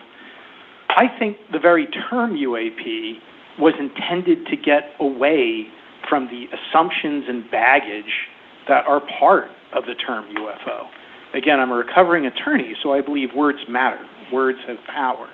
And I think what was trying to be achieved with that terminology, and what we're trying to do with this group, is to be agnostic, to be objective, and to look at this issue purely from a scientific perspective without bias.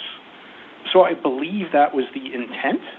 Whether or not it's been successful is up to you, but I think it was a valuable intent. And it's certainly a goal that we have with this group, to eliminate the bias and to proceed from an objective scientific perspective. Thank you very much. Next question is from Doris Arusha from Inverse. Hello, thank you for having this meeting. So to clarify, how many of the 800 some odd UAP sightings has the 16-person group been able to view? And of the several dozen UAP sightings that remain anomalous, are there hints of the natural origin for at least those that the 16-person team has access to view? For example, could the anomalous UAPs be explained by something along the lines of sprites or ball lightning? Thank you. Yeah. So this is David Spergel. Our remit was not really to go through those 800 events, right? That really is the responsibility that Congress gave ARO. Our task was to develop a roadmap for NASA on how they could contribute, where to go. Yep, precisely that. Great. Thank you. Moving on to Natalie Jonas with Aerospace America. Yeah, thanks for doing this meeting. I have a question for David Spergel. So you mentioned the creation of an app to submit sightings and media taken by people across the country. Is this in production or just an idea to help help centralize citizen science data? Our job is to make recommendations to NASA. So this is I would say, a potential recommendation, since we haven't written our report yet, that we might make to NASA, and then NASA would make any decision on implementation. We're an independent advisory board. Our responsibility is to give advice. As someone who has commissioned independent advisory boards, NASA's responsibility is to listen to our advice, take it seriously, and then assess which aspects of it they want to follow. Great. Thank you very much. We will be sharing these recommendations, of course, when they are finished, and we will make them all public. Next question is from Keith Cowing with NASAWatch.com. Hi, a question for Dr. Evans. This committee is engaged in the topic that I think everybody will agree the public is equating with the search for life elsewhere in the universe, even if it isn't in the charter, and even if you don't want to make that connection. And I get the whole stigma thing, the giggle factor, and the threats, trust me. But to be honest, NASA also allows some goofy sci-fi movies with aliens to be shot in their facilities with a big NASA logo. My question with regard to the whole transparency issue is, why is it that the NASA astrobiology website, the NASA citizen science website, the NASA education website all make no mention of this committee or the meeting today or the topic under discussion? And how can you really do this with a straight face if you really don't want to just connect the obvious public interest with the program, astrobiology, that has been set up to look for life in the universe?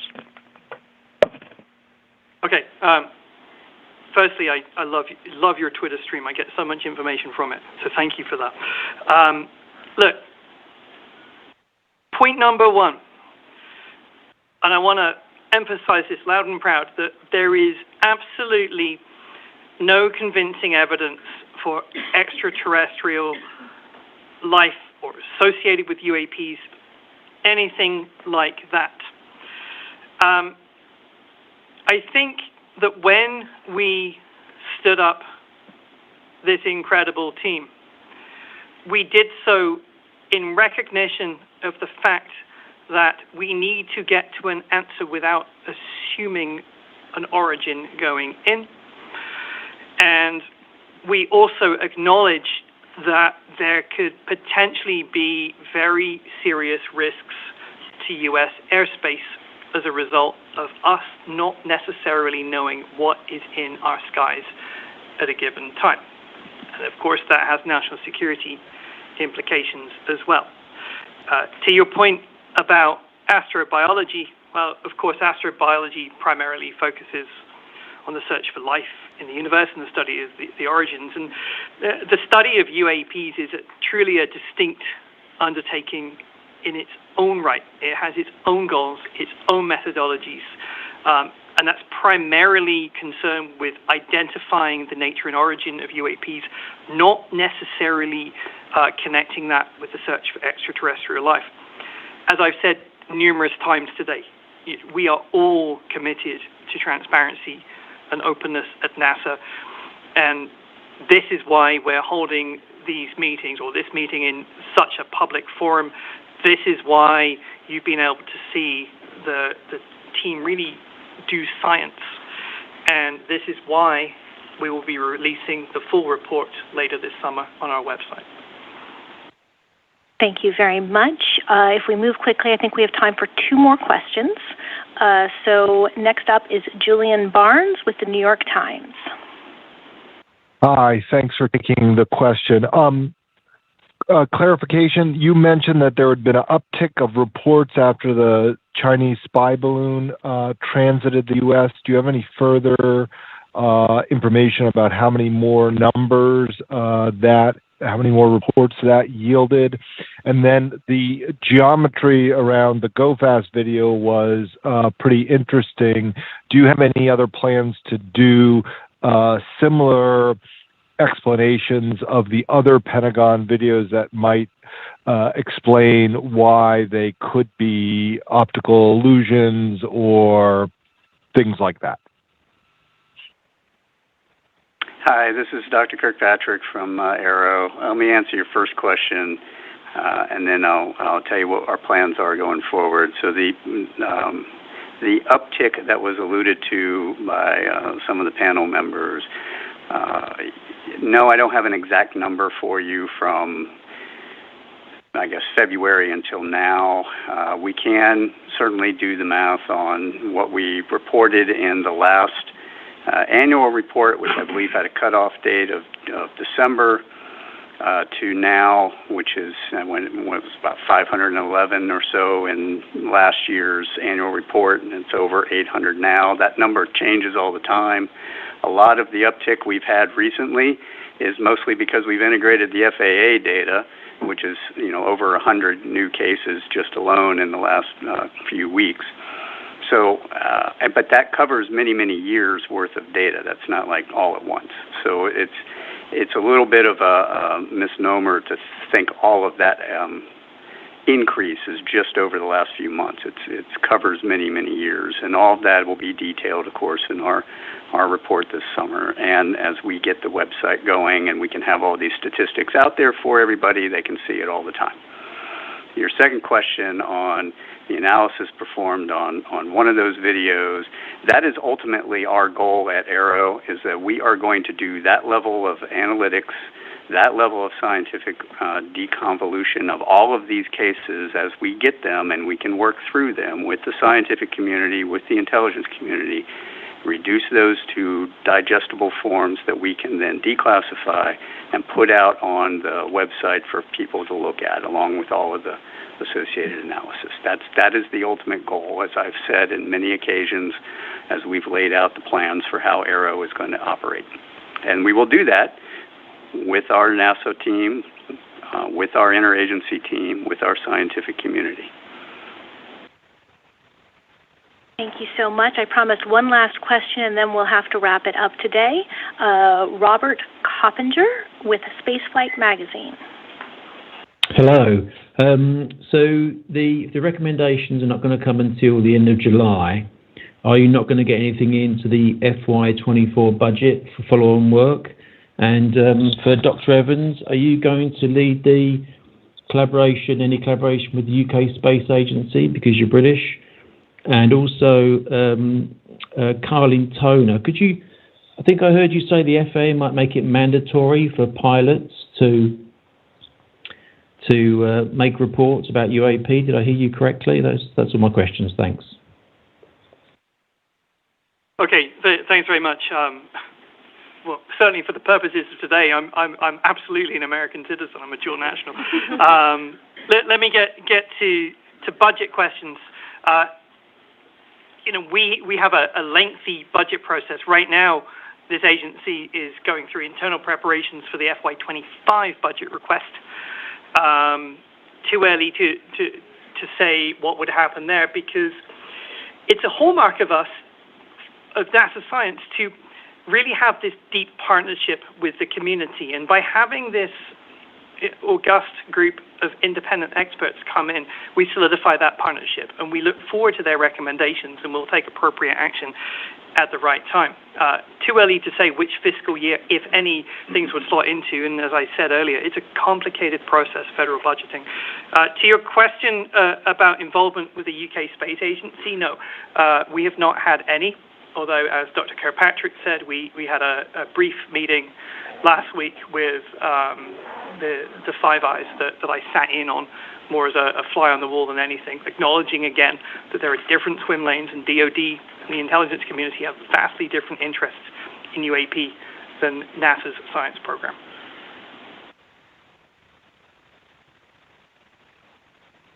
And the second question about the FAA? This is Carlin Toner, and I'll start, but I might turn it over to Warren Randolph to follow up.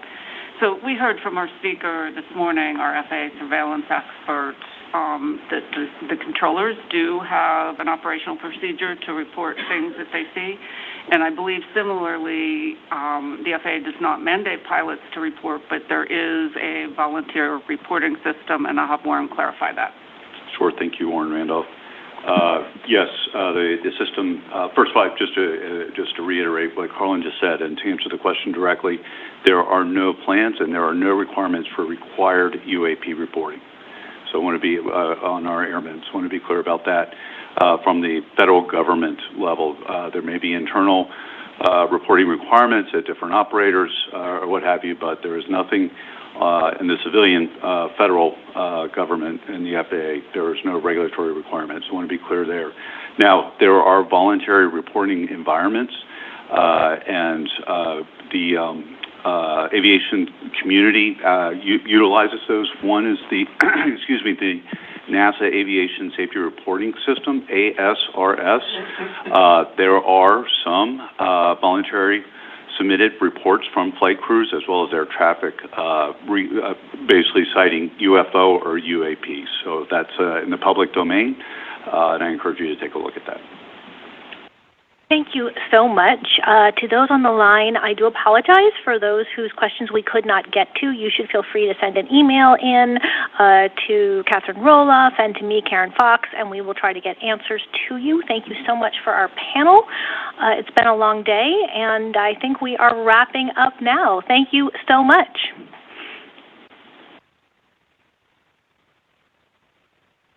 And this does conclude today's conference. You may disconnect at this time.